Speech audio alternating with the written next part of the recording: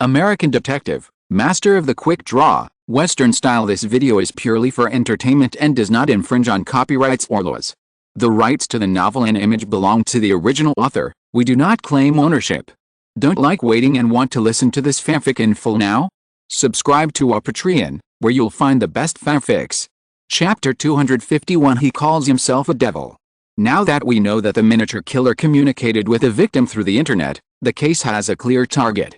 In fact, most people don't know that the internet seems secretive, but this is only for professionals.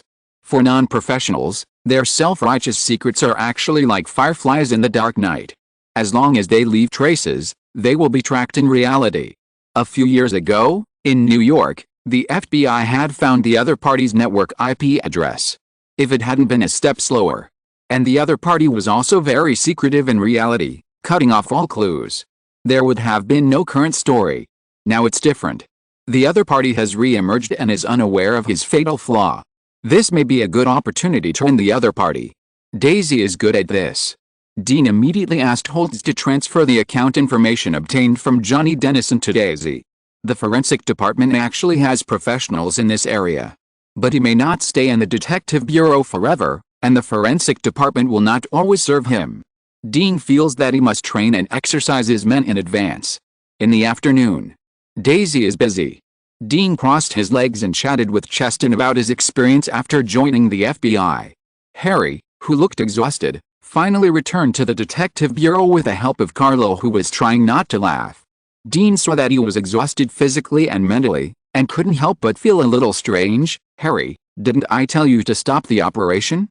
Why do you still look exhausted? Harry looked bitter. I had just finished when I saw your call.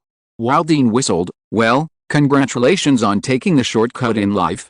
I hope you won't live too comfortably and choose to resign. After all, you are my right-hand man.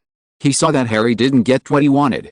But it didn't prevent him from pretending to be stupid and using some free words to paint a rosy picture for his subordinates to show his appreciation. Daisy also stopped what she was doing, biting a lollipop, with a curious look. Did Harry find a long-term meal ticket? I'm really envious. Harry laughed dryly, said nothing, and sat down in his seat tiredly. He looked at his own face of kidney deficiency reflected on the black screen of the computer and fell into a daze. Seeing this, Daisy's gossip heart was boiling. She looked at Carlo curiously and whispered quietly, "What's the situation?" Carlo had obviously been holding back all the way. He took a deep breath, suppressed the smile on his face, and said in a very hypocritical sympathetic tone, like Liz, the ex-wife of the victim Johnny Dennison, directly exposed Harry's identity as a detective after Harry's hard work, saying that she didn't like being deceived, left Harry $50 for taxi fare, and left. Daisy took a breath. No wonder Harry not only looked physically exhausted, but also mentally depressed, and didn't have the joy of eating free rice at all. It turned out that he was being taken advantage of by a 50-year-old aunt. She seemed to see the dream of a boy chasing his dreams being ruthlessly shattered by reality. Dean also looked at Harry with sympathy. Nicholas is not a good person. After having sex with Harry, she only gave him $50 to humiliate him, not even $100. She is so inhumane. After Carol finished telling all the fun he had been holding back, he said contentedly and hypocritically, "Boss Dean, I think Harry should get a little more of this month's bonus. He needs some spiritual comfort from us." "That makes sense. I see that you care so much about Harry, so just give him your bonus." Dean smiled evilly. Carlo has also learned to be a bad guy recently. Carlo. Cheston, who was standing aside, looked at the harmonious relationship with some envy. Before he joined the FBI, he thought he was superior from then on, and finally had the opportunity to do what he wanted to do since he was a child. As a result, reality gave him a wake-up call. Being a cannon fodder with little money and a lot of work is the portrayal of low-level agents. The only ones who are truly glorious are those senior agents and supervisors who have made a name for themselves and use their status to make friends with a group of dignitaries and celebrities. It would be nice if I could follow Dean. This thought first appeared in the mind of this young agent who was still very immature. He lowered his head, a little hesitant, whether to wait until the case was over, take the initiative to find Dean and reveal his thoughts, but he was worried that Dean would look down on him because of the previous things. For a moment, Cheston's face was full of entanglement. He didn't notice that a pair of eyes, with a little surprise, inadvertently passed over him. Nearing evening, Dean, a rich man, generously ordered takeout for everyone. After the money on him was handled by the Lucchese family of the New York Mafia, he only paid a small amount of tax. Now he has more than $10 million left, enough for Dean to squander for a long time. Maybe it was the motivation of delicious food. Daisy just found what Dean wanted when the takeout was delivered to the police station. She called Dean to the computer. "Dean, I searched all of Johnny Dennison's social accounts and logged into the website. I found that before he created Laceworks, he was addicted to online minigame chat rooms for a while." Minigame chat rooms? Yes, similar to the King's Game, but they are more private. However, because it has been a long time, Johnny Dennison may have cleaned up the memory. I can't find the previous chat records, but I found this deep in his computer folder. Daisy opened a computer file. Maybe Johnny Dennison has many secrets that he can't tell people around him, so he uses the computer as a notebook and often records some of his thoughts and complaints in hidden folders. The file she clicked on was a monologue dated more than 3 years ago. "This is the first time I have met someone who understands me so well. He is like a lighthouse in the fog, giving me hope of land again for my lost boat." His tone of affirmation that I can succeed gave me great confidence. There are indeed very few laceworks at present. And is finding a pair of lace and observing it closely similar to scientific research? This is a very unique suggestion. Spending money on the operation did not achieve any results. This method also has hidden dangers and will become a stain on my future. Maybe I should listen to this friend's advice. It's just that his online code name is really strange. Devil. No mistake, 1 song, 1 post, 1 content, 1 6, 1 9, 1 book, 1 bar. He is such a kind person, but he actually calls himself a devil. I guess he must have an unhappy past. If I succeed, then I must make an appointment with Mr. Devil to give him redemption and warmth. The only thing that puzzles me is that when I tried to talk about this matter, he actually said that if I could succeed, it would be a help to him. He is really kind. Thanks to the internet, I was able to meet Mr. Devil. Devil. Dean's mouth curled up. What an appropriate name. The diary left by Johnny Dennison on the computer was undoubtedly a pleasant surprise, and it also helped Dean confirm his guess. The miniature model killer did select targets through the internet, and then turned these unfaithful dream chasers into his own works to satisfy some of his dark desires. That's why he told Johnny Dennison that as long as he succeeded, it would be a help to him. The seeds he sowed bore fruit. It's delicious when you enjoy it. Johnny Dennison probably left more than 1,000 diaries. I found this one by looking at the time he frequently logged into those chat rooms. If you want to check them all, it will probably take at least 1 or 2 hours. Daisy pouted and looked at Dean with some expectation.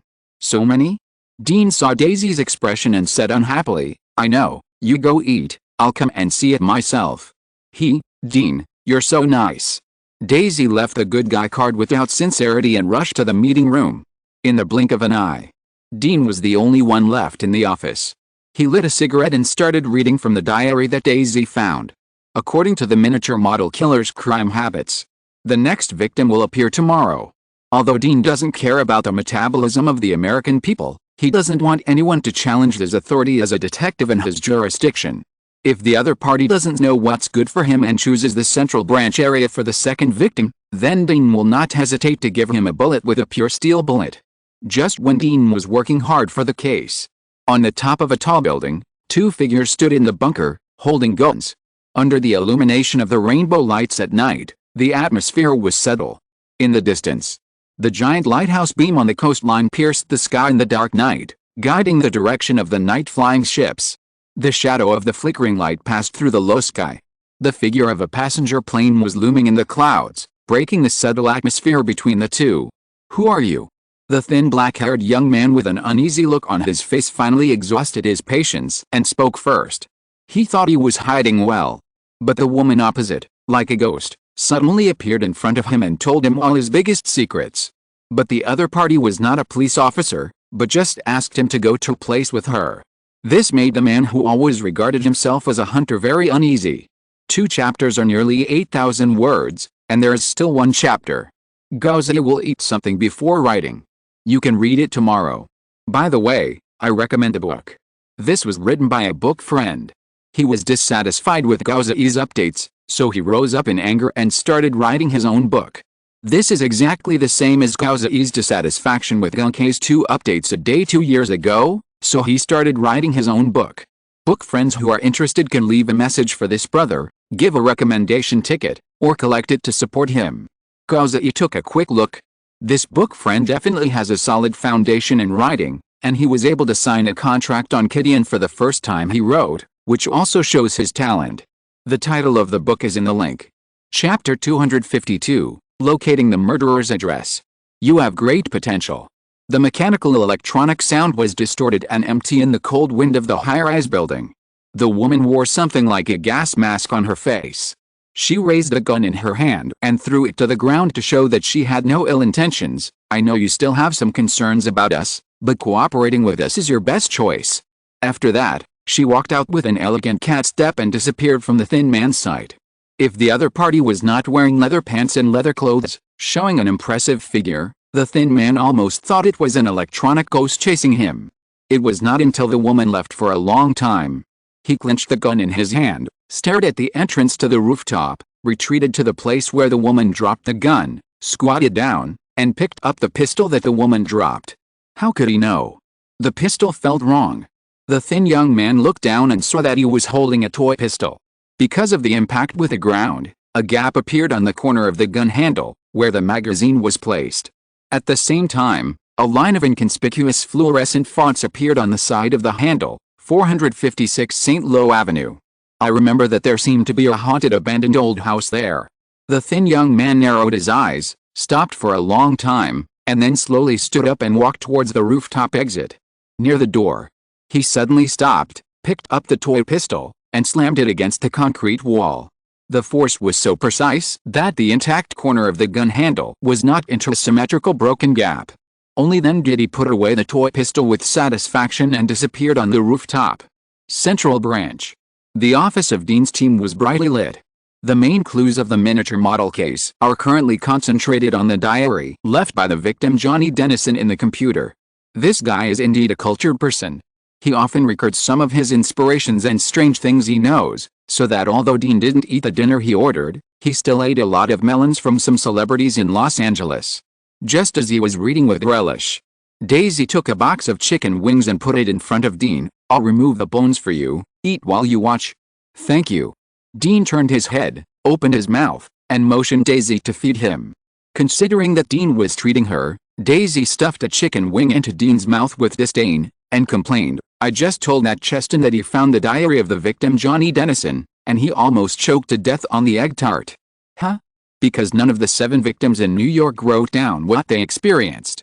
Dean swallowed the chicken wing and chuckled, Daisy, this is normal. Adults rarely write this kind of stuff. Why?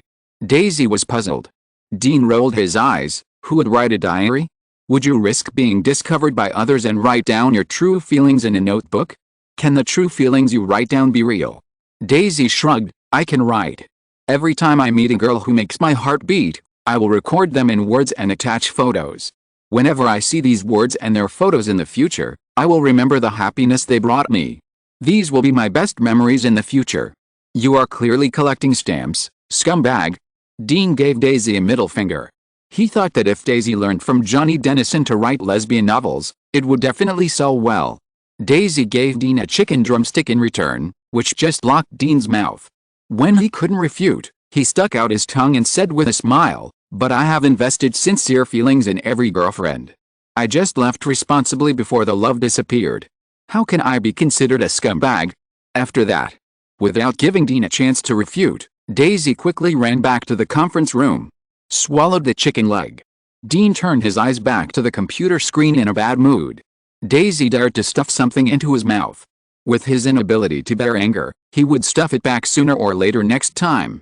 Dean quickly skipped through the meaningless diaries one by one. Until Johnny Dennison's death. There were only 3 diaries in which the name of the devil appeared.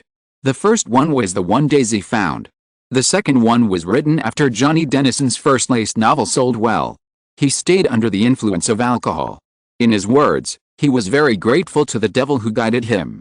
To be honest, judging from the content of these diaries and the prenuptial agreement signed with his lace wife, this Johnny Dennison is not a bad person by nature, and he is grateful. The third one was written a week before Johnny Dennison's death. At this time, Johnny Dennison has truly become a best-selling author popular among a niche group, but the demon who had guided him before disappeared after that exchange. For this reason, Johnny Dennison has always felt regretful, because he hopes to share his joy with Mr. Devil who helped him realize his dream. Perhaps it is a wish that will be answered. More than a week ago, I haven't logged into Mr. Devil for a long time, and sent an email to his mailbox. The other party first congratulated him on getting what he wanted, and asked him if he still remembered his original dream. Dream? Johnny Dennison was a little amused. Of course he remembered. He had never lacked food and clothing since he was a child. Out of boredom, he chose to create, hoping to become a well-known writer through his own efforts. But for a rich boy like him, he lacks experience in life, his writing is empty and weak, and the plot he wrote only involves the kind of love between men and women that he has seen, which is long and boring and not passionate at all. So he paid a lot of price, and finally went against his original intention and spent money on operation, but in the end he failed. So Johnny Dennison was very confused about the Devil's email. Half of the credit for his current status belongs to the Devil. After the Devil understood him, he helped him make a plan, brought out his strengths, and found the right direction. Although his current fame is mostly based on the realistic adaptation of his lesbian wife's affair. But so what? The process was off track, but the result was good. He is now a best-selling author and has fulfilled his original dream. Although Johnny Dennison didn't understand why Mr. Devil, who hadn't contacted him for a long time, would ask him such a naive question, he still replied briefly and invited Mr. Devil to visit his home offline. But the other party lost contact again. Depressed, Johnny Dennison recorded all this in the third diary about Mr. Devil. A week after writing this diary, Johnny Dennison died in his own kitchen and became one of Mr. Devil's works in his diary. Is this the note that looks like a contract at every murder scene? Dean turned off the computer. The other party regards the instruction as a transaction, and when the goal is achieved, the other party will be harvested as his own reward, and this behavior is called a contract. The miniature serial killer is not only an obsessive-compulsive disorder, but also has strong principles in doing things, and may also have a certain degree of moral cleanliness. This kind of person often appears in a family that lacks human warmth, strict family education and is wealthy. According to psychology, this kind of person, because he comes from a family with strict rules and lacks the guidance of the warmth of his parents, often has no opinion since childhood and does things rigidly. Because of the good habits they have developed since childhood, the investment in family education and other reasons, they can often crush ordinary people of the same age in terms of knowledge and academic qualifications. This further makes it difficult for them to make suitable friends of the same age. When they awaken their self-awareness little by little under the social experience, they will begin to have their own rebellious period. Most normal people will choose to do something unorthodox. Wait for the rebellious period to pass. They will return to normal, mature, and begin to get married and have children under the pressure of family and age, and live like the people they hate the most. There are very few extreme ones. Most of them become perverts like the miniature model killer. The above. No mistake in the article. The content of the article is in the 6-9 book bar. Dean made a psychological profile of the miniature model killer after piecing together all the information about him. This is very important. The biggest help that Johnny Dennison's diary gave Dean was that it revealed the Devil's email IP information. With his psychological profile, when he used the email IP to investigate, no matter whether the other party was disguised or not, as long as he appeared in his field of vision, the person who met the psychological profile of the miniature model killer was most likely the suspect. And the family with strict rules and affluent life needs time to settle down, which is not comparable to the nouveau riche. There are not many people who meet the characteristics. In addition to this kind of person, the ancestors may have been famous carpenters, or have been exposed to similar handicrafts. Dean is confident that they will soon find the miniature model serial killer who once shocked the New York press and the people. Eat all the chicken wings and chicken legs.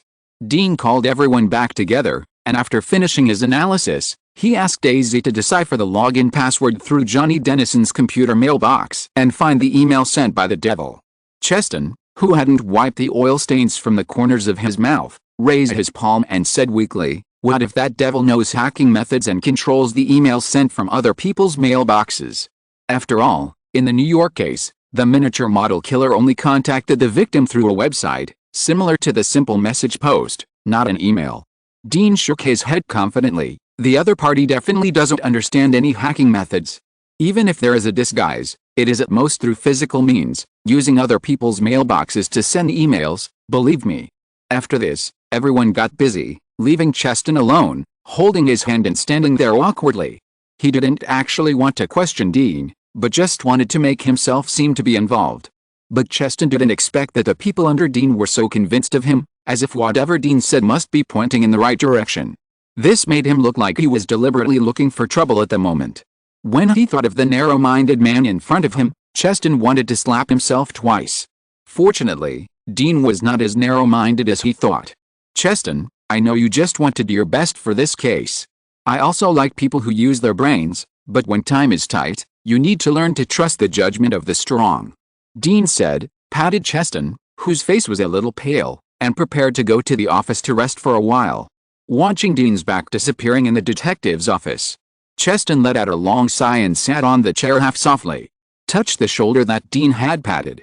This young man, whose partners were either killed directly or tricked to death by Dean several times, couldn't help but feel a little guilty towards Dean. Perhaps, he had always misunderstood this handsome man before. Inspector Dean should not be so petty and cruel. He may be a good person. It's just that he misunderstood the other party. Because a bad guy doing a good thing will make people think that he is actually not bad, Cheston couldn't help but feel ashamed for mocking Dean for being Chinese. He didn't know that this was actually an ostrich mentality that was instinctively generated after being conquered. Scientific name, Stockholm Syndrome. To a certain extent, no matter how determined the person is, as long as he is properly trained, he will eventually develop this mentality and be tamed. Dean saw that Cheston had this tendency, so he wasted his expression on him. Having another FBI brother may be helpful at a critical moment. At the very least, he is also a qualified cannon fodder with an official identity. While Dean was sleeping soundly, Daisy's fingers tapped the keyboard very quickly. It took more than an hour to finally successfully decipher the email password on Johnny Dennison's computer. In fact, if you send an email directly to the email company, as long as there is a sufficient reason, the other party will cooperate. But Dean was in a hurry, so Daisy had to decipher it herself. After opening Johnny Dennison's email, she quickly found the email with the note Mr. Devil. Here we have to mention a knowledge point, IP query. The concept of IP is actually the Internet's Internet Protocol address, which is equivalent to assigning a logical address to each network and each host to shield the difference in physical addresses. Simply understand. That is, as long as there is no intervention through certain means, then through your IP address, you can find the real address when you registered to the network. Although Daisy trusts Dean very much, but when querying this IP address, she still held her breath involuntarily, for fear that the last thing to be found is a zombie. But with a piece of code appearing, and finally entering the official query account, the address of a foreign trade company appeared in front of everyone. MRS. Kim's department store. Kingdom of Korea. Harry muttered the information that popped up on the computer, somewhat surprised. Isn't this the small country that Lawrence took Phoebe to? I heard that there are our troops stationed there. How dare people from their country do such a thing in the United States? Carlo on the side grinned. Do you think those troops are good?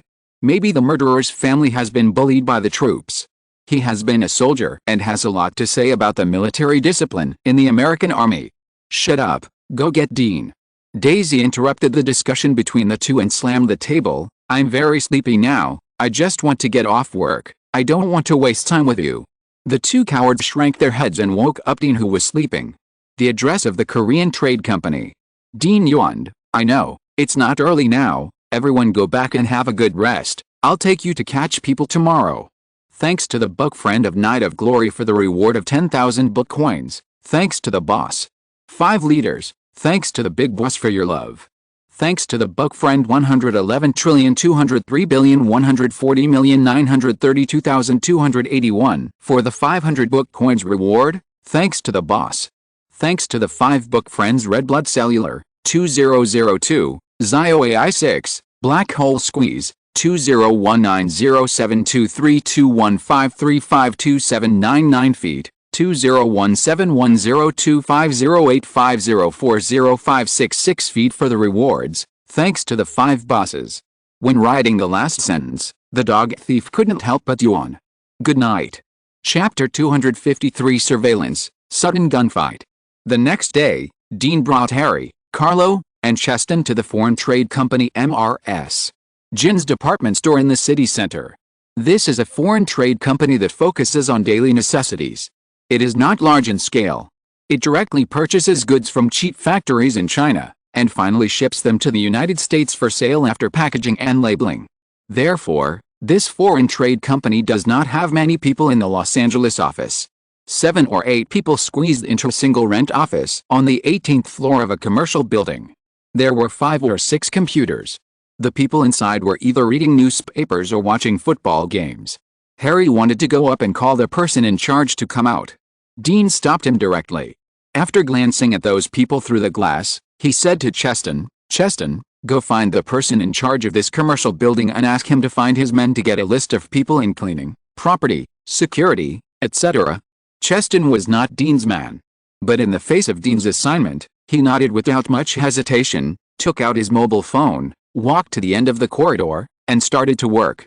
Carlo looked at Dean in confusion. "Boss, aren't we here to investigate this foreign trade company?" Dean pointed to his head. "This is a very simple logical problem. You have to learn to use your brain to do things." Harry also had a puzzled look on his face, but when he caught a glimpse of a person dressed as a cleaner pushing a cart into the elevator, he suddenly realized, "I know. This trading company has only a few people in total. Once exposed, it will be difficult to hide. The murderer is obviously not a fool, so he is more likely to be the kind of person who can enter and exit other people's company offices without being suspected." Dean nodded approvingly. "Yes, and there are many companies renting offices in this commercial building, and many of them have separate network cables. The murderer can use computers from different companies to contact the victim every time. The key is that in places where a large number of companies are stationed, the flow of people is chaotic. Once the police are found coming, the murderer can run away at any time." After listening to the explanation of the two, Carlo also reacted, and his serious face showed embarrassment. "Boss, if this is the case, then the murderer can also disguise himself as an employee of the building without actually joining the company.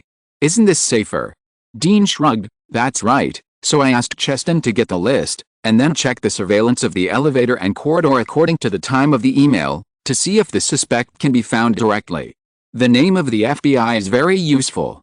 After Cheston made a phone call, a middle-aged woman wearing black glasses and with a cold expression immediately welcomed them to the office.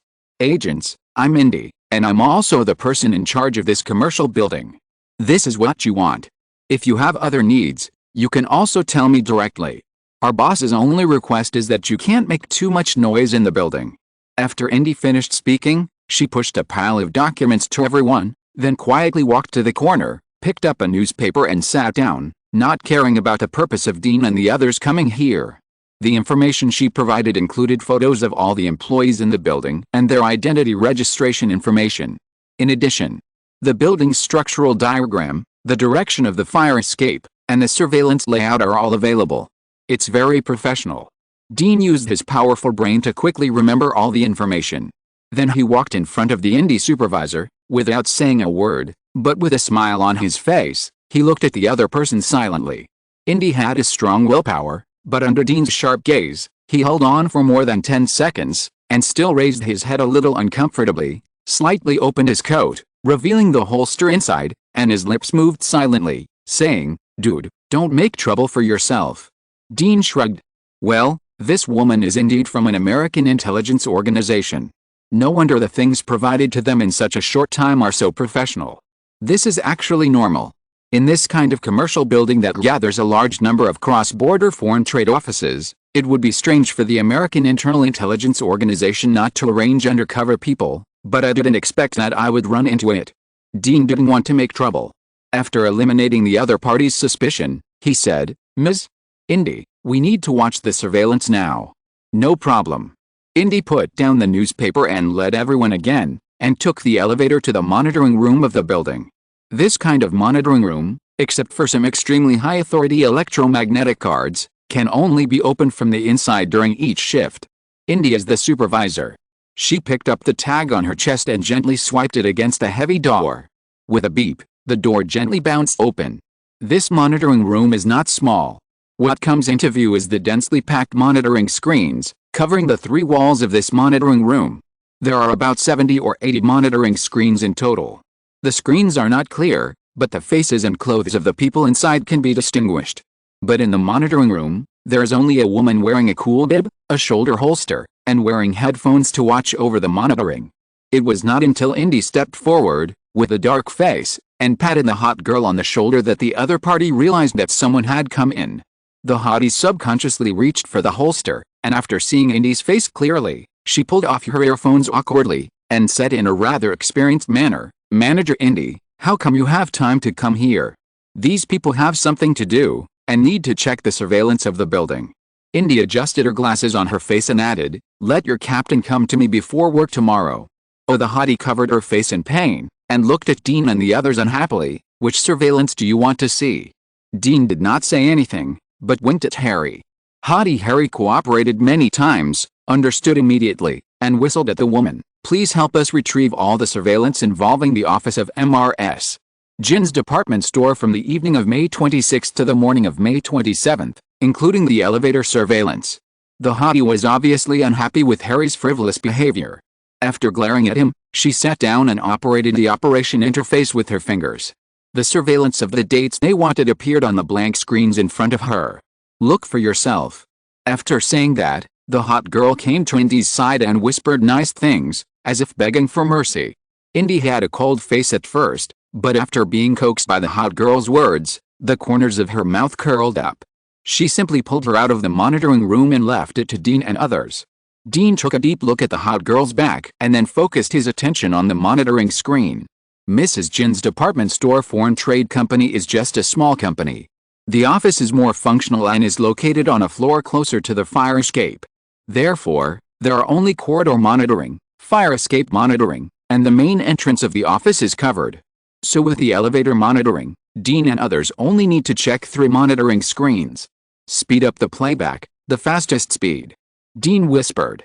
Harry moved at the sound, and a figure took the hot girl's position just now, and increased the monitoring playback video to 8 times the speed. "This person is Cheston N." After this guy finished, he turned his head very friendly and showed Dean a flattering smile. Dean nodded and turned his attention to the surveillance video. Harry and Carlo looked at each other and felt the threat from Cheston. This surveillance check was not tiring. Because the miniature killer who called himself a demon sent an email to the victim Johnny Dennison at around 3 in the morning. At this time, there was no cleaning staff except for the patrolling security. Everything was normal in the surveillance video. Time passed quickly. Soon, it was 2:50 in the morning. At this time, the surveillance screen in the fire escape suddenly went black. Cheston frowned. Did the target hack the surveillance? No. Dean overturned Cheston's speculation. "You will rewind the surveillance video to the second before the black screen." Cheston did so.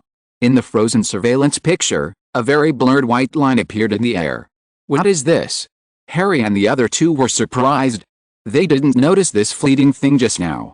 Dean touched his chin and said, "I don't know, but it is certain that the target appeared from the fire escape and covered the surveillance through physical means." The surveillance of the fire escape lost its surveillance field of view. The 4 had to focus their attention on the surveillance in the corridor. This surveillance covered the main entrance of Mrs. Jin's department store foreign trade company's office, and it was also some distance away from the fire escape. It was basically impossible to cover it quietly by physical means unless it was shot. As a result, a few seconds after the fire escape surveillance went black, a thin crack appeared in the door of the fire escape, and the same white blurred lines rushed out from the crack and hit the surveillance camera in the middle of the corridor. This surveillance also went black. But because of the angle and distance, this time, everyone finally managed to see clearly what flew out. That thing looked like a soft white thing. Why does this flight trajectory look so much like that shot by a slingshot? Carlo drew an arc on the screen with his finger. When I was serving and stationed, I often used military slingshots with my teammates to shoot birds and Asian carp.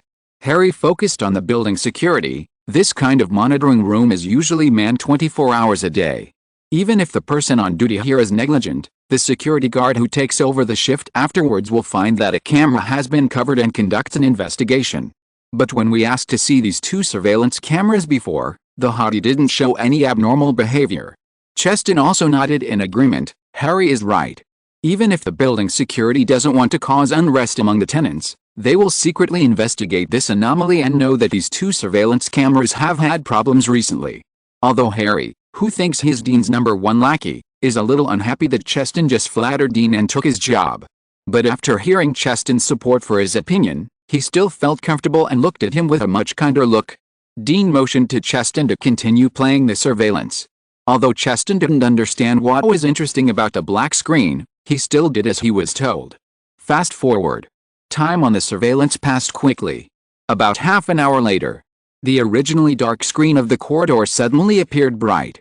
This feeling was like the lens was blocked by a foreign object, and then the foreign object was torn off bit by bit. The next moment, on the floor of the corridor, a white deformed thing was seen being pulled into the gap of the fire escape door by an invisible thing, and soon the surveillance camera in the fire escape also had a similar situation. Everyone suddenly realized, after the target was done, the thing that covered the surveillance was recovered. This should be the reason why the building security did not find that these two surveillances had been ineffective for more than half an hour. The clue is broken again. Harry looked at Dean in disappointment. Dean, the target is too cautious. He didn't disguise himself as a service staff in the building to sneak into the office, but directly solved the surveillance. How do we investigate next? What kind of caution is this? Dean walked to the desk in the monitoring room with a chuckle, looked at the duty list on it, and finally pointed to one of the rough white photos and said, "This guy will show us the direction of investigation. Go and ask Ms. Indy to help us call this guy over." Right. Dean seemed to think of something, waved to Carlo, and whispered in his ear. Carlo didn't know what he heard. His eyes widened, and finally nodded heavily, followed Harry, and walked out of the monitoring room together. Cheston looked at the monitoring room. It was just him and Dean. He was a little uncomfortable, so he tried to find a topic to talk about. "Inspector Dean, is there anything wrong with the guy on the wall?" Dean shook his head. This guy happened to be the security guard on duty in the monitoring room on the day of the target's action. Cheston, ask yourself, knowing that there are people on duty in the monitoring room 24 hours a day, would you rashly attack the monitoring? Hearing this, Cheston's eyes lit up. Yes. Since the target is so cautious. It means that when the other party attacked, he was very sure that the security guard on duty in the monitoring room would not notice his little move. From the security guard on duty, maybe we can find clues to the murderer. This kind of security is a shift system. Today happened to be the day shift patrol of the white security guard. So after waiting for about 10 minutes, a strong and rugged white man appeared in the monitoring room in a security uniform. "Hello, I'm the detective of the police department. I want to find you to understand some things." The white security guard was a little uneasy about the sudden visit of the detective. After shaking hands with Dean awkwardly, he rubbed his hands together and rolled his eyes. "Mr. Inspector, you can call me Bobby. I wonder if there's anything I can help you with. May 27th, were you on duty in the monitoring room?" When Bobby heard the date, his expression changed slightly. He tilted his head slightly, as if he wanted to deny it, and then nodded hesitantly. "Yes, I was on duty, but nothing happened in the building." Dean saw his obvious reaction and understood. He sighed. "Mr. Bobby, actually I came here to save you, because there is a very perverted and cruel serial killer involved in this. Unfortunately, you are unwilling to cooperate. I hope that after we leave, he will receive the news and will not kill you." After that, Dean waved to Harry and Cheston, pretending to leave. The next moment, Bobby stopped in front of the three people, with annoyance on his rough face. "FK, I knew there was something wrong with the affair that day." It turned out, on May 27th, on the way to the building, Bobby was hit by a woman who threw stones and broke the front windshield. Bobby got out of the car cursing and wanted to ask for compensation. As a result, the woman said that he had no money. When Bobby said that he was going to report the case, the woman begged for mercy and said that she could accompany Bobby for one night as compensation, but because she was leaving Los Angeles tomorrow, it was only for tonight. Although the woman was average looking, she couldn't resist Bobby's no-nonsense attitude. Anyway, the car can be insured. The night was long, and having a woman to relieve fatigue was undoubtedly a good thing. So he took the woman back to the monitoring room and spent a night of love. "I swear, I'm telling the truth." Bobby covered his chest and swore to this guy. Dean pointed to the surveillance. "I hope to see the woman's appearance on the surveillance." Hearing this, Bobby's already rough white face became even paler. He looked at the console helplessly and stammered, "The woman said she didn't want anyone to find out about us being together and wanted me to delete the video. I also didn't want anyone to find out that I brought a woman to the monitoring room, so, it's gone. All the video clips of me bringing her in are gone." Hearing this, Dean frowned. "What about her appearance? Do you still remember her appearance or physical features?"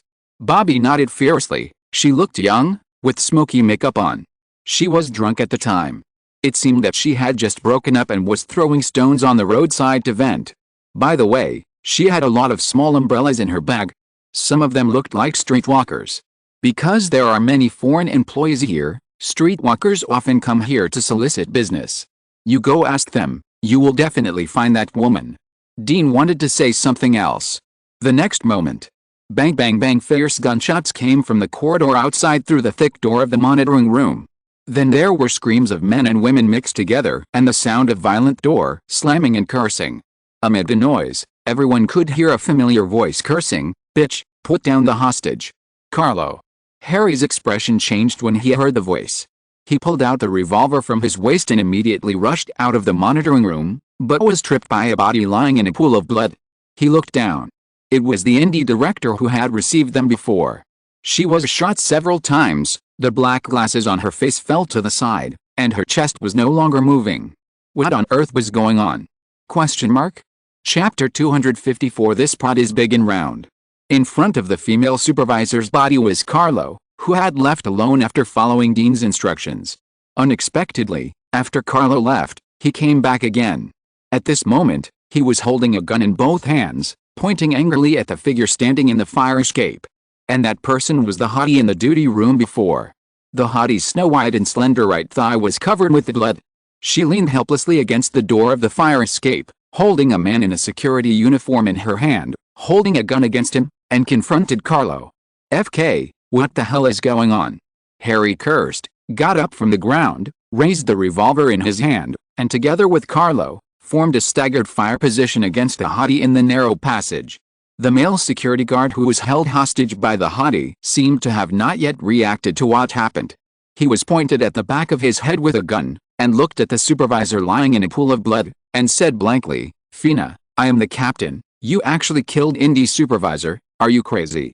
Bang! The hot girl's eyes flashed with cruelty. The muzzle of the gun slid, pointed at the cheek of the security guard who claimed to be the captain, and pulled the trigger, forcibly punching a bloody hole in the other's handsome face. The male security guard felt his face numb, and then found something fell on his chest. He looked down, but it was a few bloody broken teeth and half of the tongue that was still twitching. Under the severe pain and impact of vision, the security captain rolled his eyes and fainted happily. "If it weren't for the mission, I would have crushed you, a damn fly." The hostage, who was chattering and didn't recognize the current situation, was disabled with one shot. The hot girl ignored the severe pain in her leg and looked at Carlo, who was confronting her with confusion. "How did you find out that there was something wrong with me?" Carlo. He was actually confused now. Time goes back to more than 10 minutes ago. Carlo followed Dean's instructions and pretended to leave first. He asked someone to ask about the time of the hot girl's employment. After confirming that she had actually joined the company not long ago, he appeared in front of the hot girl again and asked her to crawl down with her hands on her head. The hot girl happened to be chatting with a male security guard who was held hostage and the dead indie supervisor. Seeing this, without saying a word, she kicked the poor indie supervisor towards Carlo, then pulled out a gun and shot randomly, while grabbing the frightened male security guard and retreating to the fire escape to evacuate. Carlo is not easy to mess with. The reason why he is valued by Dean is that he has good skills and marksmanship, and is regarded as a force supplement for the team. Although I don't know why the hot girl reacted so strongly, Carlo reacted quickly. He used Indy's supervisor's body as a shield and fired back, successfully injuring the hot girl's right thigh. In the end, it became the current stalemate. Because I don't know what the hot girl will say next. Carlo could only maintain the anger and coldness on his face, and said forcefully, "There are 4 of us. The movement here will also attract the attention of other security guards. You can't escape. If you don't want to die, put down your gun and surrender." The hottie obviously knew that she was injured and had little chance of escaping. She asked just to be a ghost who knew the truth. Since the other party didn't say it. "Let's die together." There was a flash of madness in her eyes, and she was going to shit regardless of everything. At this moment, creak. The door of the monitoring room was pushed open again. Dean slowly stepped over the body of indie director on the ground, first lowered his head to look at indie director who died with his eyes open, and then looked at the hottie at the end of the passage with a headache. Although I don't know who you are, you shouldn't kill this woman on the ground. This will cause me trouble. This indie director should be a member of a certain intelligence organization, but because of his own case, he was affected and died here. Afterwards, he will be more or less affected. This made Dean a little distressed. The hottie looked at Dean like a moron. He said something inexplicably calm in front of his gun. Is this good-looking pretty boy a $100? Can't see the gun in his hand clearly? Kill the pretty boy first. The hottie immediately turned the gun around, ready to use the meat shield in her hand to block and kill the few days in the passage to see if she could get a glimmer of life. Just when she was about to pull the trigger, a breeze surged in the corridor, lifting a corner of Dean's suit at his waist. A bullet was also lifted up. Before the hottie could figure out how the pretty boy fired the gun, a huge force had already hit her right hand holding the gun, sending the pistol flying and twisting the wrist joint of the hottie's right hand, which was obviously dislocated. Another waste of a brand name suit. Dean touched the hole in the corner of his clothes with regret, and slowly took out the pistol from his waist and walked towards the hottie. The hottie still wanted to resist. Bang bang, 2 more shots.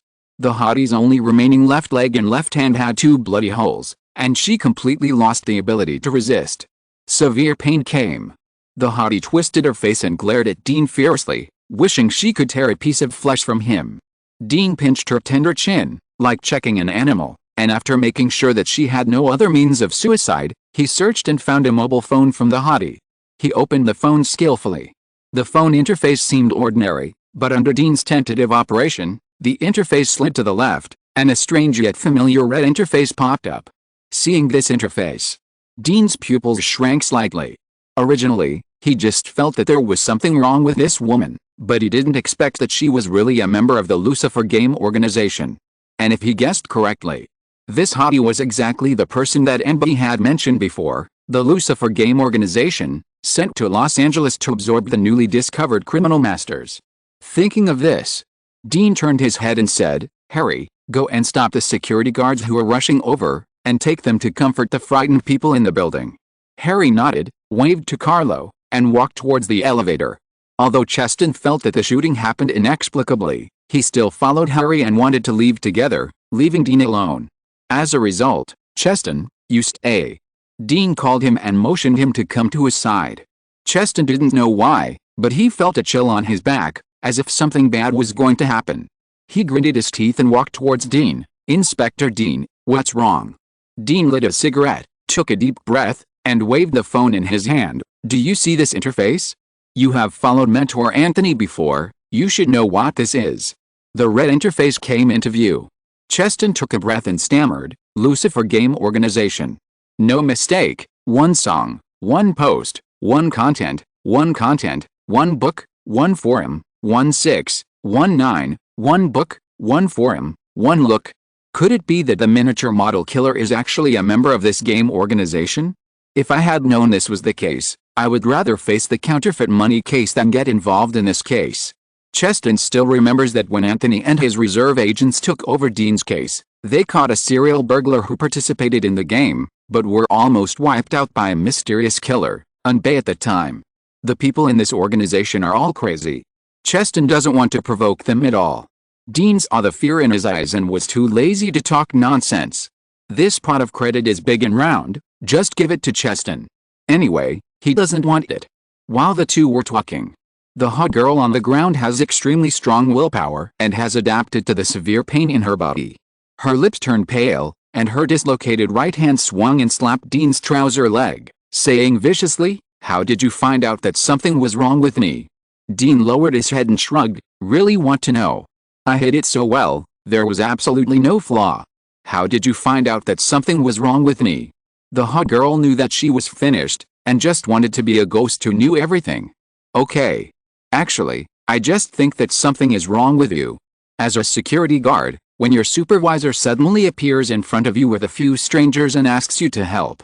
Normal people, whether curious or not, will not be able to help but look at us a few more times, but you didn't from beginning to end. as if her appearance was already expected by you. In addition, a serial killer we are tracking has also appeared in this commercial building. So I suspect that you may be an accomplice, or even the murderer, so I asked my guy to test you, but I didn't expect you to react so strongly and shoot directly. Just a test. The hot girl raised her head and widened her eyes. She did know that Dean and his men would come, and had made arrangements in advance, so when Carlo pointed a gun at her, she thought she was exposed and drew her gun to fight back. Dean nodded innocently, yes, just a test. After all, some people are born slow. Maybe I just think too much, so I just test it. Haha, FK. The hottie laughed miserably, and finally couldn't stand the injuries on her body. Her head hit the ground and fainted. With her injuries, it was difficult to interrogate her in a short time. Looking at the fainted hottie, Dean silently exhaled a puff of smoke. He lied. In fact, when he saw the hottie's reaction, he guessed that the other party might be a member of the Lucifer game organization. Because before the miniature killer committed the crime, Bay reminded him that the Lucifer game organization had found a highly intelligent criminal in Los Angeles and sent people to recruit him. Who would know in advance that Dean and his men would find this commercial building? Only the Lucifer game organization member who knows the real identity of the miniature killer and knows that the other party left a fatal flaw in the case is the one who has contact with the miniature killer. As mentioned before, the miniature killer committed 7 serial murders in New York a few years ago. At that time, after the FBI in New York took over the case, they had already traced it back to reality through the IP information. It was just that the miniature killer acted cautiously in reality and stopped in time, so he was not caught. This is why Dean concluded before that the miniature killer did not have a deep understanding of hacking methods and even some computer knowledge. The Lucifer game organization probably discovered the other party's true identity through the traces left by the miniature killer on the internet. So as a hot girl who has contact with a miniature killer, she must know that the miniature killer killed the victim Johnny Dennison. No matter how stupid the police are, they will use the previous criminal files in New York to trace this commercial building through the network IP information at some time. Maybe she just wanted to take advantage of the police's pressure to subdue the miniature model killer. Or, it was because she thought she had nothing to do with the case and was an outsider that she revealed a flaw in front of Dean that ordinary people could hardly detect. In the end, she fell in front of Dean before the miniature model killer. Dean was seen smoking silently. Cheston wiped the sweat from his forehead and finally couldn't help but ask, "Inspector Dean, how do we deal with this woman? I'm just a small inspector, and I can't deal with the people of Lucifer Game Organization." "Cheston, this is your credit. If you just want a small credit and don't want to cause trouble, then kill her and hand over her body and mobile phone. In the Lucifer Game Organization, even if a member dies, as long as it does not cause a leak and endanger other members, there has been no precedent of revenge against law enforcement officers. If you are not afraid of trouble and want a big credit, take her back alive and hand her over to your headquarters. But before that..." Dean pinched out the cigarette, put the cigarette butt in his pocket, and smiled faintly. "We may be able to know the true identity of the miniature model killer through her mouth." Anyway, no matter what Cheston chooses, Dean threw the pot to him.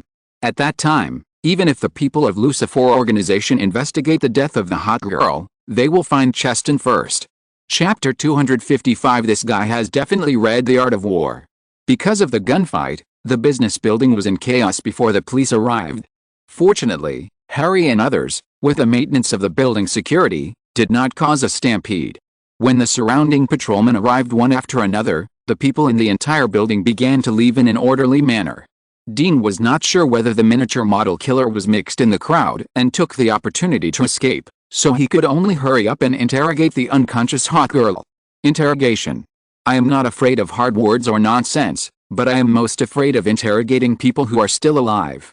Such people are about to die, and some ordinary threats are difficult to work, and it is also difficult to grasp the scale. It is not appropriate to put psychological pressure on them. However, these are not difficult for Dean, who has L3 mind reading. Dean asked Cheston to watch the door, and he took out a morphine injection from his waist bag and injected it directly into the hot girl's neck artery. This injection method is dangerous and efficient. After waiting for only 10 seconds, the hot girl, who was in shock, let out a painful cry and opened her eyes. She blinked in confusion, and after 3 or 4 seconds, she recalled what had happened before. She wanted to touch the gun first, but found that her limbs were like machines with broken contacts. Although she had feelings, she could not control them. She could only move her eyes with difficulty as if she was paralyzed. Dean sat in front of the hottie and pinched her cheek. I have helped you deal with your injuries simply, but you have lost a lot of blood. If you are not sent to the hospital as soon as possible, even if you survive, you will become a crippled person with 4 limbs. You want to know who the architect is from my mouth. Architect. Dean's eyes moved. Is this the nickname of the miniature killer? The hottie grinned with difficulty. Do you think I will tell you? Yes. Dean stood up and flicked his fingernails. Why do you have to sacrifice yourself for an outsider? I know you are very unconvinced about exposing yourself. I will give you a chance for revenge. As long as you tell me the location of the architect, you can go to the hospital for treatment now. Whether you can survive later depends on you. The hottie did not refuse to speak.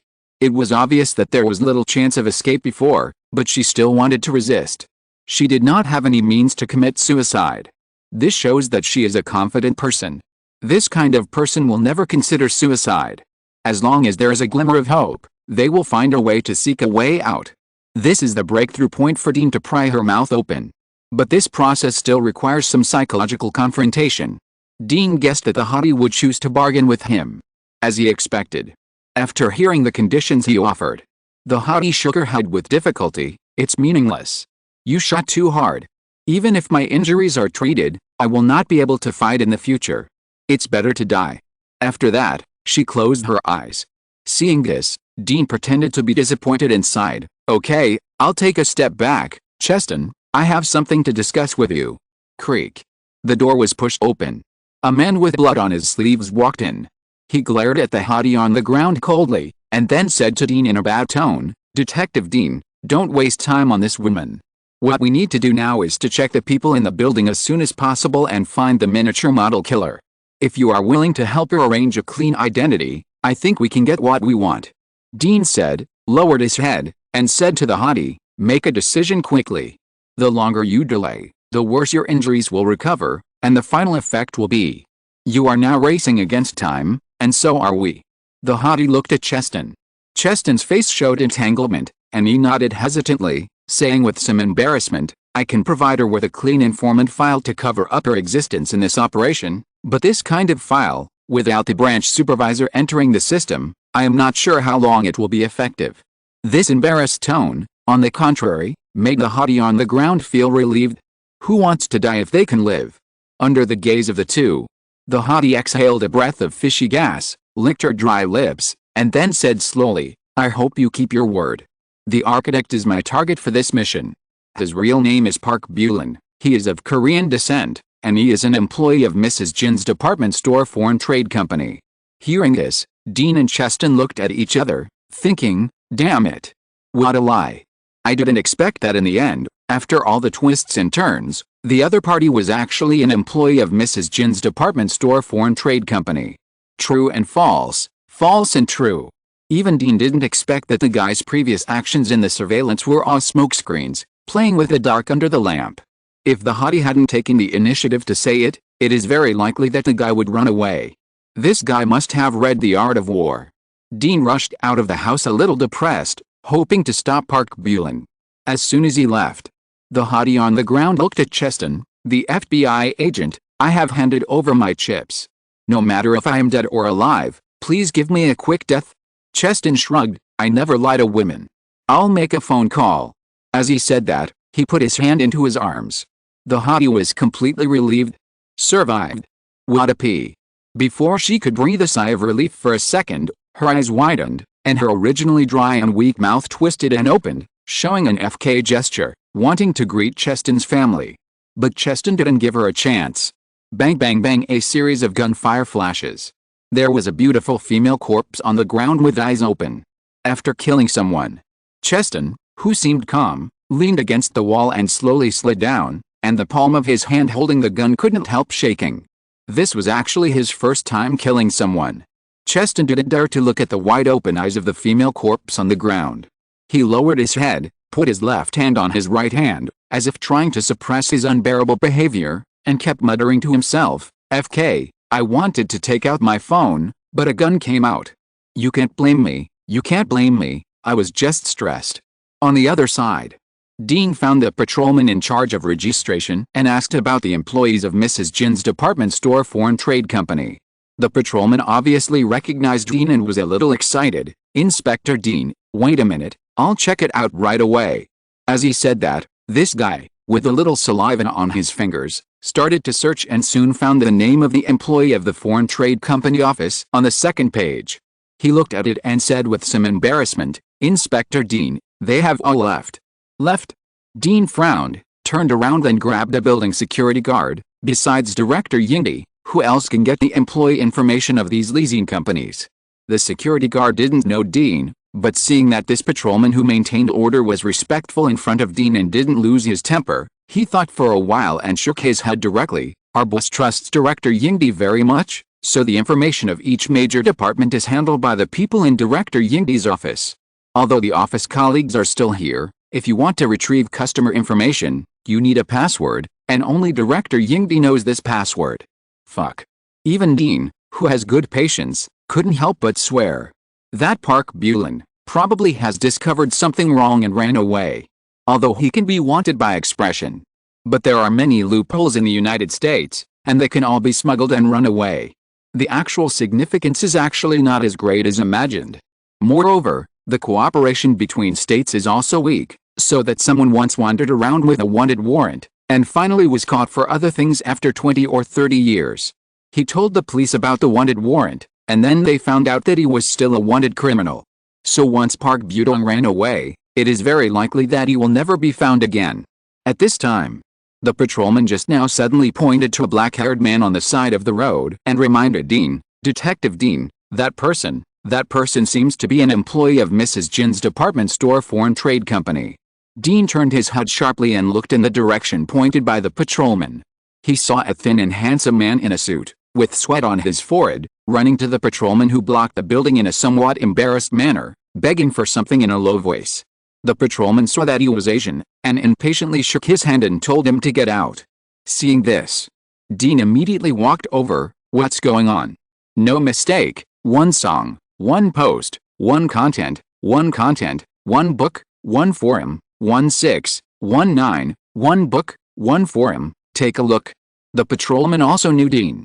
His impatient expression immediately changed to a smile. Inspector Dean, this guy said that he forgot to take an important document from the company and hopes to go in and bring it out.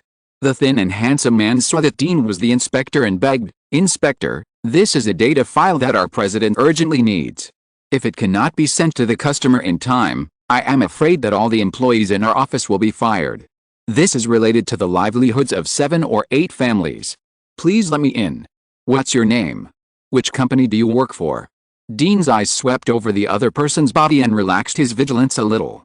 This guy was unkempt, and it was unlikely that he was Park Butong, who had obsessive-compulsive disorder.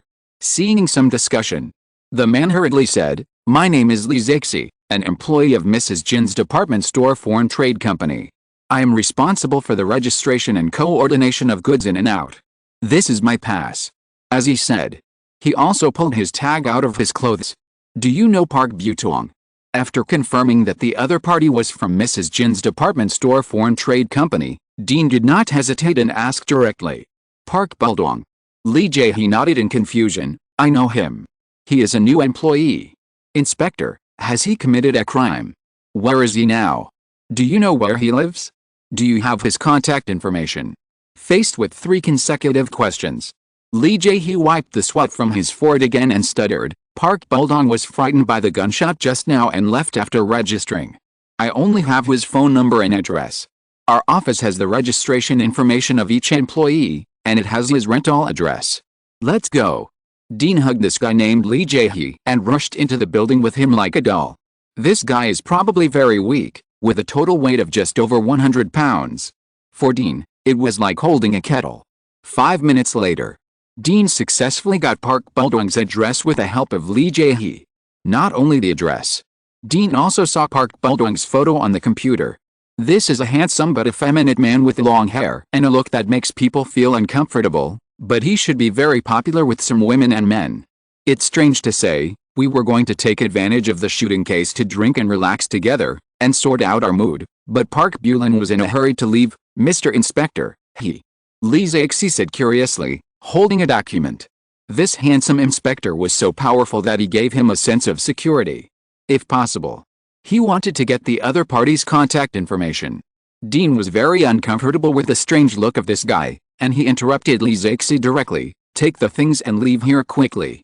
After that, he left the small office first, took out his mobile phone, notified the bald patrolman Hawk, and asked the patrolman closest to the address to rush over as soon as possible. At the same time, he told Hawk the appearance characteristics of Park Bulin and asked him to notify the patrolman of the branch to pay attention. These sticks like to live in groups. Moreover, unlike the Chinese, they do not have so many divisions in terms of region, time, etc., so the communities where they live are often pretty good, forming an alternative Korean community. As a new employee, Park Bulin rented a house in this kind of community. Now it has been almost 20 minutes since the other party left. Dean only hopes that Park Bulin does not know that he has been exposed, and does not directly abandon everything in his residence and run away. After completing the notification and deployment, Dean also returned downstairs, called Carlo, and rushed to Park Bulin's residence together. As for Harry, this guy knows a lot of people. Dean asked him to go to Mrs. Jin's department store foreign trade company, print Park Bulin's information and photos, and then send the photos to those snakeheads who have channels to run away. After Park Bulin left, it would be better to find a place to hide. Once the other party wants to run away, they will know what a dragnet is. In the speeding car, Carlo grabbed the seatbelt tightly. "Boss Dean, did you drive a tank before?" It was the first time he saw Dean caring so much about a prisoner. "Bumper cars," Dean said, maneuvering his Hummer snakeskin, forcing his way in, rushing out of the traffic, and then stepping on the accelerator to the bottom, leaving behind a trail of hot exhaust and abuse. He really values Park Budong's experience package. If he upgrades to the next level, the panel will reach the limit of the current attribute stage and unlock the next stage. And the distance to upgrading is only more than 1,000 experience points. For this guy's experience, Dean must get it. The original 20-minute drive was compressed to 8 minutes under Dean's seemingly thrilling but actually steady driving skills, and arrived at the destination community. The car did not stop. The fierce impact of semi-automatic rifles, screams, and cries came from the community with stick flags in front to the street. "It seems that our little cutie is blocked." Dean spun his tail, took advantage of inertia, opened the door and rolled, and then rushed to the direction where the gunshots came from like a cheetah. Behind him, Carlo unbuckled his seatbelt and tried to catch up, but his legs went limp and he knelt on the ground, vomiting. Dean was driving too fast for him.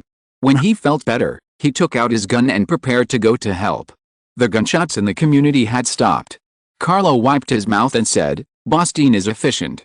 He bet that the target would either be shot in the head by Dean or have his limbs broken. There would be no third option. Chapter 256, Li Dai Tao Jiang, Upgrade. When Carlo walked into the community, he found that many residents of the community had gathered near the gate. There were men, women, young and old, all with black hair and brown eyes, and it was hard to tell who was who. But most of those residents looked at the police with a little fear and disgust. He squeezed the pistol in his hand, a little worried that someone in the crowd would shoot. Small conflicts that broke out in communities gathered by race because of arrests are not uncommon in the United States. Carlo was nervous and quickened his pace against the crowd. It was about 100 meters into the community. A number of police cars appeared in front of him. Several patrolmen were busy carrying two companions who were groaning in pain and stuffing them into the police car. It seemed that they were shot and were about to be sent to the hospital. However, the two injured patrolmen should not be in danger of life, otherwise they would not be so energetic when they were howling. There were also several patrolmen who surrounded a house in shock.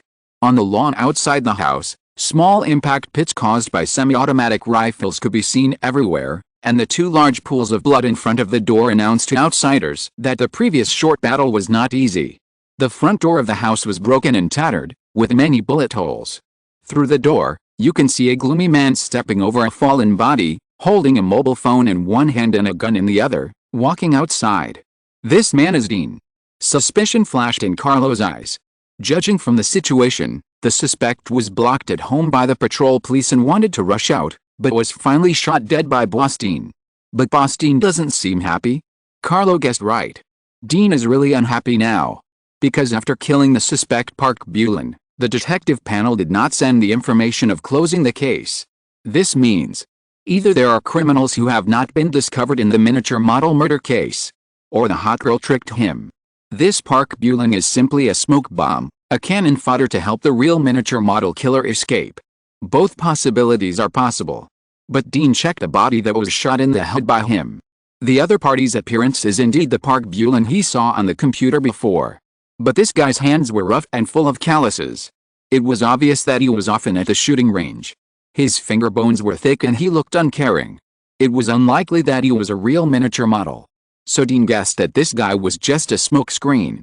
How could he be happy about this? "Boss Dean, are you okay?" Carlo came up. Dean shook his head. "It's okay. I saw a lot of model parts in the house. You stay here and take these patrolmen to seal off the scene and wait for the forensics department to arrive to count the objects in the house and the suspect's body." "Boss, do you mean the case is closed?" Carlo was even more confused. Since the case was closed, why did Boss Dean still look like someone owed him money? Dean glared at Carlo. "Aren't you happy that the case is closed?" Carlo shook his head quickly. "No, I just think it's a good thing that you found it quickly. Otherwise, if any of us came, even if we found the foreign trade building, we would be misled by the surveillance and let the murderer hiding in Mrs. Jin's department store foreign trade company go, and we would also alert the other party and let him run away. This is the truth. You can tell from the situation at the scene. If the patrolman had arrived a little later, Park Bulin, who was lying in a pool of blood, would have run away." Dean was not interested in listening to Carlo's dry flattery. He first asked about the situation of the injured patrolman, made a phone call, confirmed that the body of the hot girl had been taken back to the FBI office by Cheston, and drove away alone to the Los Angeles FBI office where Cheston was. The FBI has offices in all continents of the United States. This kind of office is similar to the Detective Bureau. Depending on the economic situation of the state, there are dozens of staff stationed in each office. Most of these staff members are responsible for logistics, intelligence and other functions, and a few are agents and senior agents on the field.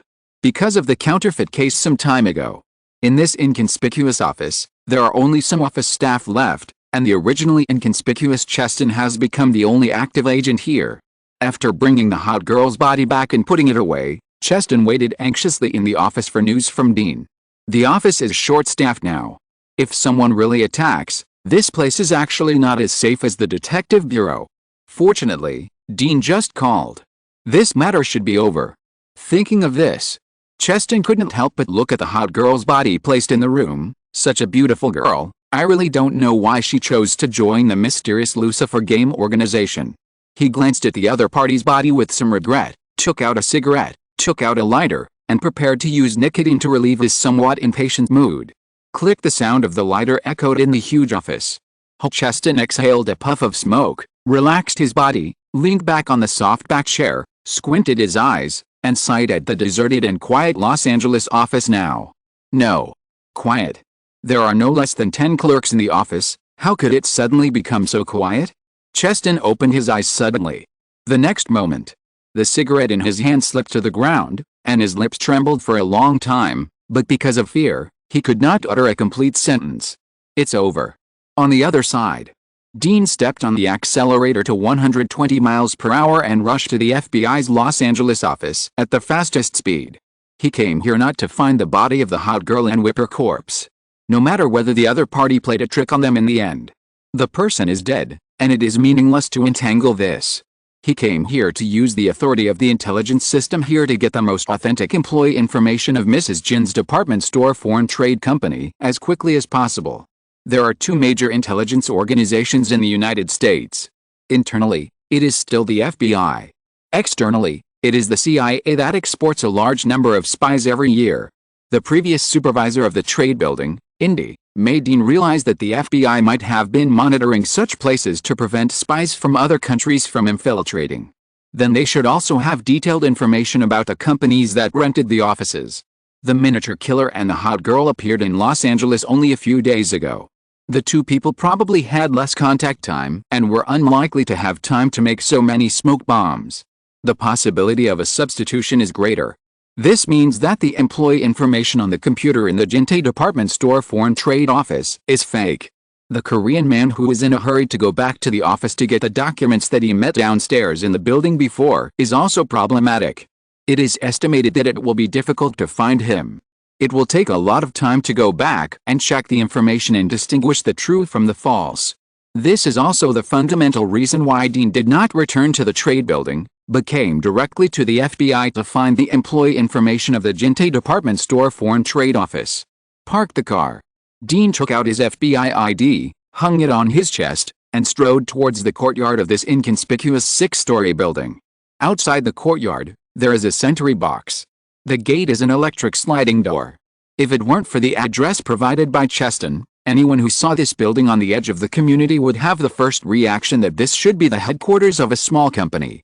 Arriving at the door, Dean looked through the glass of the sentry box and found that the security guard inside was lying on the table, seemingly sleeping lazily. He was about to knock on the glass to remind the other party that someone was coming. Suddenly, Dean's pupils shrank slightly. Something was wrong. The breathing rate of a normal person is generally 2 to 3 seconds, which is the so-called one breath. But from the time he saw the security guard inside until now, the other party's body has not fluctuated at all, which is obviously abnormal. Excluding the other party from being a master with a long breath. Then there is only one answer. The other party is a dead man. Dean realized this, glanced at the rotating camera outside with a corner of his eye, knocked on the glass calmly, and then waited for a few seconds before pretending to be unhappy and turned away cursing. It was not until he walked out of the monitoring range that he took out his mobile phone and called for support. The situation inside was unclear. No matter how powerful he was, Dean could not rush in alone. Moreover, he had just contacted Cheston before, and he did not feel anything unusual from him at that time, which meant that at that time, there was no change here. In just over 20 minutes, something went wrong here. Whether it was the Lucifer game organization or the terrorist organization behind the previous counterfeit case, Dean did not want to take risks. No mistakes, one post, one content, 1/6, 1/9, one book, one bar, one look. At this time, inside the building, a sturdy man wearing a wolf mask turned his eyes away from the surveillance and said urgently to the communication device hanging on his shoulder, "Hound, someone just approached and left. I am not sure of his identity. Please hurry up." Zilla got it. A female voice responded unhappily with electronic noise. Under her voice, a man's scream could be vaguely heard. The camera turned. Office. Next to the hot girl's body, Cheston, who had been stripped naked, his limbs fixed with wood, and was kneeling, hummed weakly. Blood kept dripping from his face and chest, turning him into a bloody man. In any case, he never thought that someone could quietly invade the FBI station and clear out everyone here. Even though this is just a branch with weak security. But behind them stands the giant FBI. This is a group of lunatics who don't care about the consequences. Just when Cheston was panicking about life and death and thinking wildly, a dog-faced mask came over. "I wanted you to enjoy the fear of death a little bit, but time is not enough. Now apologize to my sister, I can let you die more happily." Cheston raised his bloody face. "You are provoking the majesty of the FBI, I'm waiting for you to accompany me below." "Majesty." The dog-faced masked woman seemed to have heard a big joke, and quietly took off the mask. "Cheston, you will only appear on the list of casualties after the attack by the terrorist organization, and I will become the new director here." Seeing her appearance, Cheston's eyes widened. He knew the other party. Or rather, he learned how to become a qualified FBI cannon fodder agent from the other party. No wonder the other party gave up this place so easily, as if he was back home. But how could such a person who used to be an FBI instructor suddenly become a frenzied terrorist? Why? Facing the black muzzle of the gun pointed at him, Cheston ignored the blood flowing into his eyes, as if questioning the dog-faced masked woman in front of him, and as if questioning this world where black and white are difficult to distinguish. "No reason. Apologize, although I don't like my sister, but this is not a reason for you to kill her." The muzzle of the gun moved down and aimed at Cheston's little brother. "Of course, you can also choose to be an incomplete man and die in pain." Cheston was startled and was about to speak. Suddenly, woo woo woo outside the building, sirens sounded. The dog-faced masked woman's communication device also heard a man's low curse. "FK, we are exposed. Hound, you haven't finished yet. The two of us must detonate here and evacuate. FK. The dog-faced masked woman didn't care to continue to torture Cheston. She raised a gun in her hand and wanted to shoot, but in the moment of distraction, Cheston seized the opportunity and spit a mouthful of blood into the woman's eyes. At the same time, he opened his big mouth and pounced on the woman's gun hand and bit it hard. Screams rang out. The woman was in pain and hit Cheston's head with her other hand. But Cheston knew that if he let go, he would die. Even though he felt his head was about to explode, his consciousness began to blur, and his teeth seemed to be imprinted on the woman's palm. He didn't relax at all. The man in charge of monitoring realized that something was wrong. He pressed the timer, grabbed the shotgun, and rushed to the office on the floor where the hound was. The man just went out. A big hand, like a ghost, stretched out from the door that had just been opened, just grabbed the neck of the strong man who rushed out of the door, and suddenly bent it. There was a loud bang. The eyes under the mask of the strong man widened, and blood gushed out of the corners of his mouth unwillingly, and he died. Dean left the body of the strong man. He took advantage of the arrival of the supporting police to attract the attention of this side, avoided the surveillance from the side, lurked in, and thought about controlling the monitoring room first, but he didn't expect that he heard the man's last words as soon as he came. If there are only two people, this time I can pick up an experience point for free. Dean looked over the man's body and looked at the monitoring room. His expression changed slightly. Fuck. In the monitoring room, a video recording device was set up, aimed at a countdown timer, and there was an inverted cross on the side. It was the organizational logo of the Kingdom of Heaven that Dean had seen before. This is a standard terrorist organization behavior. First make a big explosion, and then release the video, announcing that it was done by XX, to hit the face of the American government and expand its international momentum. Dean couldn't understand why he was involved in such excessive things just to solve a case. There were more than 9 minutes left on the countdown. If it was according to the plot in the movie, such a long time would be enough to defuse a dozen bombs, not to mention several time bombs, even timed nuclear bombs. But reality is not a movie. In fact, most bomb disposals are more appropriately described as detonation. Even the most experienced bomb disposal experts have a success rate of only 50%. Because every bomb disposal is a gamble of life. Dean doesn't know how to defuse bombs. He is not prepared to risk his life to save money for the US government. After determining that there were more than 9 minutes before the bomb was detonated, he checked the monitoring screen in the room and confirmed that the remaining people were on the 5th floor, and rushed upstairs quickly. There was only one intruder left. Dean was reluctant to part with this experience pack.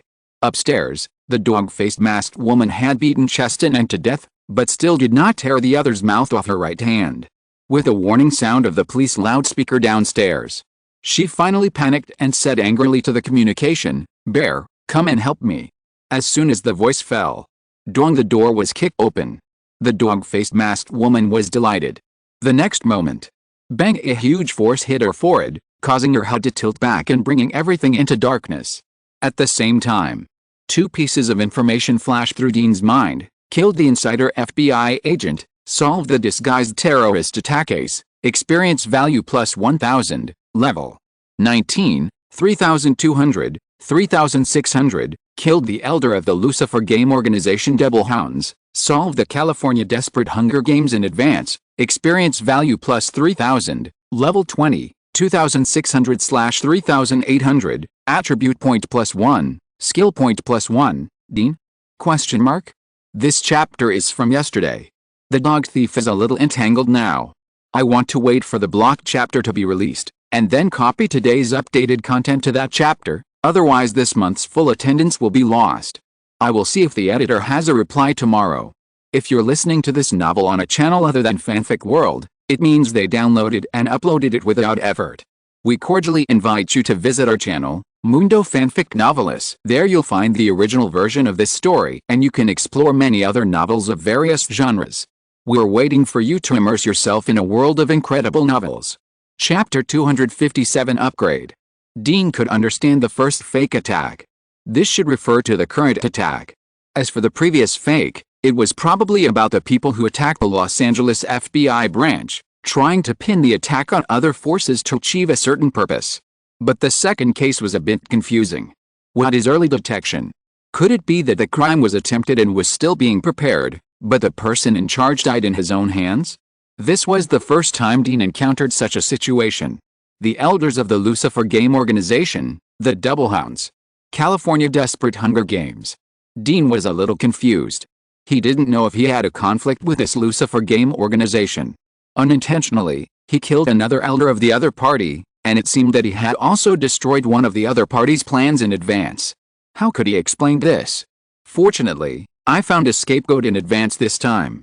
Dean saw Cheston, who had fallen into a coma on the ground, and couldn't help but breathe a sigh of relief. Although he also showed up in this incident. But with Cheston, an open FBI agent, standing in front, at least before Cheston got into trouble, the possibility of Lucifer Game Organization coming directly to him was not high. But this fateful collision still made Dean feel urgent. After all, the intelligence gathering ability of Lucifer Game Organization was very strong. It was okay if they didn't pay attention to him. Once they paid special attention, they would find that they often appeared in events that disrupted their activities. At that time, Dean couldn't predict whether that group of people would attack him. Dean seemed to be thinking a lot, but in the real world, less than a minute had actually passed. The threat of the time bomb was still there. Dean didn't care about the joy of upgrading and the worry about the threat of Lucifer Game Organization. He carried Cheston, who was unconscious on the ground, on his shoulders and retreated outside. In order to avoid being hurt by his own people, Dean used the communication equipment in advance to notify the surrounding police officers not to shoot. Outside, more than a dozen police cars surrounded the surrounding area. This was a big movement. In a short time, a TV station's van arrived on the street outside.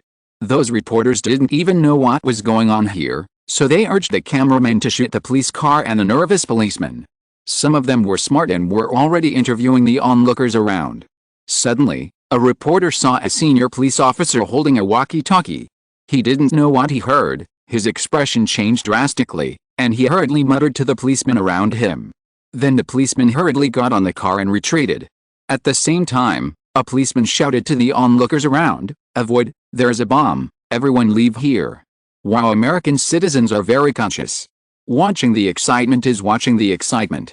As soon as the police shouted that there was a bomb, without saying a word, the number 11 bus took off directly and moved away from the surrounding area in an instant. There was no fool who thought it was acting like in the movie. On the contrary, those reporters who wanted news more than their lives heard that there was a bomb, all their eyes lit up. Bomb equals terrorist attack. This is big news. They filmed more vigorously, and some cameramen even stood on the top of the car, holding the camera high, and filmed a building surrounded by the police officers, trying to capture some exciting scenes. Just when all the police cars were far away from the surroundings, a photographer shouted in the direction of the building, "Someone is coming out." The reporters and cameramen looked over. They saw a tall masked man carrying a suited man of equal size, running outside at the speed of a 100-meter sprint. Is he carrying an inflatable doll? A fitness man widened his eyes and murmured in disbelief. Just by looking, it can be determined that the man being carried must be more than 75 kilograms, but he looks like an inflatable doll, and there is no sign of putting any pressure on the masked man running out. But not many people noticed this. The people present were more concerned about what happened inside the building. Because the surrounding police officers were either evacuating or rushing to the surrounding buildings to disperse the people, resulting in no obstruction around the FBI's Hyden Branch building. Some reporters risked their lives to meet the masked man who rushed out, trying to get the first-hand news information. All the cameras were aimed at the masked man, the protagonist. The masked man, that is, Dean, was very lucky at this moment. Fortunately, he thought carefully and knew that reporters in big cities like Los Angeles have their own informants and intelligence sources in many places. Once there is any disturbance, they will be dispatched no slower than the police. So before coming out, he found a piece of cloth to cover his face in advance. Otherwise, his face would probably appear in the headlines of Los Angeles News tonight. Dean carried Cheston and flexibly avoided the reporters who came, and rushed to a police car that had not left yet. Next to the police car, there was an inconspicuous middle-aged white man. He was the senior police officer leading the team this time, named Rayof. Like the bold patrolman Hawk, he was responsible for several surrounding communities and was called by Dean. When Rayof saw the masked Dean, he was stunned for a moment, then he realized, "Inspector Dean, should we call the bomb disposal team?" "Run." Dean's reply was simple and clear. After throwing Cheston into the back seat of the car, he signaled Rayof to drive. The time bomb is estimated to explode in 4 or 5 minutes. It is better to call the building demolition team directly than to call the bomb disposal team. But those reporters. Rayof looked worriedly at the reporters who rushed over and were about to surround a police car. Dean started the car for him without saying a word, and then turned a corner and hit the reporters who tried to stop the car without caring whether there were any unlucky people who were not afraid of death behind him. Facing the police car that was rushing towards him, those reporters dodged with curses. It was not until they drove a few hundred meters away that Dean turned off the engine, lit a cigarette, and shrugged at Rayof. "Man, you have to learn to be more brutal with these flies." Rayof's character is indeed very soft. He looked at the reporters who were slowly chasing after him with concern. If there is an explosion and they are injured or killed, those reporters will definitely blame us police officers. Dean exhaled a puff of smoke and sneered, "The harm of words is not as great as our lives. As for whether they live or die, men, you have to learn to respect other people's choices." Rayof stopped talking. This was the first time he had a direct contact with this young detective who was circulated in various stories in the Central Branch.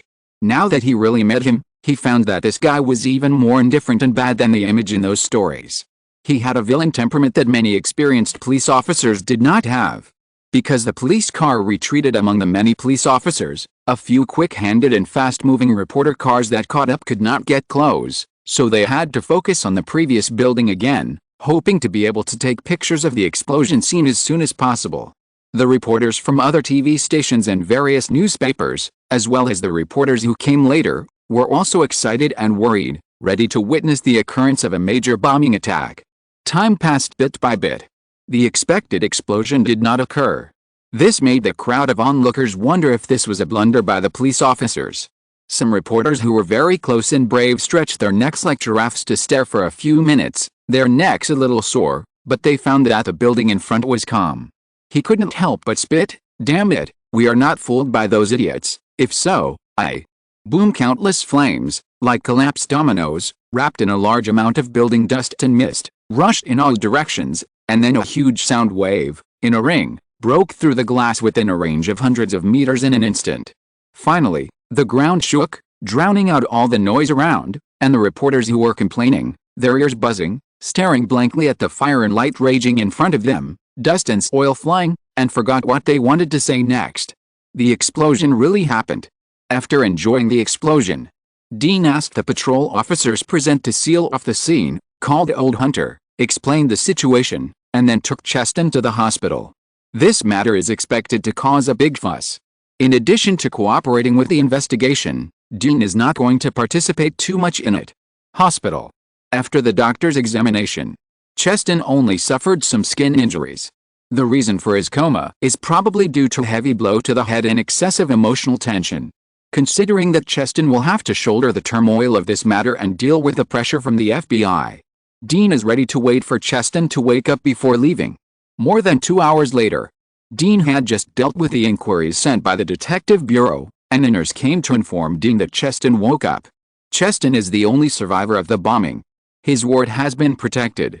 If Dean wants to go in, he has to scan his face and ID. "Cheston, how do you feel now?" Dean entered the ward and spoke politely.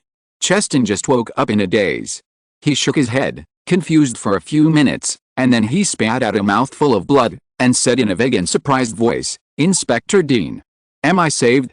Dean shrugged, "Yes, but when we rescued you, we found a time bomb, so we only had time to save you. As for your colleagues, it's probably not good. This silly boy is very lucky. His colleagues who wanted to kill him are all dead, but he didn't hurt anything except biting someone's mouth and getting his face beaten like a pig's head." Cheston heard this, and sadness appeared on his face. Explosion. He knew that before the explosion, all his colleagues were dead. If it weren't for the one wearing a dog face mask, that is, his former instructor, who thought he killed her sister and wanted to torture him, he would probably be dead now. Thinking of the other party's identity, Cheston's face was even uglier. He looked at Dean hesitantly. "Inspector Dean, if you find a corrupt policeman in the detective department, what will you do?" Hearing this, Dean narrowed his eyes slightly. "You mean, the people who attacked you are from the FBI?" Cheston nodded. "Yes, there are a few I don't know, but one of them is called Heloise Nuss. She was my camouflage instructor in the training camp when I was a student. She is level C1, used to be a senior agent, and it is said that she has also been a federal agent. Now she is retired, and there is one thing you can never imagine. Dean's mind immediately emerged with a dog-faced masked woman who was shot in the head by him when he opened the door. So awesome, no wonder she's one of the elders of the Lucifer game organization. Dean casually said, what else? The hot girl from the Lucifer game organization who was killed by me before is the sister of Heloise Nuss. They came to Los Angeles and seemed to have different missions. Cheston subconsciously concealed something. Before he fell into coma, Heloise Nuss revealed that the reason for the explosion was to frame someone and then take over the position of director of this branch. This kind of thing is definitely not something that Heloise Nuss can do alone. Cheston knew that he was just a small role. It is better to have less trouble than more. Cheston was ready to pretend that he had never heard of this matter. Even if the FBI investigated him, he would insist that he was knocked unconscious at the beginning of the attack and knew nothing afterwards. Dean suddenly realized what Cheston said. According to the prompt in the panel, the elder he killed this time was codenamed Devilhound. Dean thought he was referring to the woman wearing a dog face mask who was shot dead by him. Now he heard Cheston say this, it should be Heloise Nuss and her sister, Hot Girl. This pair of sisters should belong to the Lucifer game organization, who are similar to supervisors in California, responsible for many things, and are currently in charge of a plan called California Desperate Hunger Games. As a result, the two sisters happened to be in Los Angeles this time, and they were directly or indirectly related to him, so he got 3,000 experience points for free. This kind of accidental gain. In one word, cool.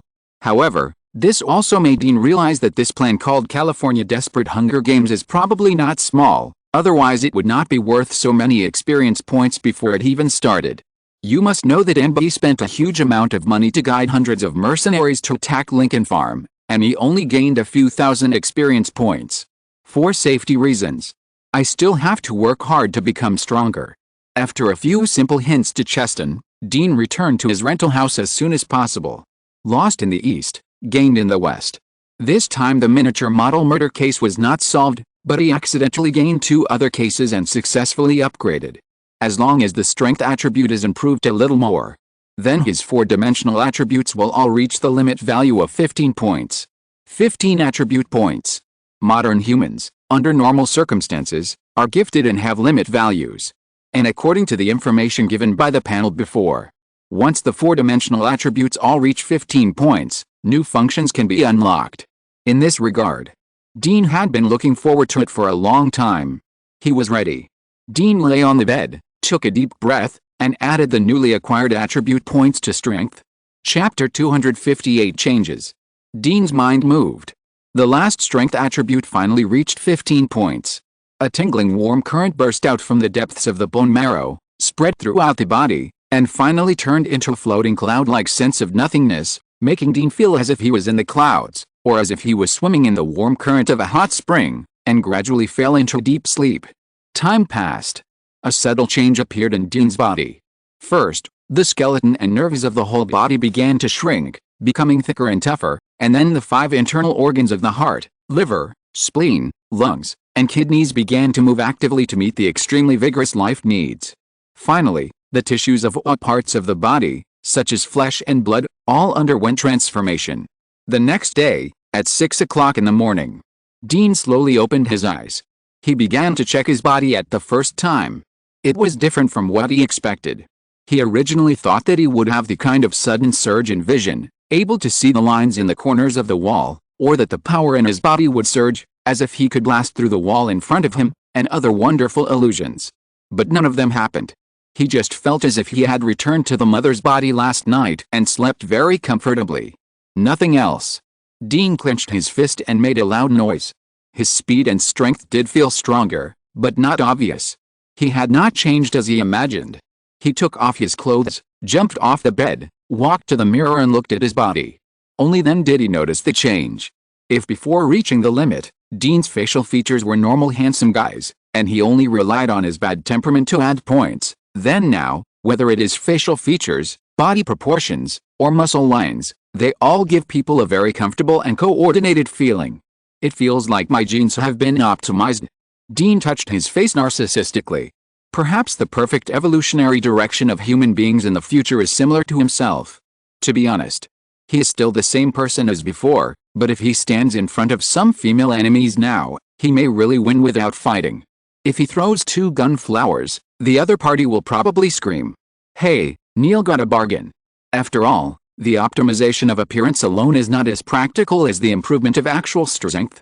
Dean fired a gun dejectedly, turned around and lay back on the bed, closed his eyes, let his consciousness sink into his mind, and began to check the changes on the panel. Panel. Detective panel character, Dean level 20, 2600/3800, spirit. 15, limit, strength. 15, limit, speed. 15, limit, endurance.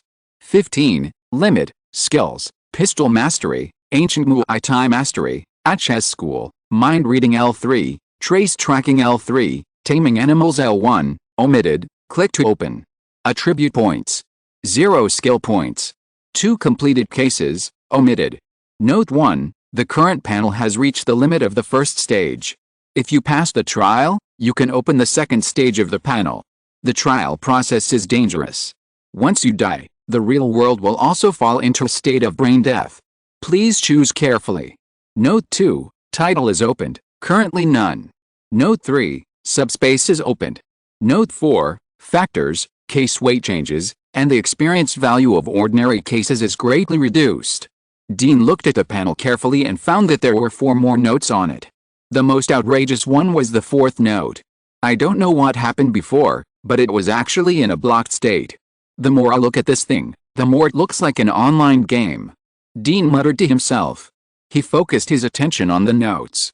Trial. As Dean focused his attention on the notes, an explanation appeared in his mind. Trial, invest your consciousness into a parallel world and complete the designated crime-solving task.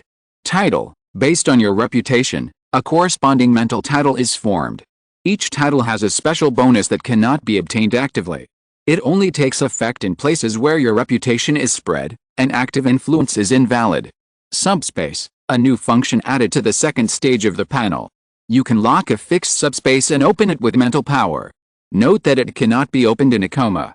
The level is too low and the authority is insufficient, so it cannot be viewed. Dean pondered every note word by word.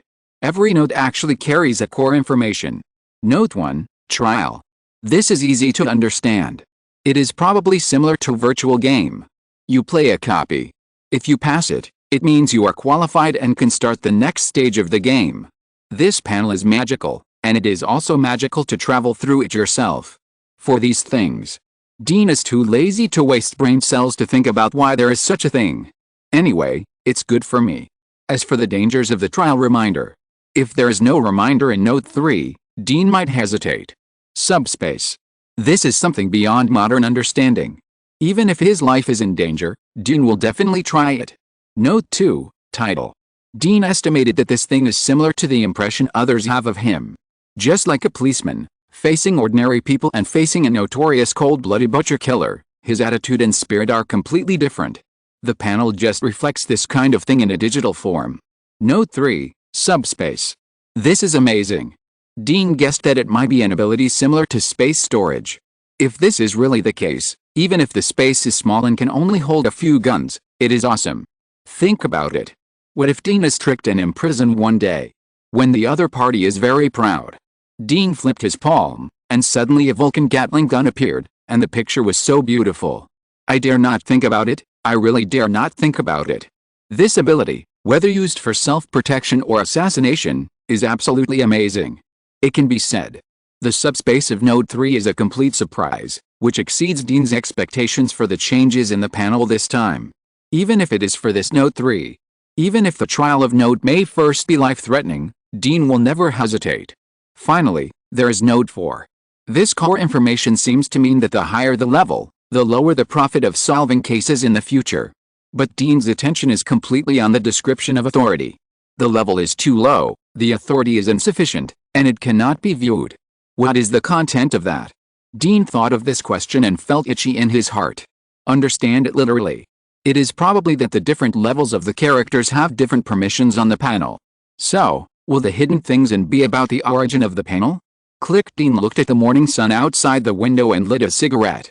It seems that there is one more meaning to living. In his lifetime, he hopes that he can know the answer to that. After washing up, Dean did a simple self-test in the rental house.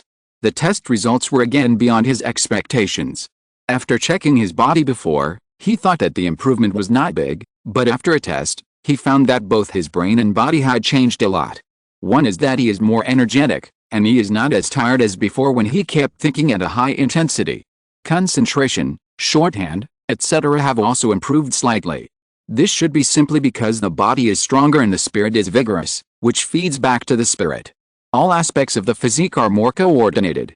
No mistake, one post, one content, 1/6, 1/9, one book, one bar. Take a look. Dean found that his subtle control over his body has almost reached a level that ordinary people cannot understand. To put it simply, he can control 10 fingers at the same time, perform different movements, and there will be no interference with each other.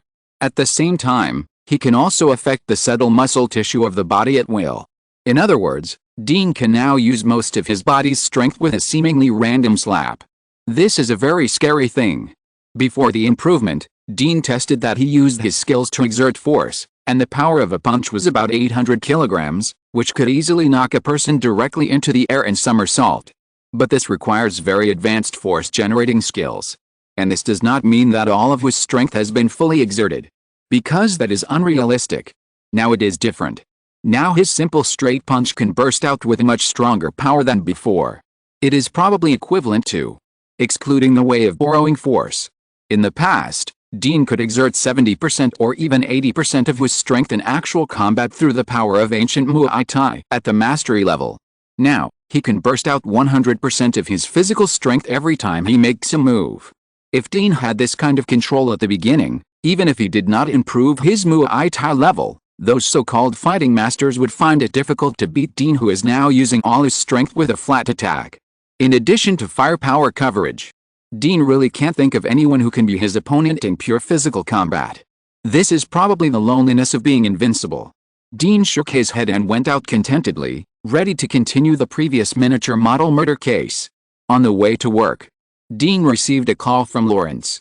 "Dean, I think our team needs to squeeze in with you guys for a while."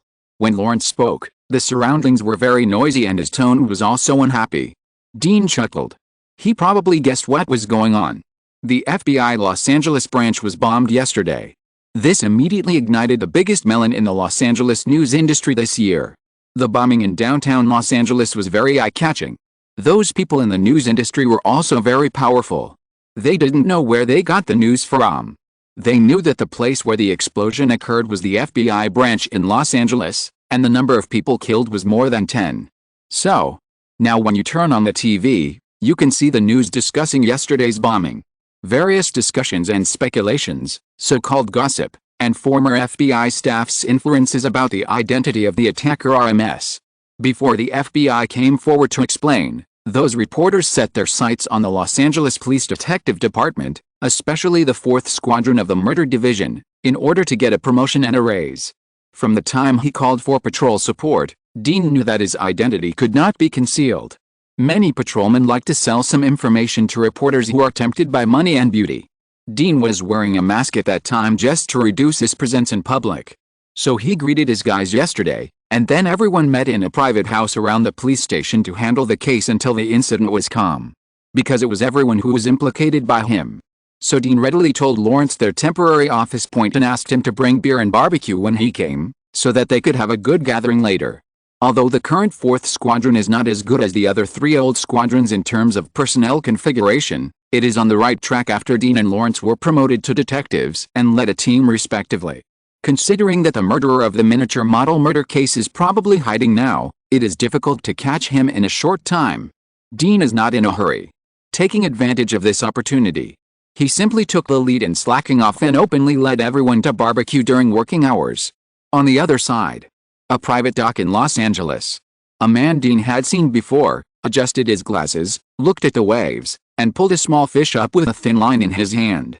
"Architect, if you want to go sea fishing, you can take my private cruise ship and go directly to the sea." A white old man with gray hair, wearing a pajamas, appeared behind the young man, holding a cup of coffee, and said lazily.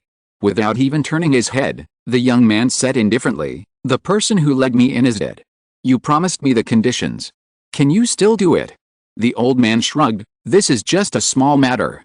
The problem is that one of the two Hound Elders was shot dead by the detectives, and the other was killed in the explosion case that is very popular now. Before the new Elder takes over the Battle Royal game, you NPCs are now in a silent state. But you have already obtained the title.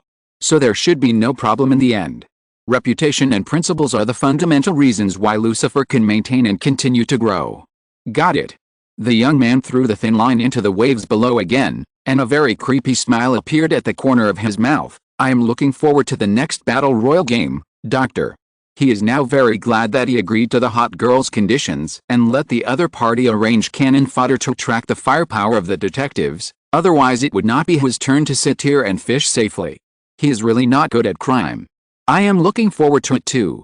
The white old man swayed the coffee in his hand and showed the same creepy smile. A few days later, Dean took the information collected by everyone and read it carefully. The information in his hand was all about the staff information of Mrs. Jin's department store foreign trade company in Los Angeles. Then he found a very embarrassing thing. When the patrol took over the commercial building, there was a guy who claimed to be an employee of Mrs. Jin's foreign trade company office. He forgot to bring something, and then took Dean back to the office and showed him the information of Park Bulin. But in fact, there is no such employee. That guy, there is a problem. This is the portrait of that person, Harry, Carlo. I hope one of you will be responsible for the underground and the other for the police, and try to find this guy. Dean distributed the portrait he drew to the two. With his current brain and control over his body, learning anything is like playing. Unknowingly, Dean has become a demon in the eyes of ordinary people. Chapter 259 Trial begins. After arranging the portrait wanted order, Dean brought his family to the shooting club in the suburbs. This is now a daily family activity for their family. While adapting to his current state, Dean gave practical shooting instructions to his younger brother Thompson and sister Sinclair. As a person with a low moral bottom line, Dean would rather see his younger brother and sister in prison in the future than see their bodies in the morgue. Most regular shooting ranges in the United States are not profitable if they do not cooperate with some government departments. Because the bullets here are not cheap. Relatively speaking, some wild shooting ranges, although they face some risks, are more popular with most people at low prices, including some police officers and their families. This is because in wild shooting ranges, members can often play with some weapons that are difficult to see on the market. So as long as there is no trouble, the police generally will not deliberately find trouble with them. The shooting range where the Dean family is now is a wild shooting range. Because it is a weekday, there are not many people in the shooting range today. The Dean family is lucky to occupy an independent area. No pain, no gain. Dean's current ability is entirely due to his own efforts. For various shooting techniques, it can be called an art. It is also very easy for him to teach his mother and younger brothers and sisters, and he can easily see their shortcomings. It was less than 2 hours. The three of them felt an illusion of enlightenment in shooting. Of course, shooting is a thing that requires a lot of training unless you're gifted. So it's just a feeling to feel good. In real shooting, the three people's actual combat improvement is not great. This requires bullets and simulated combat training. After teaching his family, Dean pulled a cart and came to an unmanned place in the shooting range. On the cart was an extremely heavy oak box. The lid was opened, revealing a heavy 6-round barrel with a paint coating and a long ammunition belt. That's right, this is a Gatling machine gun that is very uncommon in conventional combat. This thing, under normal circumstances, is not a single soldier weapon, and is more often loaded on armored vehicles, armed helicopters, frigates and other transportation vehicles. Dean's is a small Gatling machine gun, with a belt box and other parts, a total of 82 kilograms, driven by a hydraulic motor, with a maximum rate of fire of thousands of rounds per minute, generally used for vehicle-mounted firepower coverage, or equipped in some fixed places. The Gatling provided by the shooting range is mounted on a small cart. If the guest is a little stronger, he can also hang the Gatling on his waist with a gun belt, and then shoot with the cart to satisfy his desire and enjoy the false happiness of being invincible on the battlefield. As a price, a belt box has a base of about 20 seconds of use, and the user needs to pay a high fee to the shooting range. Dean came to the pool of the shooting range and saw that there was no one around. He twisted his neck and directly picked up the Gatling in the box with his bare hands, and carried the heavy ammunition box on his back. After a little adaptation, he excitedly pulled the trigger at the target on the water. Beep, beep. The sound of pushing the bullet directly overwhelmed the sound of the bullet shooting. The rotating muzzle flame directly formed a thin line in the daytime. Countless water splashed. Under Dean's precise power control, the targets were torn apart by the torrent of bullets, giving people an unparalleled false pleasure. The recoil of this gun is actually not that great. The main reason for restricting people from using Gatling as a single-soldier weapon is the weight and endurance. In general small-scale battlefields, it has little practical value and is not as good as some automatic rifles. But these are not problems for Dean. He is very happy with it. He is ready to buy a gun after the panel opens the subspace, as long as the space area is not very small, and prepare enough ammunition chains as a trump card to kill everything in special times. Happy time is short. 20 seconds are up. The barrel slowly stopped turning. Dean picked up the phone with some dissatisfaction, ready to ask the people at the shooting range to send a few more boxes of ammunition. A call came by chance. Harry's call. Dean raised his eyebrows. Could it be that the wanted list has been successful? He pressed the answer button. Harry, what's wrong? Dean, one good news and one bad news. On the other end of the phone, Harry kept it a secret. Harry, I have to remind you that I am holding a Gatling gun that has just fired more than 2,000 rounds of bullets and is still steaming. If you don't want me to stuff it into your intestines, don't keep me in suspense. Harry took a breath of cold air. I don't want to test the toughness of my intestines. Then tell me. Well, one of my brother's street prostitutes has seen the person in the portrait. The guy's real name is Li Yishan, a Chinese. He sneaked into Los Angeles 3 years ago and is an illegal immigrant. He usually makes a living by various social welfare and cheating Chinese immigrants and international students. Half a year ago, Li Yishan didn't know what kind of money he found, and he became generous and often disappeared. Fortunately, he often asked street prostitutes to go to his temporary residence. According to the information provided by my brother's street prostitute, Carlo and I, with a group of police officers, found the other party's residence and really saw him in person, but unfortunately, this guy became a corpse. According to a simple investigation at the scene, the other party seemed to have packed up his things and was ready to leave, but someone took a dagger and stabbed him to death in his residence, and seemed to have taken some things away. After speaking for a long time, Harry was a little out of breath. He paused, and said with some regret, Dean, this guy is probably just a cannon fodder, and he will be silenced after being used up, and our clues are broken again. Dean was silent after listening. He had actually guessed that this situation would happen. Because except for lunatics, there are very few cautious criminals who are stupid enough to take the initiative to appear in front of the police and do some unnecessary actions. In other words, the clues of the miniature model murder case are completely broken. They don't even know what the other party really looks like. I see. In that case, let's put this case aside for the time being. He hung up the phone. Dean grinned. Real and fake, true and false. I don't know if you are really cunning, or you are lucky, and there are people from the Lucifer game organization to help you. This case is also the only case that he has not solved so far without giving up on his own initiative. It took away his first failure in a case. As a thank you, Dean decided that as long as the other party dared to show up again, no matter where he was, no matter what his real identity was, he would personally entertain him. In the next few days, when the bombing case became more and more outrageous, investigators came to the FBI headquarters to investigate the bomb attack on the Los Angeles branch. Cheston lost contact with Dean directly. Dean, as one of the participants, was also invited to a small room for questioning. He naturally concealed the matter of the Lucifer organization, saying that he was just investigating the case of the miniature model killer normally. He happened to go to the branch to obtain intelligence support. He knew nothing about why the bombing happened. The investigator was a sharp-eyed old man. He saw Dean's concealment, but did not say much.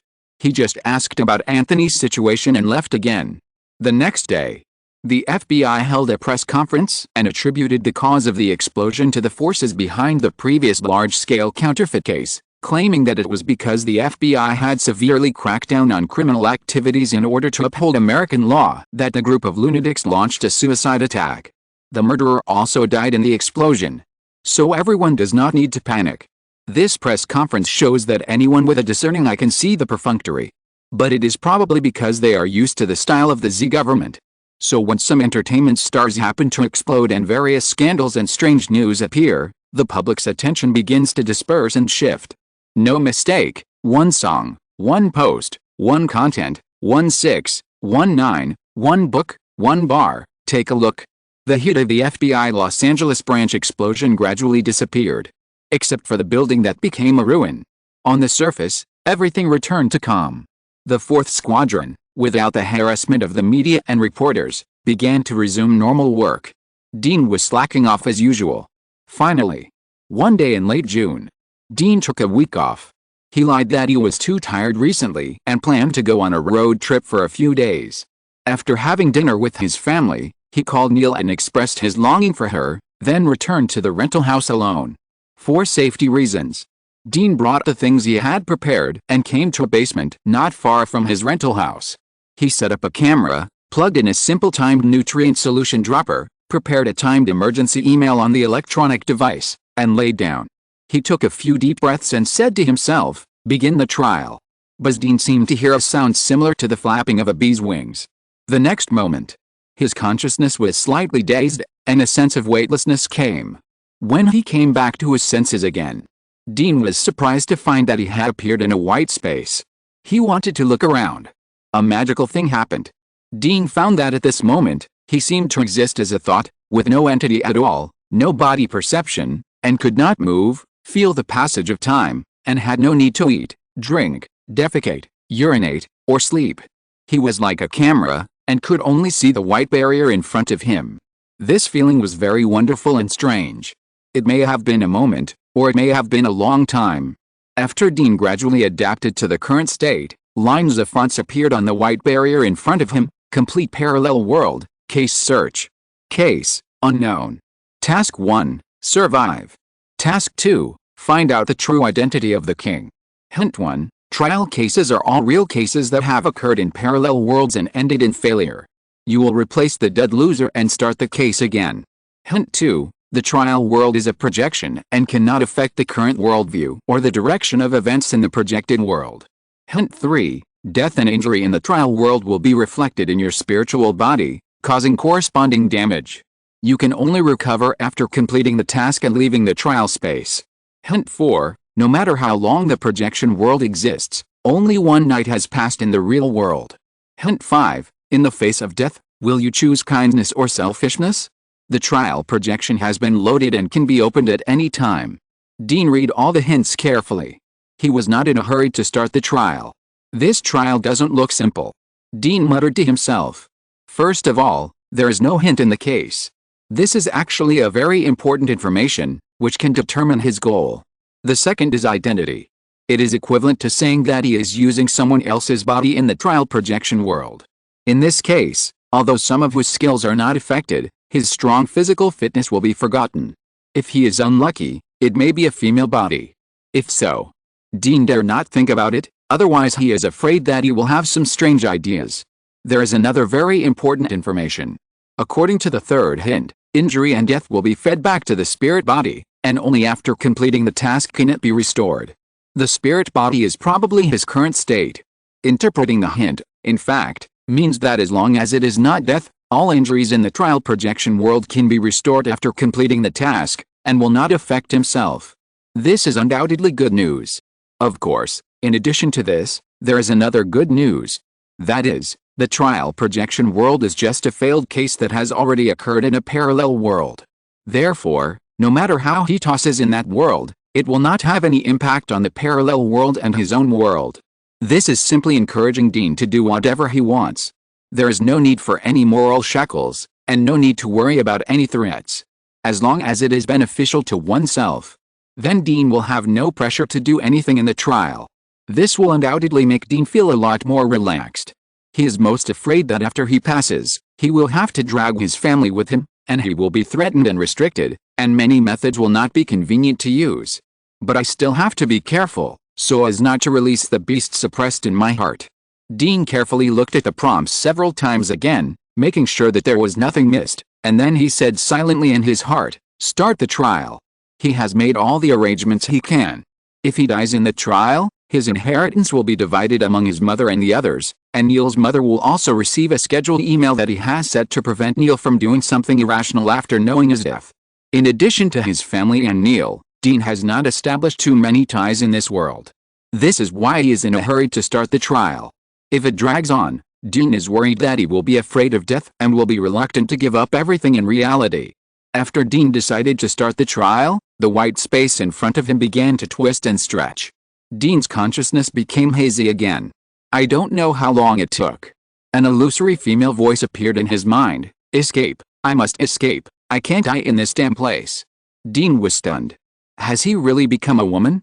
The plot of several chapters in the copy is to consider writing some hot and sensitive gun battle scenes in the future, leaving a foreshadowing for the transition. If you don't like it, you can skip it. It won't affect you. Chapter 260, Sunflower Defense. The Southern Plateau of North America, the land of cacti on the border of the desert. 1999, Mexico, desert prison. When Dean woke up from his coma, he found a heavy body pressing on him. At the same time, a pair of big hands had covered his fleshy lumps, trying to pull off the pitiful amount of pants on top and proceed to the next step of picking up soap. The stinky smell of sweat, bag breath, and feet, all mixed together, rushed straight into his nose. A nauseous feeling that made his hair stand on end went straight to his mind. Damn it. I'm going to be fucked as soon as I wake up? Dean tried to resist, but found that his strength, which used to be able to kill a calf with one punch, was pitifully small.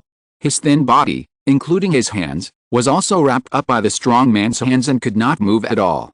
The most disgusting thing was that it seemed that he noticed Dean's resistance.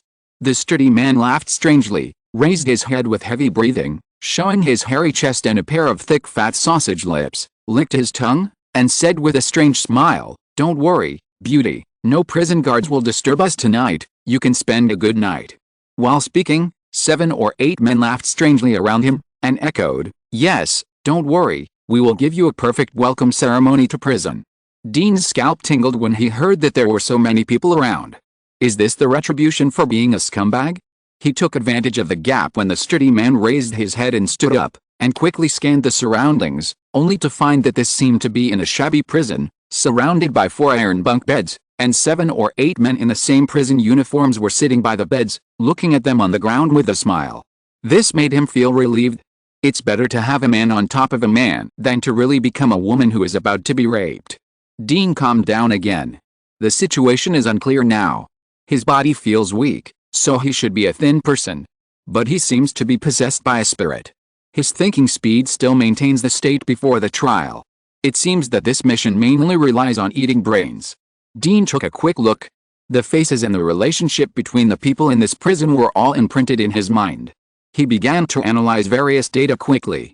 The fattest one among them was a bald man who looked like a mountain of meat. This guy's fat was not simple fat, but fat wrapped with muscles, like a heavy tank. Whether it was the striking power or the ability to resist beating, even if he had never practiced, he was definitely a human tank in hand-to-hand combat. Looking at what the other party was doing, it was also clear what this guy's position in the room was. The bald fat man pressed the other man's head on his waist with one hand, and stroked his chest, which was more plump than that of an average woman, with one hand, and looked at the ground greedily. This scene was very similar to some Oedipus who practiced hand speed while watching movies. But this time, Dean became the protagonist of the film, and it was an 18-plus gay version without censorship and live broadcast, and it was estimated that there was no roller skating oil. Who knows, if he goes there in this situation, he will start a small train. There were 2 men standing next to the bald fat man, one tall and one short. They didn't look at the ground, but looked behind Dean and the others. Dean and the strong man on his body should be directly in the middle of the 2 rows of iron beds, so Dean could only see the legs of the people behind him from this position, but not the faces. But looking at the expressions of the tall and short men, it can be concluded that there should be 2 different forces in this small prison room. The bald fat man is the boss of the 3 people on their side. The strong man on his body is the small boss of the other people. Quickly sort out these relationships. Dean saw that the strong man on his body was already pulling his pants, as if he wanted him to bite his big brother. He immediately suppressed his nausea and showed a 3-point pitiful, 3-point humiliating, and 4-point charming expression to the bald strong man who was looking at him greedily. As a man who is proficient in teaching and training, Dean undoubtedly has some experience in how to arouse a man's interest. Sure enough, seeing the expression on Dean's face, the bald fat man actually trembled directly, choking the man who was pressed by him and coughing loudly, trying to break free and get up. The tilted anger still did not suppress the fire in the fat man's heart. He pushed away the man who was biting him, stood up with heavy breathing, revealing his fat flesh with unsatisfactory tattoos, strode to Dean's side, and kicked the strong man who was pressing on him away like a dead dog. "Get out of the way, I can't help it, I want to be the first to kill this little white face." The strong man who was kicked away was not easy to mess with. He was suddenly attacked and kicked into the corner by the fat man. As if nothing had happened, he jumped up and cursed, "Fat pig, I will kill you. Brothers, kill him." Click. With a few creaking sounds of iron frames, several strong men picked up various steel pipe weapons and rushed towards the bald fat man. Behind the bald fat man, except for the man kneeling on the ground retching and coughing, the other two also quickly grabbed the bedboard behind them, took the initiative to go up to the bald fat man. In ancient times, a beautiful woman's smile could overwhelm a country. Today, Dean's smile is not easy for the prison to be in turmoil. No mistake, one post, one content, 1619, one book, one bar. Take a look. Taking advantage of the melee between these people, Dean, who was freed from his restraints, rolled and crawled to the corner of the room, looking around, ready to find an opportunity to fight back. These people obviously also cherished the hard-earned little white face, so as not to cause the displeasure of their respective bosses, so during the conflict and fighting, they subconsciously avoided Dean deliberately, allowing him to be temporarily safe. After escaping, Dean then noticed that this prison was even simpler than he had imagined, and the walls were still the kind of yellow mud mixed with unknown substances, and finely built. The air was dry and dusty, and everyone in the room looked like Mexicans. The conversation between them was indeed in Mexican, but Dean only knew a little bit before, but now he can understand it all. Outside the room, there is an iron door with only one observation port. It looks a bit like ironclad wood, and some places are bulging and twisted. It is estimated that a few people can destroy it together. Dean also noticed that there was an extra memory in his mind that did not belong to him. This memory is not much, more like a piece of information. But he has no time to check this extra memory for the time being. The most urgent thing is to protect his sunflowers from being picked. Even if this is not his body, Dean does not want to be mentally deprived of the sunflowers he has carefully cared for many years.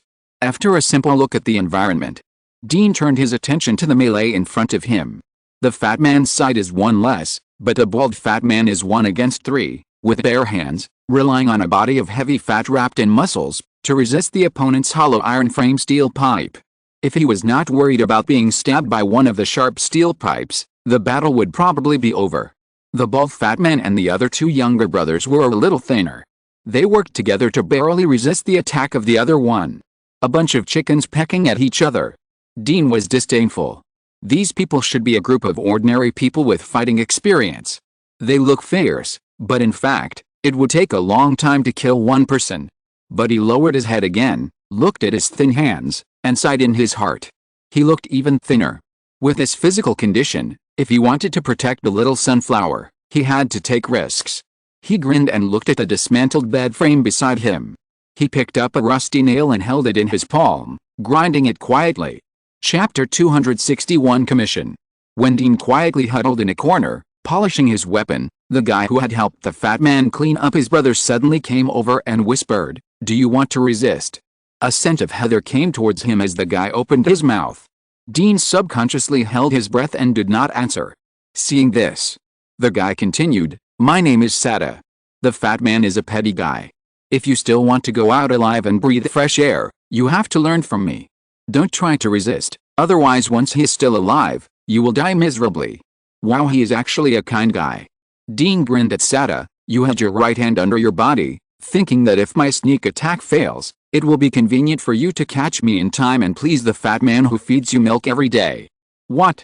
Sada subconsciously retracted his right hand, and on his pretty face, there was just the right amount of doubt, but his heart was like a raging sea, extremely shocked.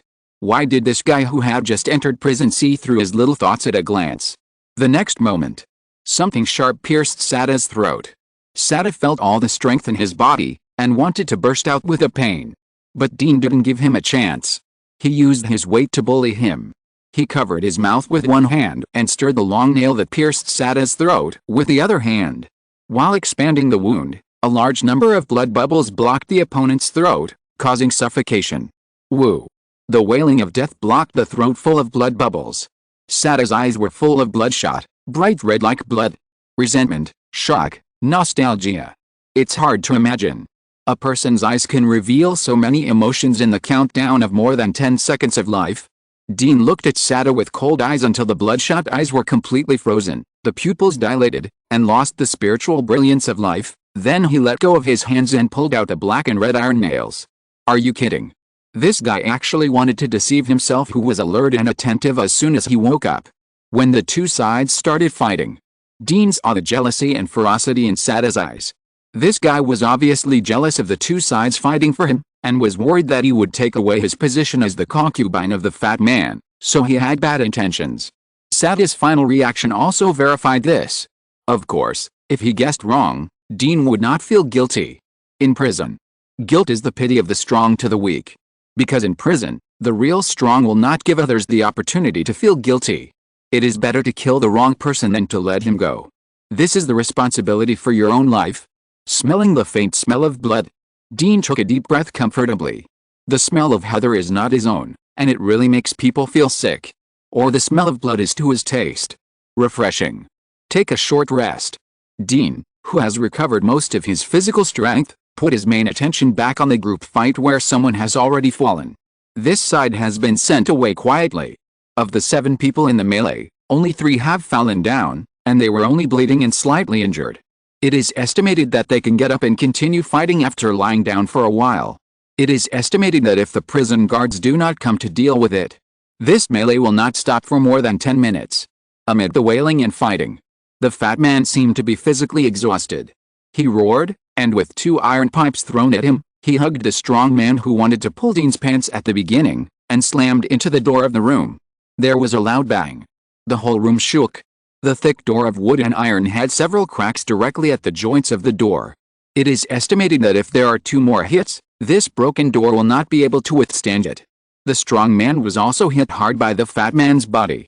His eyes turned wide, and a stream of thick soup containing stomach acid and other undigested substances spurted out of his mouth, smearing the fat man's face. "FK. You bastard, I'm going to kill you."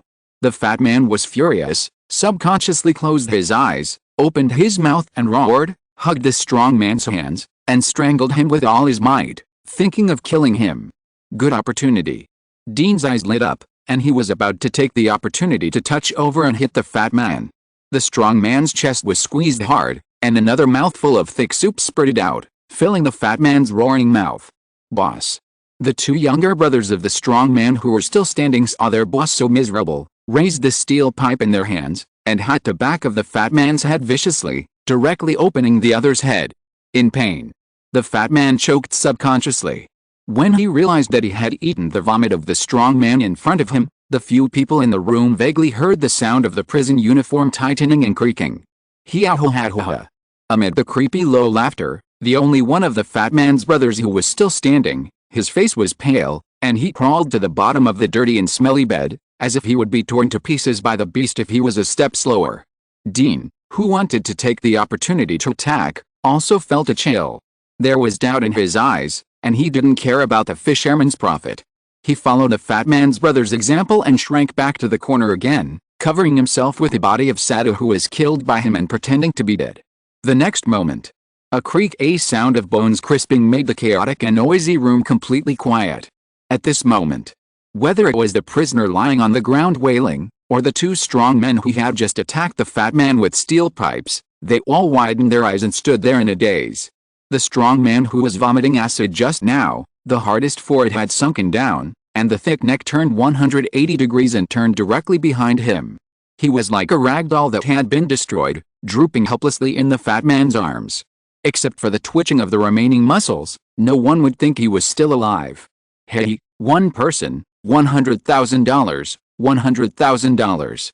The fat man wiped his face full of sour vomit, dropped a motionless corpse in his hand, turned his head with a grim smile, and grabbed the head of a frightened little brother with his big fat hand that could directly dunk a basketball. At the same time, he turned his other hand in the opposite direction. Crack! Another corpse with a twisted neck fell to the ground with a bang. The little brother's body was facing up, but his face was facing the ground at a weird angle of more than 90 degrees. His mouth was squirming, trying to say something, but he only spit out blood foam that could not be stopped. He twitched twice and then stopped moving. This power. Dean took a breath of cold air. This dead fat man is probably no worse than Bill back then. The key is that his current body is almost the same as his previous life, sickly. Relying on the iron nails in his hand, Dean doubted whether he could break through the defense. On the other side, seeing his companions being killed, the only little brother who was still standing trembled and threw himself at the steel pipe that had just attacked him. He was trembling all over, half begging for mercy, half threatening. Doba is Iron Hook's biological brother, you kill him, Iron Hook. The fat man seemed to have lost his mind, his expression remained dull and grim, and he kept muttering, while his hands wrapped around the little brother who was unable to move because of fear, raised his head, and knocked it hard. The little brother's nose bone didn't hold for a second and went straight down. This is not over yet. The fat man seemed to be addicted to hitting. Again and again. The splattered blood stuck to his fat face. Until the person in his hand was powerless. He was satisfied to throw the disfigured body aside, looked at the wounded on the ground, and still muttered, one person, $100,000 he, $100,000 Seeing this scene, everyone felt something was wrong. This guy, is he a mental patient? Question mark? The wounded on the ground. Two of them were the younger brothers of the dead strong man, and the other one was the younger brother of the fat man. The younger brother of the fat man felt very strange when he saw his boss like this. He said cautiously, "Boss, if those hounds want to trouble you, I will take the blame for you." Who knows? This flattering words not only did not work, but also attracted the attention of the fat man to him. 10 seconds later, there was another dead body in the small prison room. The fat man with thick fat wrapped around his big muscles was like a heavy tank in this room without firearms and sharp weapons. These people didn't even have the chance to resist before they died, and were pinched to death by the fat man like chickens. Seeing the crazy look of killing even the younger brothers, no one dared to hope for luck anymore. The younger brothers of the two strong men, regardless of their injuries, howled like pigs. Basar killed people, he is crazy, help. Dean also subconsciously tightened the bloody nails in his hands. But this thing can no longer provide him with the slightest sense of security. Dean doubted whether a normal small caliber pistol, unless it hit the eye socket or other places, could have any effect on this crazy and brutal fat man. Killing 4 people in a row. Fatty Basar had completely fallen into madness. With the blood dripping from his face, he walked towards the 2 men on the ground who were calling for help miserably. No mistake, 1 poem, 1 post, 1 content, 1 6, 1 9, 1 book, 1 bar.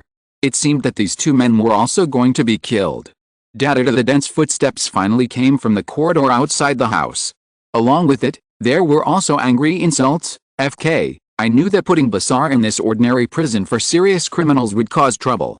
On the ground, the 2 younger brothers who had retreated to the corner, curled up and shivered while calling for help, thought they were saved, and just breathed a sigh of relief. They also softened. Unexpectedly, another sentence came from outside, "Stop talking nonsense, hold the door quickly, otherwise he will be furious." I don't think this broken door can stop Basar's brute force. This guy is born with abnormal nerves. When he goes crazy, he doesn't feel pain at all. After a few sounds of iron chains, the corridor was completely silent. The only one who greeted the 2 brothers was the fat man Basar, who blocked all their vision and was like an insurmountable wall. Bang! Bang! Bang! The muffled sound was mixed with a sound of water stains, and the sound was rhythmic under the vibration of the wall. In the dead silent cell, the ground, ceiling, and walls have turned into a butcher's studio covered with blood. But all the strange sounds were not as oppressive as the heavy breathing. Because that was the culprit who caused all this, and it was the proof that he was still committing violence. After hammering for a while, even a strong man like Basar couldn't bear it anymore.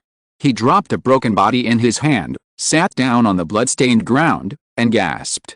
It seemed that he realized that everything was over. The door of the cell quietly opened a crack. There were two bangs.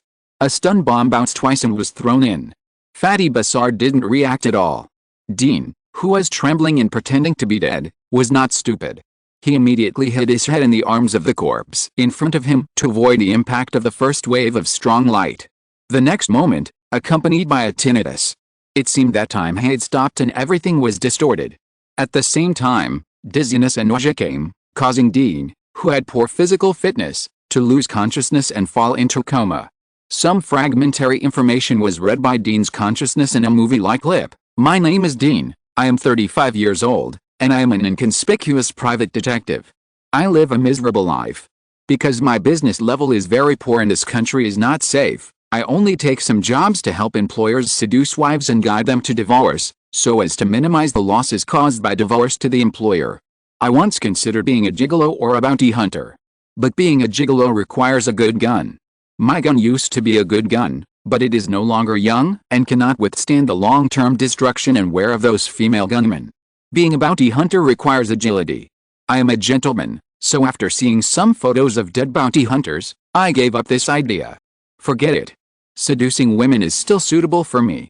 Those women who lack the care of their husbands prefer emotional satisfaction, and then the trial of guns. I can still handle these. Until this day. A little girl came to me. She was very poor, wearing only an ill-fitting, washed-out t-shirt and jeans, and struggling to drag a pair of furry slippers picked up from somewhere, trying to hire me to find her missing sister for 100 Mexican pesos. 100 Mexican pesos. Only enough to buy 2 big hot dogs. This money may seem like a lot of money to the little girl, but to be honest, hiring me is really looking down on me. I sell at least 1 hot dog. But she told me that this is her monthly living expenses, everything she has, and I am her last hope. I don't know what happened to me. Maybe it's the first time in my life that someone has taken me so seriously. An old man in his 30s was actually bewitched by a 9-year-old girl with words. I agreed. The little girl is called Sophia, 9 years old this year. She has been living with her sister Erlo since she was a child, living in the chaotic Casa neighborhood. There are many small gangs and homeless children living there. Cheap and young prostitutes and small casinos are the characteristics of the community there, which can attract some poor tourists from the United States to try it out. Sophia said that her sister Erlo earns a small salary as a maid to support her sisters. Although I know that Sophia's sister is actually a prostitute. But I still plan to go to the maid agency first to find out the situation. The Hassa neighborhood is not safe. Before going there, I decided to go to my good brother Toby and get a pistol for self-defense. When I arrived at Toby's residence, I was dumbfounded. What happened here? There were corpses all over the floor. Toby is dead. He was shot to death with a shotgun in the living room, and his whole body slid down the wall, leaving a large blood stain. His wife is dead too. His wife died in the bathroom. The bullet broke the bathtub, causing blood to flow throughout the bathroom. His daughter and son are also dead. Just when I was at a loss, a group of police rushed in, without giving me a chance to explain, and hit me with a gun butt. Finished. These bastards want to use me as a performance. The last moment of coma. I thought of the scene of saying goodbye to Sophia. Dean, when can you help me find my sister? A little girl with a gaunt face looked at her furry shoes anxiously and whispered, Sophia can't pick up garbage better than those older children. If your sister doesn't come back, Sophia is afraid that she won't be able to wait for her sister to come back. Memory fragments. It stops here. Dean slowly opened his eyes from his coma. After a little confusion, he had a headache. So, the mission this time is actually to find Sophia's missing sister Ai Luo. But the Dean in this parallel world has bad luck. He died before he could accomplish his mission. He was sent to prison as a performance before he even started to act. The key is based on the information provided by the panel. In this world, the real Dean might have died in this prison before the mission even started. Considering the scene he encountered as soon as he came here, Dean didn't dare to think about it any further. The Dean in this parallel world is too miserable. First, learn about the prison, then kill the fat man, and finally escape to complete the commission that this body has not completed. Dean immediately determined the next action plan. This copy is mainly about solving cases and gunfights. I tried to reduce some brain-burning plots. Chapter 262 Cooperation. Are you awake? Just as Dean was sorting out the information in his mind, a woman's voice came from the side. Dean tilted his head slightly and found that an old lady in a white coat walked into the room with two strong prison guards. The old lady looked at Dean with undisguised disgust. But judging from the attitude of the prison guards, these two guys obviously had no defense against Dean. Dean stood up and touched his head. Yes, I woke up. What happened to me? I don't know why. I feel dizzy and seem to have forgotten what happened before. He didn't know the situation here. It is undoubtedly a better choice to keep your mouth shut and act according to circumstances. As a result, Dean worried too much? A prison guard following the female doctor said casually, "There was a bloody conflict in the room you are in. As lucky people, you and another person are the only survivors, but this luck ends now. In fact, even if you haven't woken up, we are ready to move you to a new room." As he said, the two men came forward, handcuffed and shackled Dean, and half pulled and half carried him outside. The strong wind blew sand and hit his face. Dean subconsciously raised his hands to block his eyes, and at the same time, he looked at the scene outside through the gaps between his fingertips. This should still be a prison. Dilapidated walls, messy yellow plants, and small whirlwinds that swept up cocky dust everywhere. The spiritless prison guards, with automatic rifles on their waists and small pineapples hanging on them, hid in the shade and were lazy. On the highest watchtower, the prison guards actually slept in hammocks, swaying with the wind. This prison is not only shabby, but also compared with those private prisons in the United States, it is completely the difference between an urban apartment and a brick house in the countryside. Passing through the empty corridor outside the infirmary, one of the prison guards opened the door further inside, revealing an open-air square. This should be a place for prisoners to get some fresh air. There are some simple fitness equipment, a stone running track, some chairs, and some prisoners in groups of 3 or 5, smoking some cigarettes of unknown composition, laughing and scolding, which is completely different from the atmosphere in Dean's previous cell. There are also prison guards patrolling here. I saw my companion escorting a thin man in. A prison guard who was chatting with a prisoner about dirty jokes, straightened his crooked hat, and came up to greet him. "Bob, is this the unlucky guy who survived from Bizarre?" The prison guard who escorted Dean shrugged. "Yes, you arrange a room for him first, and wait for Bizarre to recover, and this guy needs to be sent there." The two of them, in front of Dean, discussed Dean's next fate as if nothing had happened. Dean's pupils shrank when he heard this. What the hell? Wait for that fat guy to recover and continue to send himself back to him? This is not a normal thing.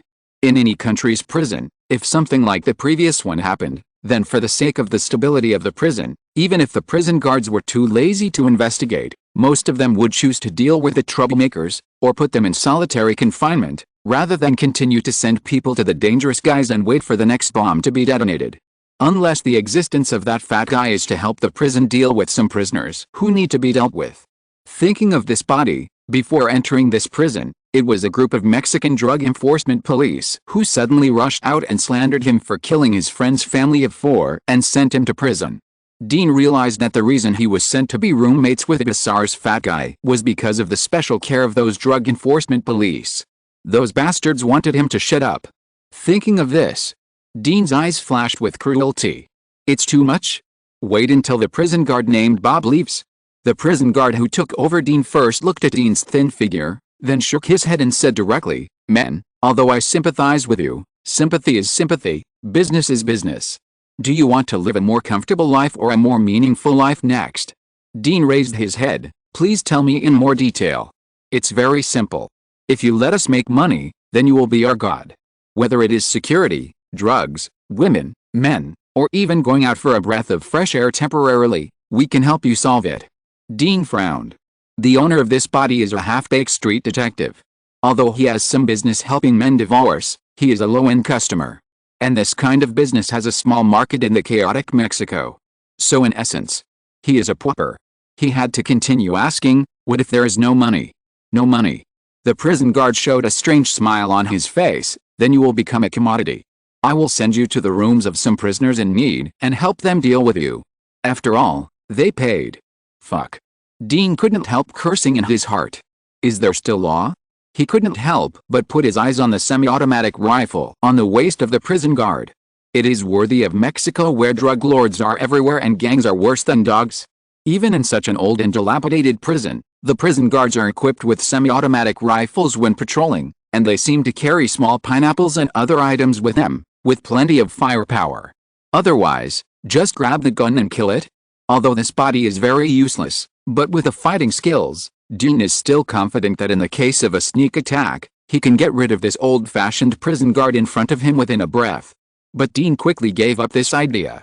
If it was a real body, he was confident that he could kill it with one gun and one person. Forget it now. There are no idea how many prison guards there are here. There are heavy machine guns on the outer tower cranes. In addition, they are not familiar with the terrain and there are iron fences everywhere. It is very likely that seizing the gun will be a dead end. In this case, Dean took a deep breath and said frankly, "I'm sorry, I'm a pauper, but I'm valuable." The prison guard raised his eyebrows slightly. "Tell me." He is best at squeezing the last drop of money out of the prisoners. Especially this kind of unlucky guy who is basically dead and has no background. "I need to know your name," Dean said bluntly. "Besides, I don't want to stand here and be looked at like an animal by a group of people. If possible, I hope we can go to a quiet environment and have a cigarette to refresh ourselves. I promise that you will not be disappointed in the end." The prison guard didn't care about Dean's tone and shrugged. "Okay, you can call me Body. I hope you don't lie to me, otherwise I will send you to Rab's room. That guy's brother is full of cauliflower, which you will definitely not like." As he said, Body waved to a companion, indicating that the other party should take his place, and then led Dean to the public cafeteria here. It's not meal time now. Except for some clean tables and chairs, the cafeteria was empty. Body threw a cigarette of an unknown brand in front of Dean, then took out a box of matches and pushed it over. "Dude, you have one cigarette to show your worth." Dean calmly took out a cigarette, lit it skillfully, and took a deep breath habitually, but he was choked and coughed, making his calmness and composure a joke. Damn it. The original owner of this body didn't smoke at all. This is really a good habit. However, the unbearable performance of the body also made Dean's psychological guidance a joke at the beginning. Seeing this, Body sneered, "Wow, your miserable look reminds me of when I was 10 years old. I stole my dad's cigarettes and wanted to act like an adult in front of my friends." Dean speechlessly threw away the cigarette in his hand and knocked on the table without changing his expression. "I just want to try to change myself. My recent experience has made me realize that being timid will only make my already bad life worse. I don't want to hear your life insights." Body stood up and twisted his neck. The scorpion tattoo on his neck creaked with a sound of bones, squirming and slinging, like a vicious and poisonous creature about to launch an attack. "So, Mr. Dean, what exactly is your so-called value?"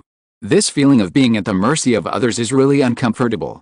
Dean suppressed his anger and sighed. "In fact, I am a low-level detective on the surface, but secretly I am a pharmacist." Pharmacist. Body, who wanted to put pressure on him, became interested after hearing this. "Wow, this is an unusual profession. Can you make drugs?" In Mexico, drugs are like weeds on the roadside, and can be found everywhere. And turning those raw materials into finished products worth the equivalent of US dollars requires the skills of those drug makers. No mistakes. The same materials, under the preparation of drug makers at different levels, the final price of the finished product may differ by several times. So if the prisoner in front of him can really make drugs, then it is indeed very valuable. Although Body is not on the flower business. But he can sell people. Mature drug makers have always been in short supply in Mexico. Dean shook his head directly. "I don't know how to do this." Body's face sank. "Are you kidding me? You can't make drugs. Are you going to tell me that you can make medicines? This damn thing is not worth much?" Seeing that Body was about to get angry again, Dean took out a match slowly and said lightly, "Although I can't make drugs, I am a software hardening engineer." Software hardening engineer. Body listened to this unfamiliar word, and doubt flashed in his sinister eyes. Did he say pharmacist? Why did he talk about engineers again? No. He suddenly thought of something. "You mean, men's software hardening?"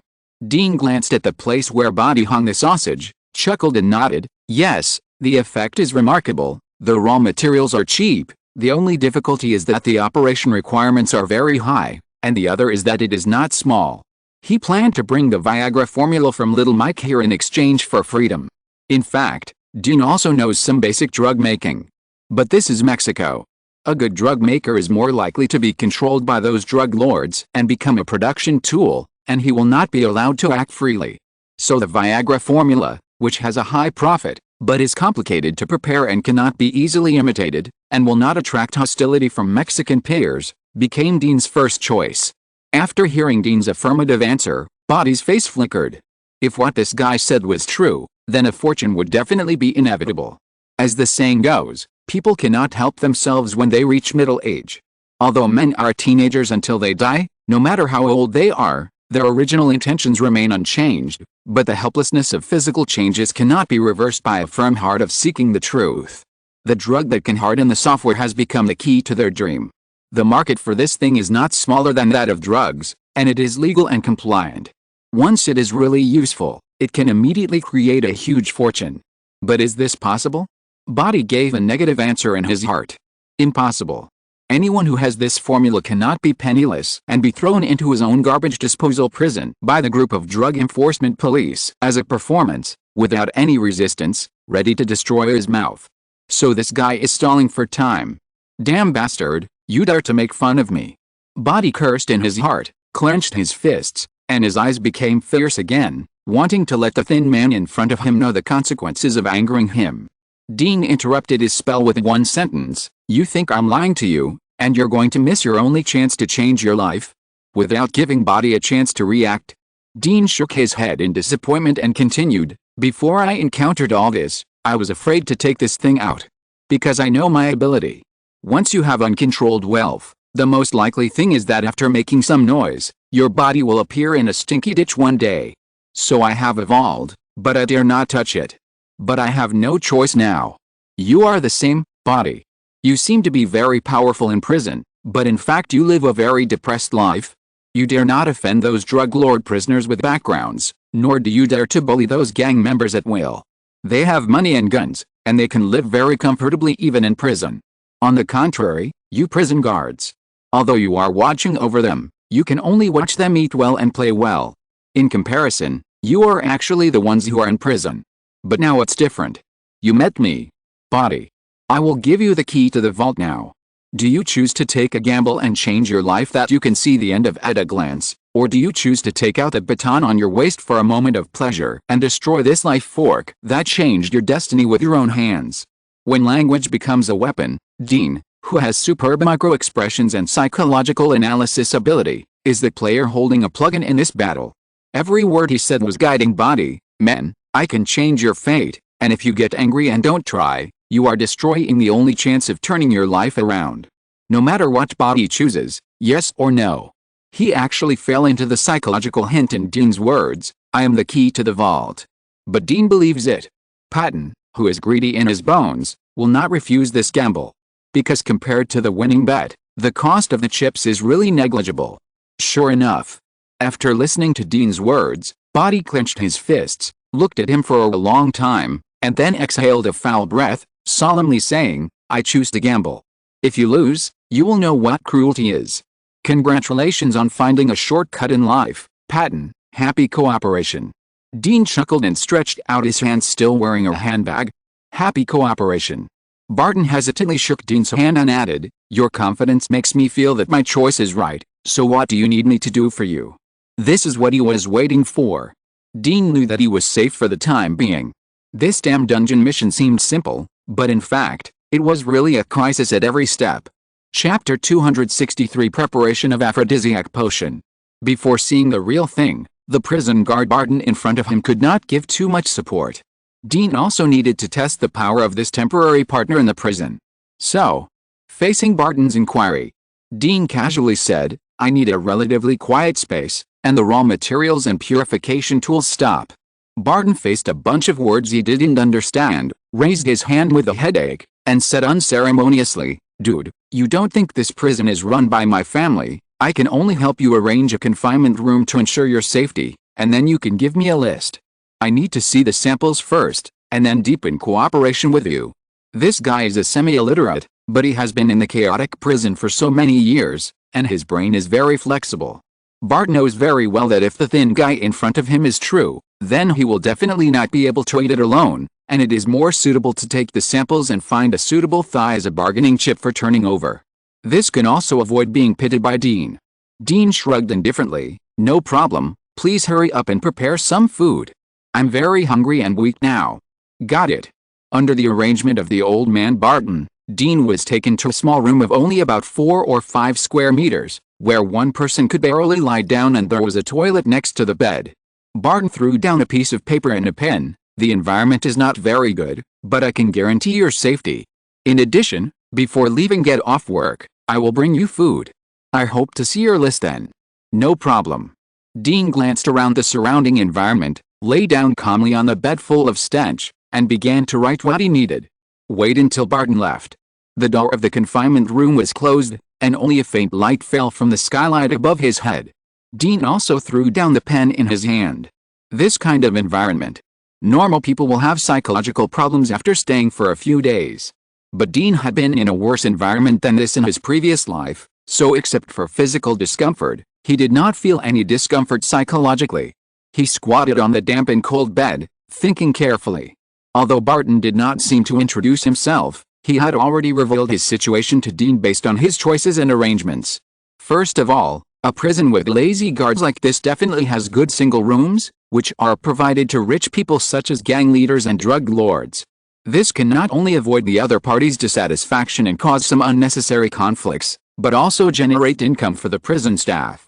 However, Barton arranged him in the solitary confinement room, which normal prisoners are unwilling to come to.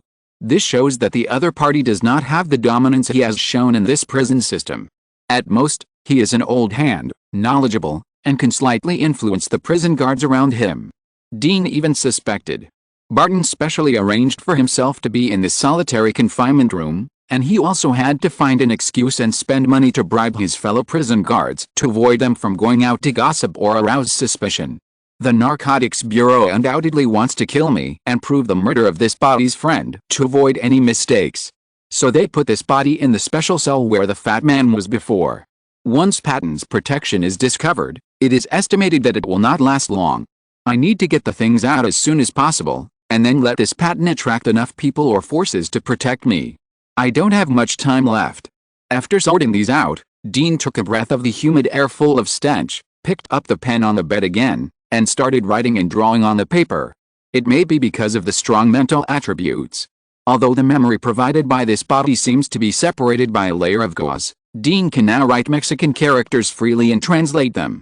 But to be on the safe side, he also noted English notes under each chemical item, and mixed some materials for making explosives in these lists. The things Patton brought in for the first time must not be much. Dean was not sure if this guy could cover himself. So he needed to prepare some things for himself to protect himself. Time soon came to the evening. Barton greeted some colleagues who were pushing carts in a familiar manner. Someone saw him carrying a lunchbox and joked, "Greedy Barton, it seems that you have met a fat sheep again."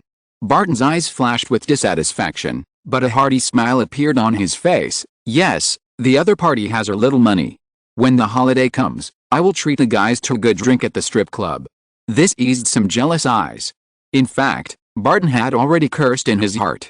He must be crazy to cooperate with a small character who was beaten and taken care of and destined to be killed.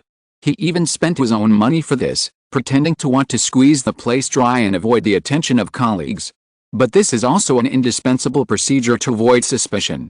If that guy named Dean cheated him, then he would lose a lot this time. With a nervous mood, Barton exchanged greetings with the colleagues guarding the solitary confinement room for a while, and knocked on the door of the cell where Dean was, accompanied by a sound of iron plates rubbing against each other.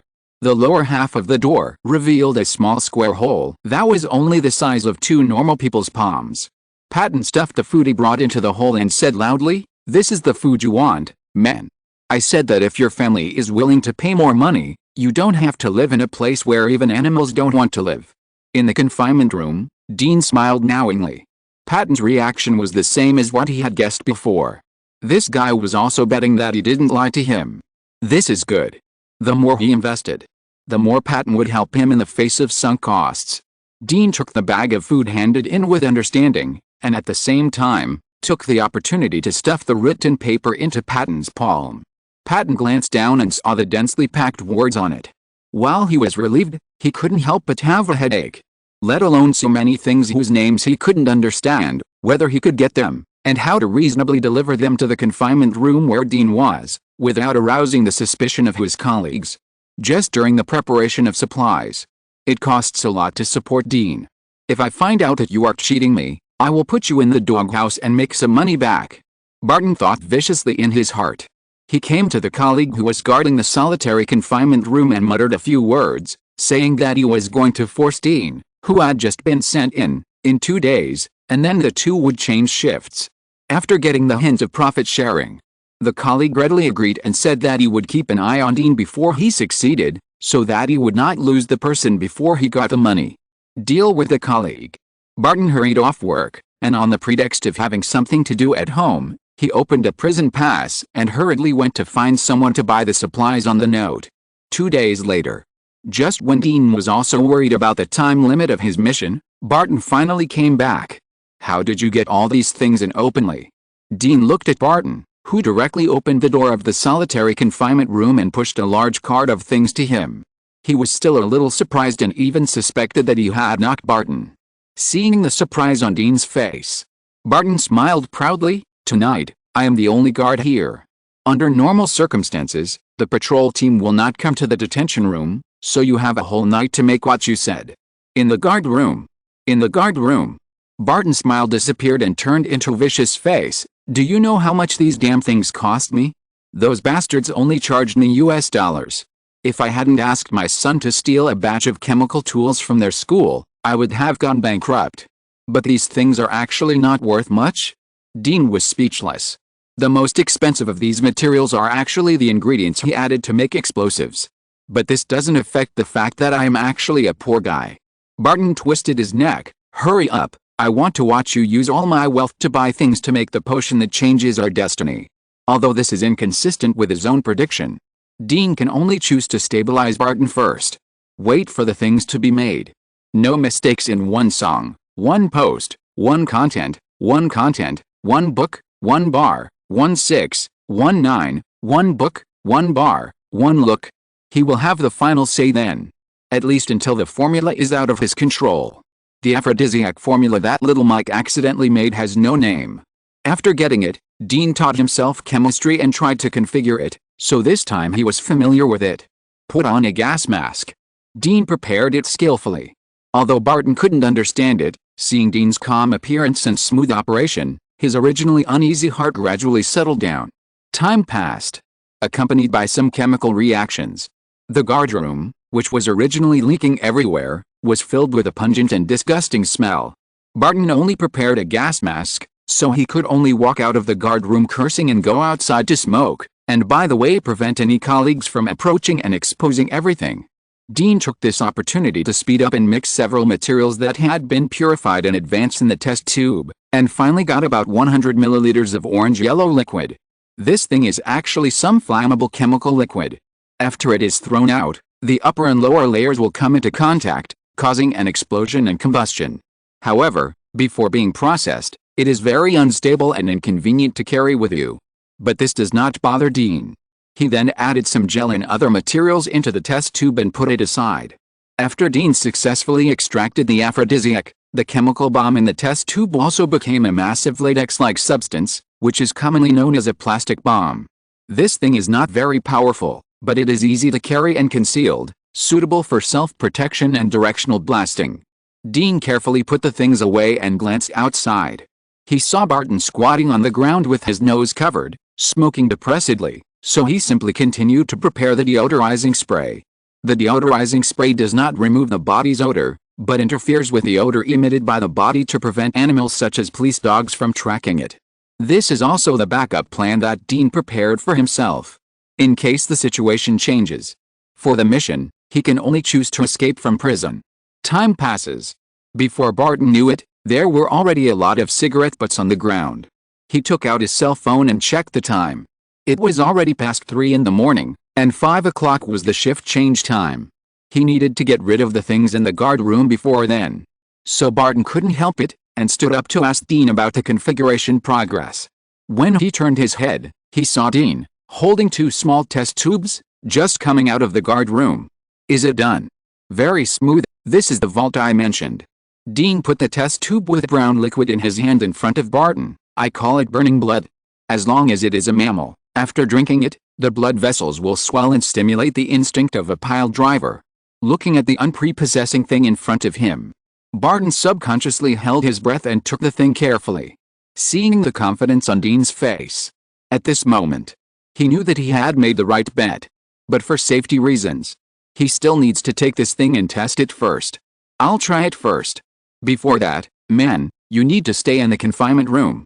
Okay, I hope that when I see you again, Barton, you are here to take me away from this stinking prison. Dean was re-imprisoned. Barton hurriedly dealt with the scene, and after handing over the shift, he came to the place where the patrol team raised police dogs. Barton, what are you doing here? The prison guard who was about to feed the food looked at Barton strangely.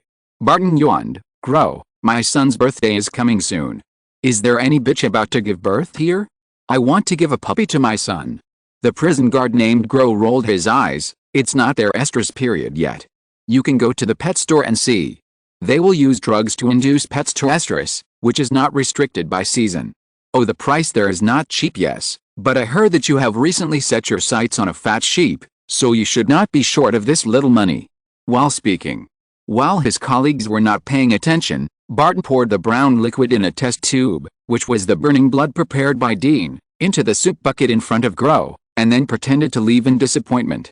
After leaving the kennel, Barton pretended to smoke, leaned against the outer wall, and waited anxiously for the reaction inside. He did not lie to Dean. Although he made a lot of money in prison, most of it was used by Barton to honor his supervisor and maintain the relationship between colleagues, and the rest was used to support his family. But unfortunately, his wife was addicted to painkillers. So he really lived a very tight life. This is also the reason why Barton took out his small savings and chose to take a chance after he was slightly sure that Dean was not fooling him, even though he felt unreliable.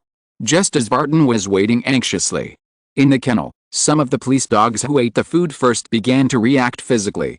They began to scream, their eyes were bloodshot, their bodies whimpered, and drooled from the corners of their mouths. They hit the iron cage without fear of pain, and at the same time, the police dogs that were not sterilized also uncontrollably revealed a small piece of pink. Outside the door, Barton smiled happily at the exclamation of the feeder Grow. The bet was right. If you're listening to this novel on a channel other than Fanfic World, it means they downloaded and uploaded it without effort.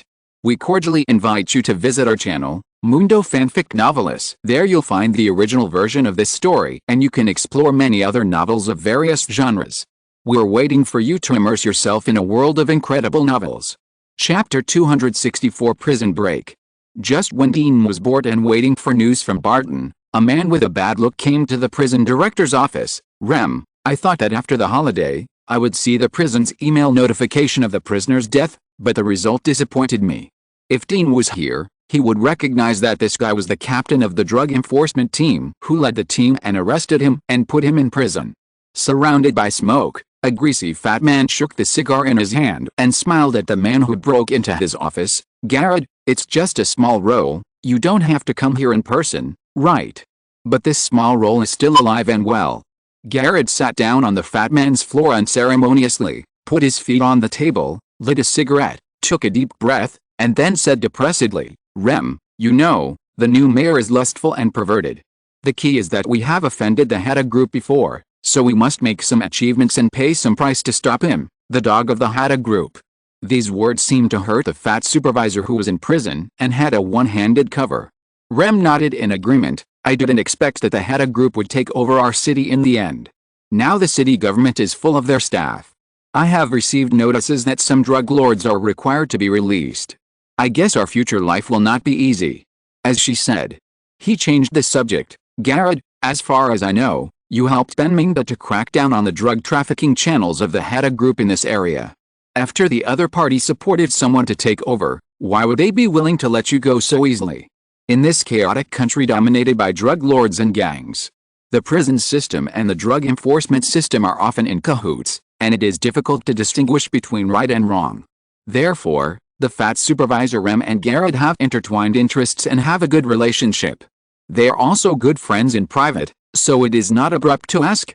Hearing this, Garrett smiled proudly. As long as there are enough benefits, there will be no eternal enemies. We did make things difficult for the people of Hatta Group before, but now we have been forgiven by the new mayor. He is the godson of the boss of Hatta Group. As long as he is willing to protect us, the previous conflicts were nothing but misunderstandings. So what is the price? Women. Garrett lowered his head, hiding his face in the shadows, and said lightly, enough, safe enough, women of all ages and identities who can be tortured, vented, and trained at will. Click the cigar in the fat man. Rem's hand slipped off the table, rolling out a series of sparks on the ground. He licked his fat lips. So the recent series of missing female residents and tourists were all caused by you. Jarrett exhaled a puff of smoke and shook his head. No, Rem, it's everyone, the police station, the drug enforcement department, including your boss. This is our gift to the new ruler of this city. How could the family members and tourists who reported the case have thought that their missing family members and friends were actually sent to hell on earth by these hypocritical guys? What a hell-level joke. There was a long silence. The fat warden Rem said gratefully, thank you for your reminder, Jared. Hearing this, Jared chuckled. This is actually the purpose of his coming here. In the new changes, he needs allies who are reliable enough to ensure that his interests will not be harmed. As for Dean, that little character? It's just a passing mention. Jared never even thought that he would have the opportunity to see that panicked face full of injustice. The other party is more suitable to appear on the accidental death list sent to him by the prison. Send Jared away. Prison warden Rem called the captain of the prison guards. Warden. The captain of the prison guards greeted him respectfully. Rem casually threw a document in front of the other party. Deal with it as soon as possible. The captain of the prison guards looked down and saw a photo of a man named Dean. He had some impression of this man. Barton, a prison guard under him, said that this guy had some money and was thinking about how to squeeze the money out of him recently. What a pity. Now the warden has spoken. Even if there is more money, he can't let Barton continue to waste time on that Dean. Thinking of this, the captain of the prison guards nodded, took the document and left the office. On the other side, Barton rode a motorcycle, shuttling through the crowded and dirty alleys. Even though there were 5 or 6 cousins following him, his eyes were still nervously looking around, for fear that some blind guy would suddenly rush out and smash the wealth in his arms. After confirming the powerful effect of the blood-burning potion, Barton knew that the opportunity to change his fate had come. But as Dean said, in front of the Gold Mountain, if you are not strong enough and show off rashly, you will only seek your own death. He is just an inconspicuous prison guard and he certainly cannot eat this Gold Mountain. But after years of being in prison, Barton knows all the people in this city. Now, he will take the medicine to find someone who can eat this Gold Mountain and whose reputation is barely good. In the drug lord country of Mexico, the most powerful are neither the official personnel nor the brutal gangs. The real powerful people are the drug lords. Those established groups not only have more elite armies than the official ones, but also control large and small gangs under their command, as cannon fodder in the open, occupying raw material production areas one by one, and by the way using them to intimidate officials and civilians. It can be said that they are the real controllers of cities. Barton naturally cannot contact people of this level. But in addition to the drug lords, there is another group of people in this country who have invisible and intangible, but magical influence. Coincidentally, a few years ago, Patton had contact with this group of people in order to protect his family. A group of people rode motorcycles. A drug addict hid in the shade. When he saw the convoy, he quickly retracted his feet from the road, fearing that his feet would be crushed and beaten, and he would lose his life. Not long after, Patton's small convoy stopped in front of a small hotel. The small hotel didn't seem to have much business. The strange thing was that around this store, there were no drug addicts who used to be everywhere. Even passers-by avoided it as if it was a restricted area. Get off. Patton waved his hand. Several cousins got off the cart together, put their hands in their waists, and looked around vigilantly. One of them looked to be in his 40s, with the vicissitudes of life on his face. He stopped Patton in front of him with a worried look. Patton, although I don't know what the opportunity you are talking about is, this group of people is not as easy to deal with as you think. Are you sure you want to cooperate with them? Patton nodded firmly. There is no hope for this country. I don't want my children to continue to live cautiously in this dirty country in the future. Then we can sneak to the next door, you. No need to say more. Patton stopped his relatives from persuading him, and his attitude was firm. Don't be naive. No matter which country it is, the bottom is the group of people who are eaten by meat. It's just that a new group of people are enjoying it. This opportunity is the guidance given to me by the ancestors. If I don't fight, I will not be willing to die. The middle-aged sighed and made way. Patton is the most intelligent and capable person in their generation. Since he has made a decision. As relatives, they can only choose to support him. Under the gaze of his relatives, Patton walked into the inconspicuous small hotel in front of him with firm steps. This is a very common hotel, with simple decoration. The entrance is a 1-meter-high reception desk. Behind the reception desk, an old white man is dozing in front of an old black and white TV. On the table, there is a small bell and a room price list. But the dust on it tells every guest who intends to stay here that this small hotel has not been open for a long time. Barton looked at the familiar face of the old man, swallowed his saliva, picked up the small bell, and shook it carefully in the dust. Ding-dong, accompanied by a dull bell sound. The old man who was originally dozing suddenly opened his eyes and stared at Barton standing at the front desk.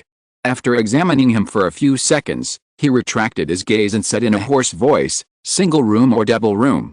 "Double room." Barton found that he couldn't help stuttering when he spoke. "Double room." Hearing this answer, the old man looked strange. He touched the messy beard on his face. "I remember you. 5 years ago, you used the intelligence of a shipment to let us help you kill the boss of a small gang. You should know our rules." Patton took a deep breath and nodded. "I know. This is actually one of the bases of a mysterious organization. The business of this organization includes assassination, intelligence trafficking, arms, etc. It follows the principle of equal exchange and has its own bases throughout Mexico, and it has never been afraid of the officials here and those drug lords. Single rooms are for business below $1 million. Double rooms are for business above $1 million. Obviously, in the eyes of the old man, Patton in front of him is not qualified to choose a double room, so he showed a strange expression. "Well, good luck." The old man stretched out his hand and pulled a thin line in front of him regularly at an angle that Patton could not see. 10 seconds later, an expressionless woman leaned out from the corner of the second-floor stairs and waved to Patton. Patton subconsciously touched the test tube on his chest and walked up nervously. Under the guidance of the woman, the two came to the room at the end of the corridor on the second floor. The moment they entered, Barton seemed to hear a faint tinnitus. And when the door was closed, all the sounds from the outside world were cut off, and the surroundings fell into a strange silence. "Here, all your actions will be kept secret. Now you can tell me your purpose," the woman said coldly, sitting alone on the chair in the middle of the room, without any intention of entertaining Barton. Barton put his hand in his arms and took out the remaining test tube containing brown liquid. "This is a wealth of inestimable value. I need someone who can talk to me to communicate with me." "Inestimable?" The woman chuckled. $100 million. Definitely more than. Barton shook the test tube in his hand. "The raw materials of this thing do not exceed $100, but I am sure that if it is sold, even if it is sold at a price of $10,000, as long as the money can be paid, no man will refuse." Imagine. He just secretly dripped a little in the broth for feeding the dogs, and the whole dog farm became restless. No mistakes, one post, one content, 1619, one book, one bar. This test tube, if used by one person, can definitely be used for a long time. So the price of $10,000, in Barton's opinion, is much more economical than those Viagra on the market. The woman was finally interested by Barton's words. She glanced at Barton again carefully, then looked down at all the information about Barton on the electronic screen on the desktop, and then tapped the desktop twice, tentatively asking, "New drugs?" Barton shook his head. "Viagra." Woman. "Viagra. Is this some magical secret medicine from Mexico, because life is tight, so you are going to sell it to us?"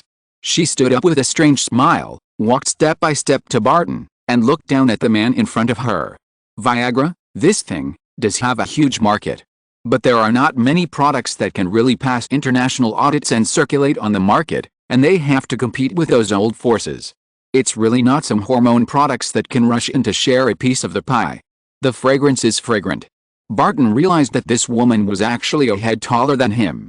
He resisted the urge to pull back his gaze that was sucked into the deep ditch, and lowered his head. "I know what I said is a bit fanciful, but only after trying it, you will know the magic of this thing. It can crush all the Waja products on the market now. Then should I try it with you first? The woman stretched out her finger and picked up Barton's chin. Barton's heart was moved, and he licked his lips. Can I? Yes. The woman smiled charmingly.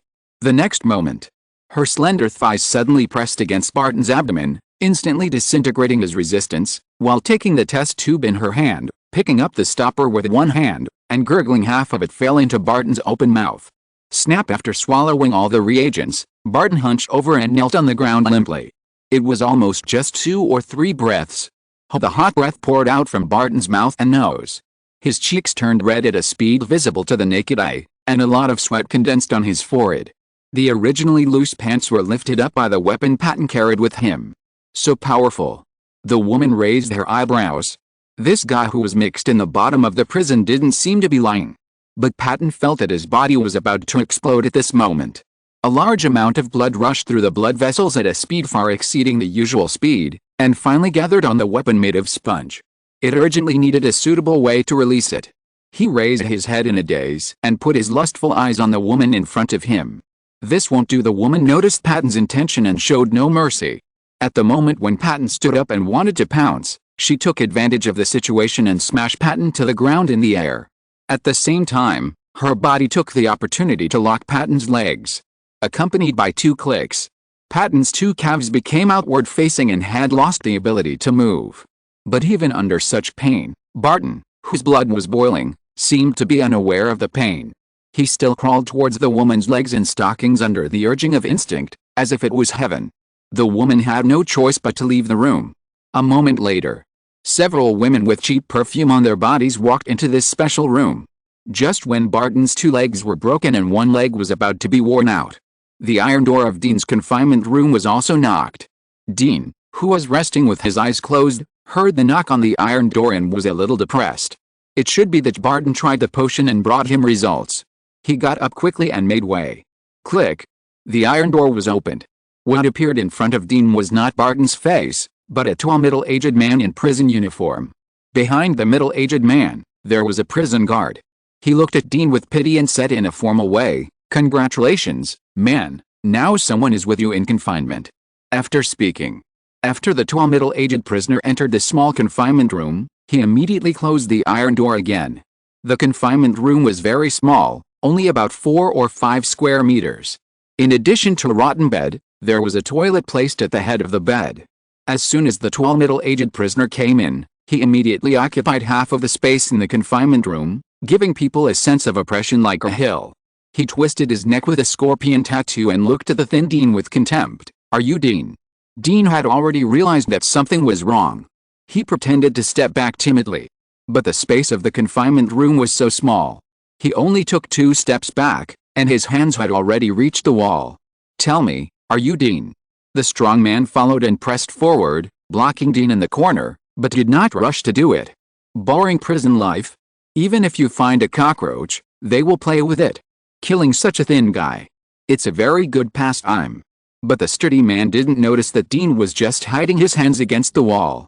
In fact, his fingers had already touched his lower back, hiding a small test tube filled with flux in his palm, and constantly rubbing his fingers against the fabric of his shirt.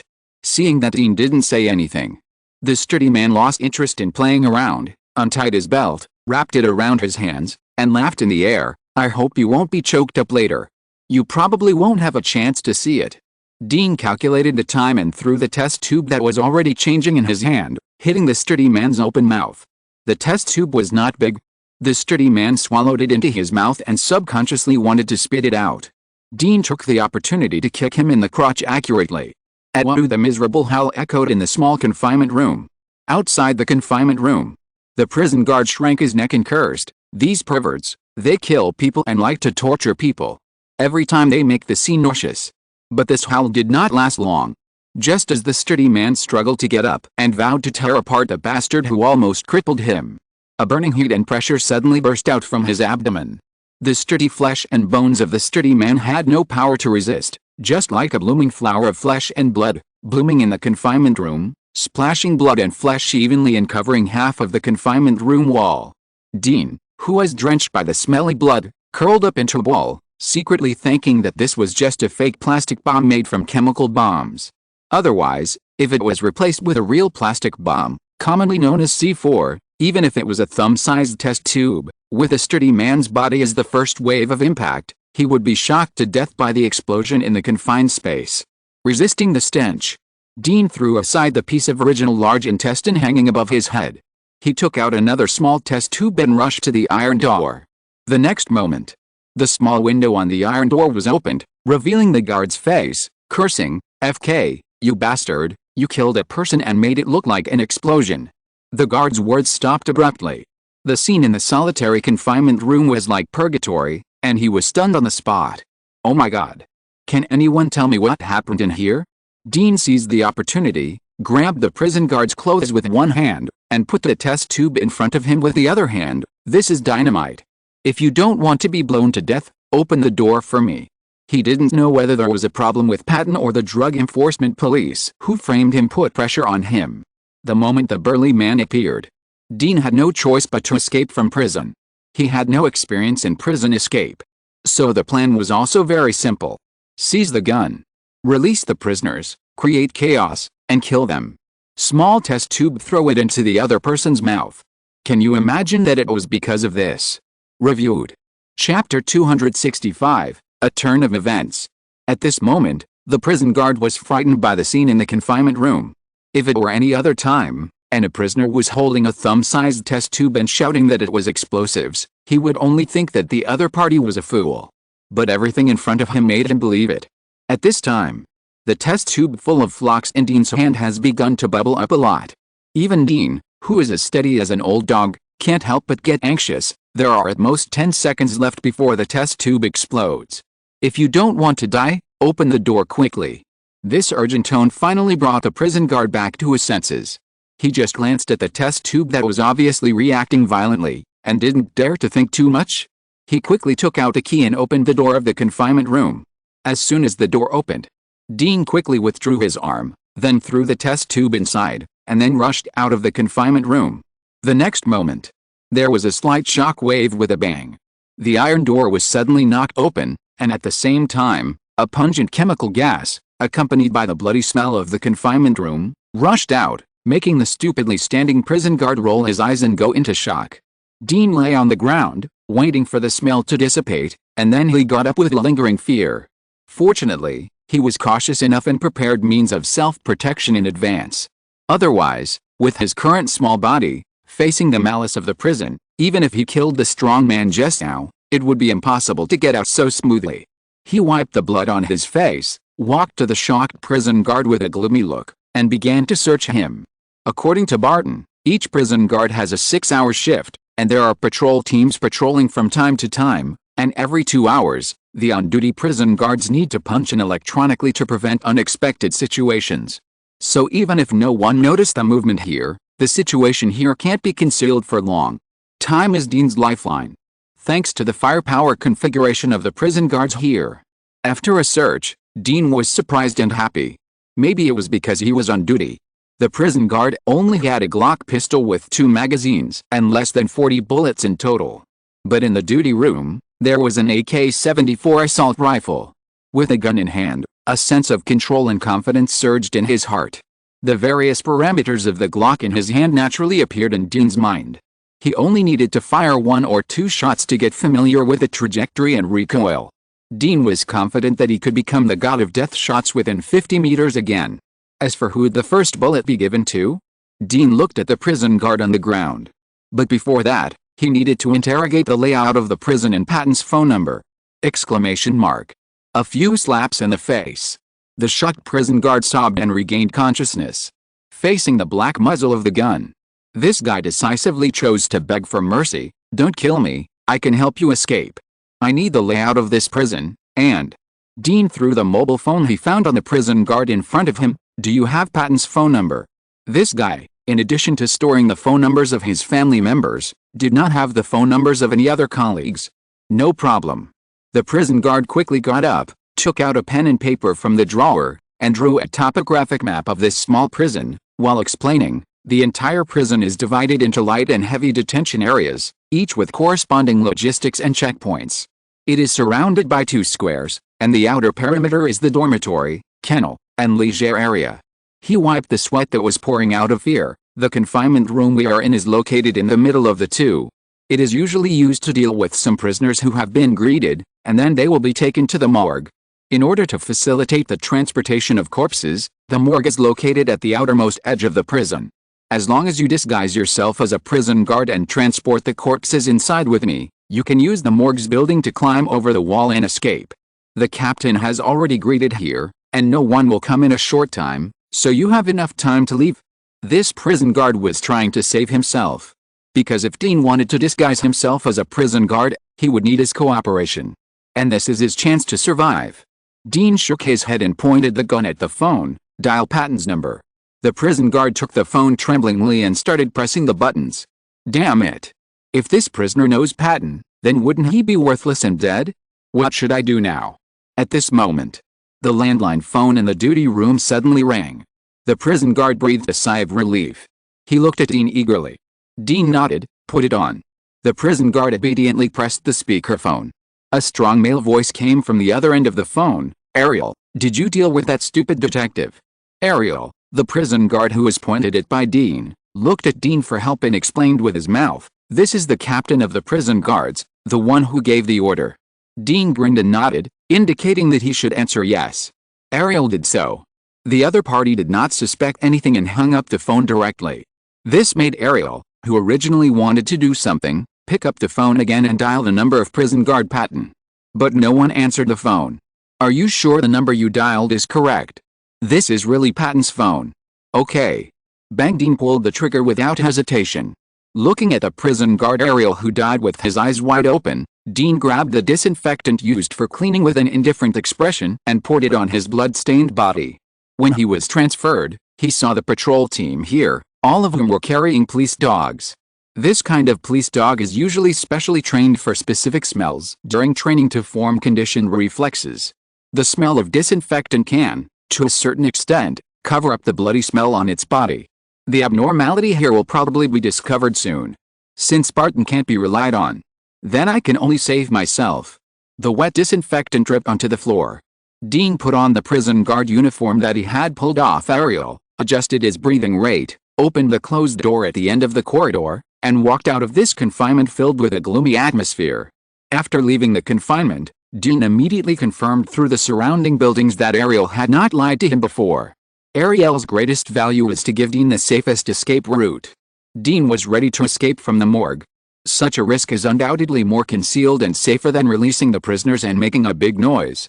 Along the way, Dean seemed to be walking normally, but in fact he was very alert, fearing that he would encounter the patrol team with police dogs. Perhaps it was the noise Patton made in the kennel before that made a great contribution. Dean did not encounter anyone from the patrol team until he approached the first checkpoint to leave this side. The prison guard on duty who was patrolling the surroundings above his head could not see Dean's face due to the angle. Seeing that he behaved normally, he did not suspect anything. Just like that, Dean came to a small iron gate very smoothly. Passing through this small iron gate is the morgue mentioned by the prison guard who was shot in the head before. Climbing along the building of the morgue, Dean can jump off the prison wall and escape. Outside the iron gate is a sentry box. The sentry box is open to the inside but not to the outside. This made Dean suspect that there is another sentry box outside. So he didn't shoot directly, but approached, waited until he saw the suspicion on the face of the guard on duty, then suddenly rushed up, pulled out his gun and pointed it at the poorly trained guard, threatening, "I'll kill you if you open your mouth at this time." In the room of the small hotel, the guard Barton, who Dean had placed his hopes on, was weakly opening his eyes. Just woke up. A sharp pain came from his lower body. Barton immediately remembered the scene before he lost consciousness. Several people swarmed up and squeezed him inhumanely when his heart almost jumped out of his chest. "Are you awake?" At this moment, the woman who had easily knocked Barton down before appeared in front of him again. No mistake, one song, one post, one content, one book, one forum, 1619, one book, one forum, one look. Patton's legs were dislocated and he couldn't get up. He could only lie on the ground and said in despair, "I think you can believe me now. I have sent the stuff for testing, but since you're still alive, It means that even if there are side effects, the problem should not be serious. So, the woman's eyes flashed with excitement. We can now talk about what you want to exchange for the formula of this thing. This sentence made Patton, who was desperate because of the death of his brothers, regain his spirit. He hurriedly said, I hope you can send me and my family and relatives to the United States, provide legal and safe identities, and stable jobs. As long as you don't kill me, I don't have any other requirements. That's all. The woman was shocked. As long as you have a normal IQ, you can know the value of the reagent Patton took before. In comparison, Patton's conditions are really too cheap. Barton nodded, that's all. In prison, he had seen many emerging tycoons who died because of their greed, so he had a clear mind.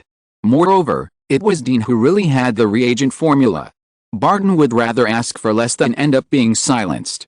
The woman looked at Barton deeply and nodded, I swear on my family's honor that as long as we get the formula, no matter whether the formula can be exchanged for the corresponding value in the end, your conditions will be fulfilled.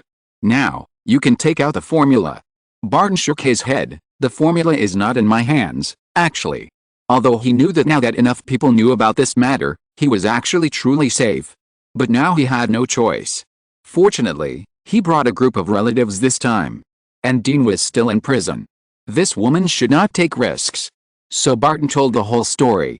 After listening to Barton's narration, curiosity flashed in the woman's eyes.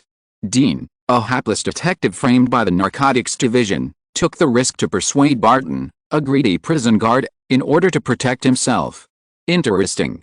She nodded and threw Patton's phone over to him. Got it, I'll have someone bring him out. As for you and your brothers and relatives, keep your mouth shut and don't leave this city for the time being. Patton breathed a sigh of relief. Done.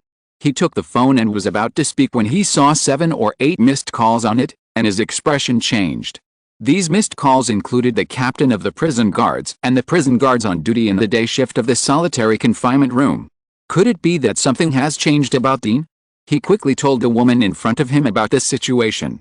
If Dean died, his hope of escaping this country with his family would be completely shattered, and he might even anger the other party and end up in a miserable situation. Hearing this, the woman's face changed slightly and she walked out quickly. Soon, through the powerful intelligence network, she got a shocking news. A prison break with a gun to kill a police officer had just occurred in the prison where Patton was. And the protagonist of the prison break was the weak detective, in Patton's words, Dean. Shoot and kill 7 guards, every shot hits the head. Under the firepower confrontation at the main gate, the dozen guards who chased out were suppressed by the firepower of an AK-74, and finally had to hold on and ask for help, and dared not chase out.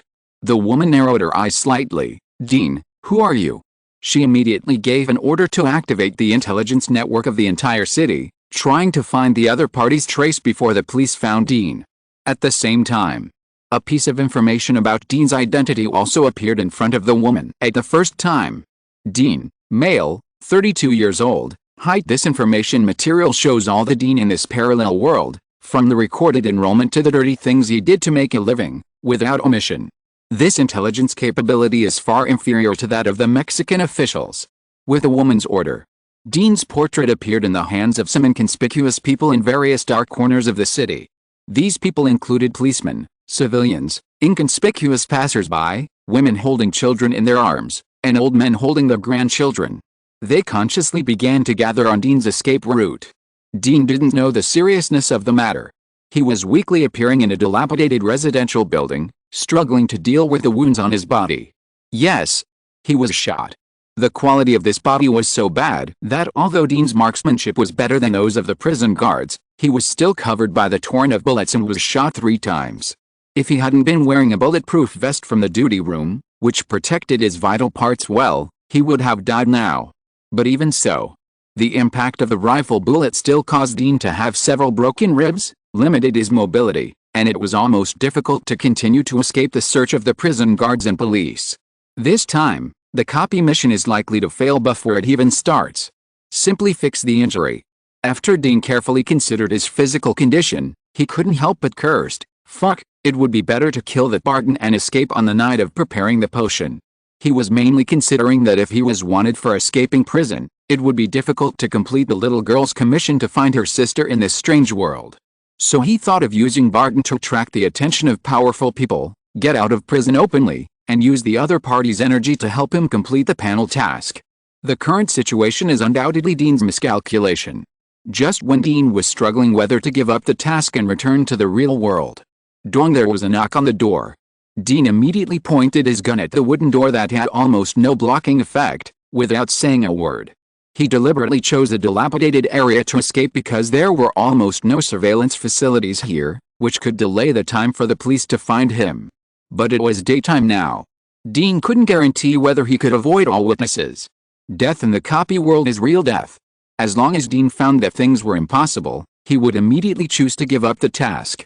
No matter how good the panel is, it is not as good as being alive. Dean knew this clearly. Just when Dean was tense, an old man's hoarse voice came from outside the door. "Pharmacist Dean, Assassin's League, at your service. Well, one more chapter is needed to end this dungeon plot. Assassin's League is just a bad taste. Don't think too much. Try not to write dungeons in the future. If you write, it will be similar to the plot of movie gun battles. Thank you for the recent rewards. I will post them together tomorrow. Thank you brothers for your support. Thank you. When I get the 10,000 subscription badge and don't need to care about the average subscription, I will update more." Chapter 266 Negotiation. Not the police. No one would let an old man with the vicissitudes of life voice chase a prisoner who killed someone and escaped from prison. Dean thought for a moment and asked tentatively, "Patton?" "Sorry, I don't know any Patton. The police have blocked the entire block now. If you want to leave here safely, Mr. Dean, you may need our help." Outside the door, the old voice was neither slow nor urgent. Dean understood immediately. This is a man who gets things done. He knew clearly the power of the government agencies. Now he was just a sharpshooter with poor physical fitness. Without external help, the possibility of escaping was very low. So there was no excessive hesitation. Dean opened the door. Outside the door, a homeless old man in tattered clothes who looked like he was doing performance art smiled at Dean and put a set of clothes in front of Dean. "Pharmacist Dean, put it on. Miss Catherine wants to see you in person as soon as possible. By then, the doubts in your heart will be answered." What the old man handed over was actually a set of fully armed tactical uniforms. Dean took it and spread it out, and found that there was a skull pattern wrapped in an eagle on the tactical uniform. He knew this pattern in the real world. It belonged to a special force of the Mexican army. It was powerful and an important force in the fight against Mexican drug lords. Of course, in Dean's world, the most powerful drug lord group in Mexico was formed by the instructor of this special force and a team. He changed his clothes and put on a mask that only exposed his eyes. Led by the old man, the two men walked through the simple alleys and finally came to a jeep parked in the corner of the street. In the jeep, a tactical team was sitting. Seeing them, the leader, a sturdy man, nodded to the old man, then waved to Dean, motioning him to get in the car. Dean knew that at this moment, he had no choice. So, without saying a word, he jumped into the car and sat in the middle of the group of warriors who looked like sculptures. After a simple adjustment, his whole temperament blended into the group. Except for the fact that he had no weapons in his hands, he seemed to be a member of this team. The strong man saw this and his eyes showed surprise. Could this guy also be from the Special Forces? He looked at Dean deeply, then sat in the co-pilot seat and signaled the driver to drive. Along the way, Dean noticed that there were police cars guarding and checking at each intersection in this block. Every 50 or 60 meters, you could see fully armed teams patrolling around. Once there was a situation, this place would immediately become a siege and besieged. This is the power of the collective. However, facing this jeep full of iron warriors, the Mexican police who were checking naturally did not dare to stop it, allowing Dean to leave the area smoothly. The jeep went south. Dean found that this was the direction to the city. Half an hour later, the surrounding streets began to become tidy, with high-rise buildings, apartment buildings, neat green belts, and well-dressed pedestrians. Everything here is completely different from the neighborhood where Dean had been hiding before. Just when Dean thought that this group of people would take him to some high-end communities, the military jeep did not stop, but passed through the main road of the city, and finally left the city. It finally stopped at a small military base in a semi-desert area in the wind and sand. Who did Patton sell the reagent to? Dean was confused and was finally taken to an empty shooting range by this group of special forces. He was left alone and left one by one. The shooting range was well equipped. On the table in front of Dean, There were various types of pistols and semi-automatic rifles. Data powerful footsteps came. Dean looked in the direction of the sound. A brown-haired woman with short shoulder-length hair and professional shooting equipment walked towards him. Catherine. Dean took the initiative. The woman ignored Dean and walked past him. She came to the table, picked up a palm-sized pistol, shook it lightly, and pulled the trigger. Bang, bang, bang after a series of gunshots. There was only one bullet hole left on the fixed target 20 meters ahead. She emptied a magazine. The woman put down the pistol in her hand with satisfaction and looked at Dean. According to the information, you are just an ordinary ninth-rate detective. I am curious about your shooting skills. Are you from the CIA? No. Dean shook his head. You can think of me as a timid and unlucky detective. In addition, your target should be the formula in my hand. I have something important to do. Agree to my conditions and I will give you the formula. This woman asked her subordinates to call him a pharmacist, which was actually to show her identity. At the same time, this was also a test. If Dean looked confused, it would mean that he was just a lucky man, not a smart man. On the contrary, it means that he is a smart man. Treat different people. The negotiation method is naturally different. So Dean got straight to the point, which was also a sign that he was a smart man. Want a formula? Then satisfy your request. Hearing this, the woman sighed. Okay, it seems that you are a bit difficult to deal with. I do like your formula. Tell me your conditions. I hope it won't make it too difficult for me. Negotiation is actually doing business. Lucky, if you want to win, you can only use coercion and inducement. This is the lowest cost method, and she is the main one, Dean is the secondary one, and the other party has no choice. But this method, at present, is unlikely to be so smooth for this man who seems to have a simple identity but is fierce in shooting. It is not so easy to get the formula. My conditions should be very simple for you who can easily find my position. Dean's eyes were calm, but his face under the mask smiled faintly. This woman is still a little immature. Just a provocation revealed a very important information to Dean. The other party was in a hurry to get the formula of Wei Ji's burning blood. This shows that this woman with unknown power cannot cover the sky with one hand in her own power, and is more likely to be a figure like a leader. Only in this way. The other party will worry about the leakage of the formula and rush to settle the credit first. This is a good thing. It will be convenient for Dean to make conditions. Catherine didn't know that once she followed Dean's words, she exposed her weakness. She leaned on the gun table. Tell me your conditions. I hope you can help me find someone. Dean told her about the body being hired by the little girl, and then said sincerely, I have lived for more than 30 years, and this is the first time that someone has taken me so seriously, so I hope you can help me find her sister. Is it that simple? Catherine's eyes widened. Just find a little girl. This is not difficult for the intelligence system, the largest assassin organization spread across Mexico and Europe. This was the case with Barton before. It is the same with Dean now. This relaxed feeling made Catherine feel as if she was dreaming.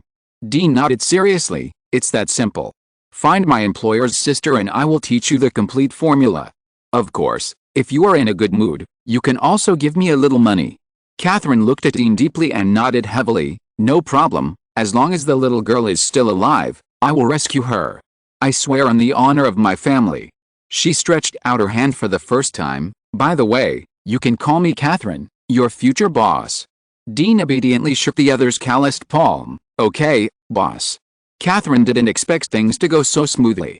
This also made her look at the inconspicuous Dean in front of her very pleasing to the eye, and arranged for someone to take Dean to rest first. Dean was already exhausted at this moment. After eating something simple, he fell asleep. He had to hurry up to recover his energy. After waking up, Dean was not sure whether he and Catherine, who had just reached a cooperation, were enemies or friends. Because his conditions were not simple at all. According to the prompts on the panel. No mistakes in one song, one post, one content, one book, one bar, 1-6, 1-9, one book, one bar, one look. Mission 1, survive. This should be a confirmation of what he faced in prison as soon as he appeared. Mission 2, find out the identity of the king. Dean has no idea about this. But he suspects that this is related to the employment accepted by his predecessor. Follow the clues and you will get the clues of the title of king. There is another key point. Among the 5 tips given by the panel, The last one is, in the face of death, do you choose kindness or selfishness? This actually tells Dean that during the mission, human power is invincible and he will face death. At the last moment of the copy transmission, Dean heard an illusory female voice again, "Escape, I must escape, I can't die in this ghost place." At that time, he thought he would become a prisoner. Now it seems that this should be the monologue of the little girl's sister. She is trapped somewhere. And this place is controlled by a person who is called the King. This should be the complete process of this copy mission. So, Dean's condition seems simple, but in fact, it is to let this mysterious woman in front of him and the forces where his mission target is located, to confront head-on. Of course, this possibility should not be great. On one hand, there is the Viagra market worth tens of billions of dollars every year. On the other hand, there is a little girl who is rescued from a powerful force. Dean felt that since Catherine could take him directly to a military base, she would not care about this little difficulty, so she chose to break the contract and tortured him directly. Just when Dean was sleeping soundly, Catherine also arranged her intelligence personnel to track down Dean's employer Sophia's sister based on the information provided by Dean. Soon, under the powerful intelligence system, the basic information of Sophia and her sister Arrow appeared on Catherine's desk. Sophia, female, Mexican, 9 years old, both parents died. Arrow, female, Mexican, 12 years old, both parents died. The parents of the two sisters died early and were adopted by their uncle. But their uncle was a drug addict. After squandering the inheritance left by the parents of the two sisters, he gang raped Arrow, who was only 11 years old at the time, during a drug party with his fellow Taoists. The little girl, covered in bruises, dragged her broken body and called the police. The last police officer who came to inquire about the situation left directly after receiving the bribe, and what greeted the sisters was the beating after their uncle turned hostile.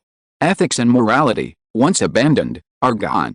In order to make up for the loss of bribes, the uncle of the two sisters simply prepared to let the older AIRUO start to receive customers. For the sake of his sister. After being tortured, the young AIRUO chose to escape. Finally, with a reminder of some children who were also wandering, he took refuge with a pimp and obtained the other party's protection. Of course, as a price. The young AIRUO began his formal work, receiving all kinds of foreign male tourists who took off their usual human disguises and came to this border city. The above information. It was Catherine's informant who found AIRUO's previous colleague and knew the details. After reading the information, the pity in Catherine's eyes flashed. But there was only a trace. As a member of an assassin family, this thing is a luxury for her. Profits are the only way for her to maintain her power. Put away the information. Catherine pulled the rope beside her. A moment later, a woman appeared in the office quietly. "Supervisor. What's the result of the interrogation?" "We interrogated the pimp, and he said that half a month ago, someone from the police station came to her house and asked her for a group of innocent-looking, experienced and obedient children. The target, AIRUO, was among the people sent out. People from the police station." Catherine frowned slightly when she heard this. Why do they want a group of little girls?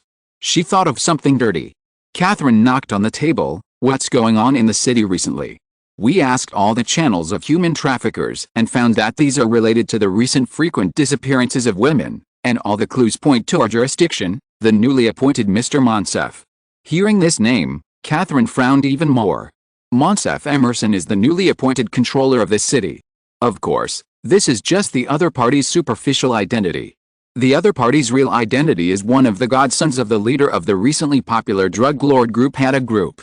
As an underground organization.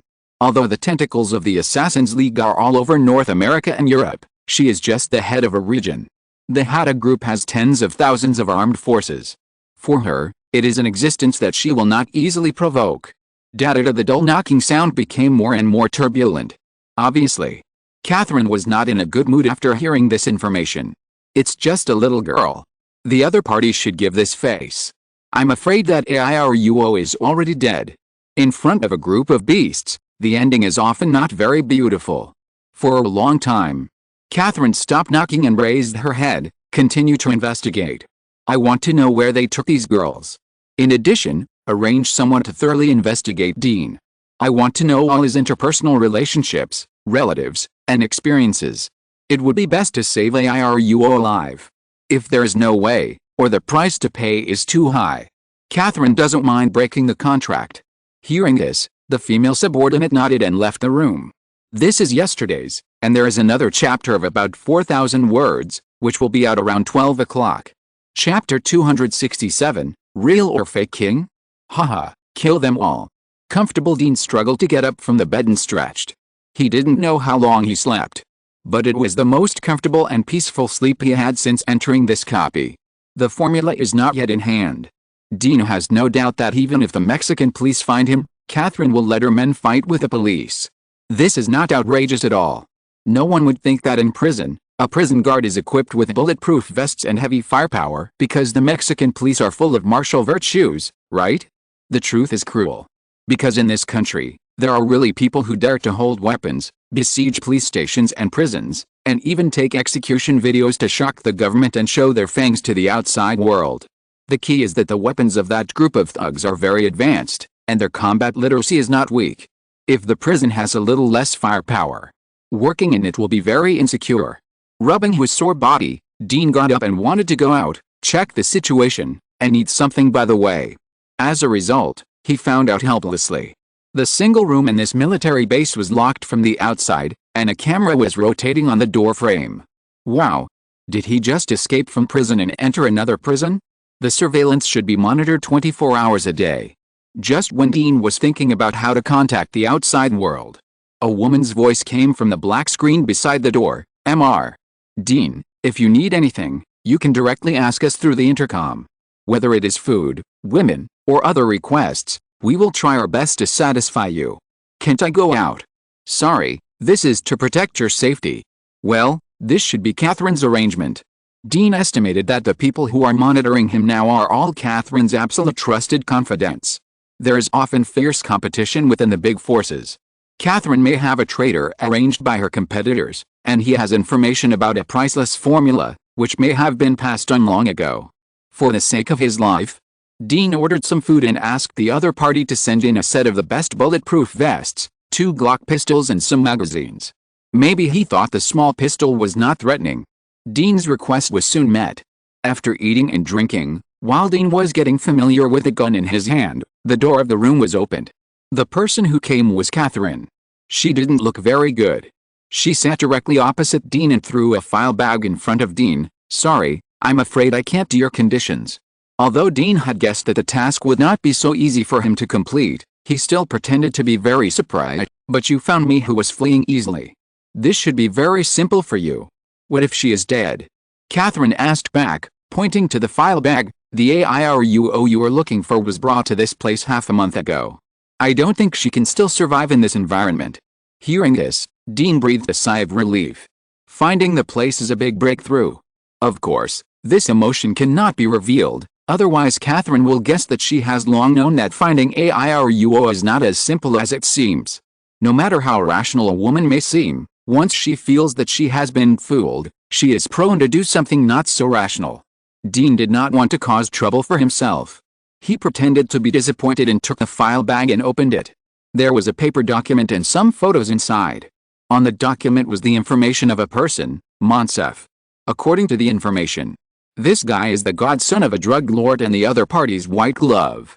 Not long ago, he became the controller of the city and had the power to mobilize all official forces.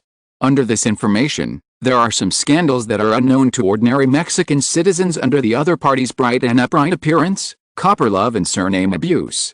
This guy's residence is stocked with a group of young and beautiful maids all year round. Monsef called his residence the palace, and he was the king, living a lewd and luxurious life that outsiders could hardly imagine. Dean was stunned. The identity of the king was confirmed, but he did not think much about it. After all, if it was a normal situation, he would first get out of prison, then follow the clues, explore little by little, and finally find the code name of the king, figure out the other party's identity, and finally complete the task. I want to get this information. I don't know how much energy and time it will take. It's normal to feel relaxed now by taking shortcuts. So, with a little surprise, Dean turned his eyes to the photos. The photos above are photos of a manor with high walls. It looks quite luxurious. There are guards with guns and dogs patrolling around. The security is strict. Most of the photos below are bloody. Those are photos of broken corpses. Most of the protagonists are women who died in various ways and were naked. They looked big and small, tall and short, fat and thin, black and white, and yellow, but none of them died peacefully. I have informants outside Monsef Manor. After Monsef became the apparent controller of the city, his appetite became even bigger. Some people sent many women there to please him. The AIRUO you are looking for is among them. Although my informants cannot get to the inside, from these photos, you can guess how high the loss rate of women sent in is. Catherine flicked her nails and said casually, "So, you should change the conditions. Whether it is money, identity, or some international male and female celebrities, I can satisfy you." Dean was silent after hearing this. Things are not that simple. Catherine is avoiding the important issues. Since she was able to get these detailed information in the time she slept, it means that even if Catherine is not as good as Monsef in the information, she will not be afraid of him. AIRUO is just a little girl. She is not an irreplaceable rare treasure. It is easy to let the other party let go of a little girl by paying some benefits in exchange. There must be some reasons that Catherine is unwilling to mention, but she is powerless. But these have nothing to do with Dean. This time, the dungeon mission. Mission 1 is to survive. Mission 2 is to find out the identity of the king. According to the completion indicators on the panel, as long as I walk up to Monsef in person, similar to arresting a criminal, and actually reveal the other party's king's name, or kill him, it should be considered as completing the mission. When Dean sorted this out, he slowly raised his head. "I know you have some concerns and feel embarrassed, so let's change the conditions." Hearing this, Catherine breathed a sigh of relief. The more she promised before, the more embarrassed she is now. Unless it is necessary, she still has to save face. Fortunately, Dean in front of her is sensible and gave her a way out. Catherine nodded. "You say. I have 3 conditions, none of them are big. The first condition. I hope you can arrange someone to take care of my employer Sophia, so that she can live an ordinary life until she can survive independently." Saving Sophia's sister Arrow is actually not a panel task. Dean proposed this mainly to maintain the personality of this body and to pave the way for the next conditions. Catherine nodded. "I agree with this one. The second condition. I hope you can help me hire a group of elites to attack Monsef's manor."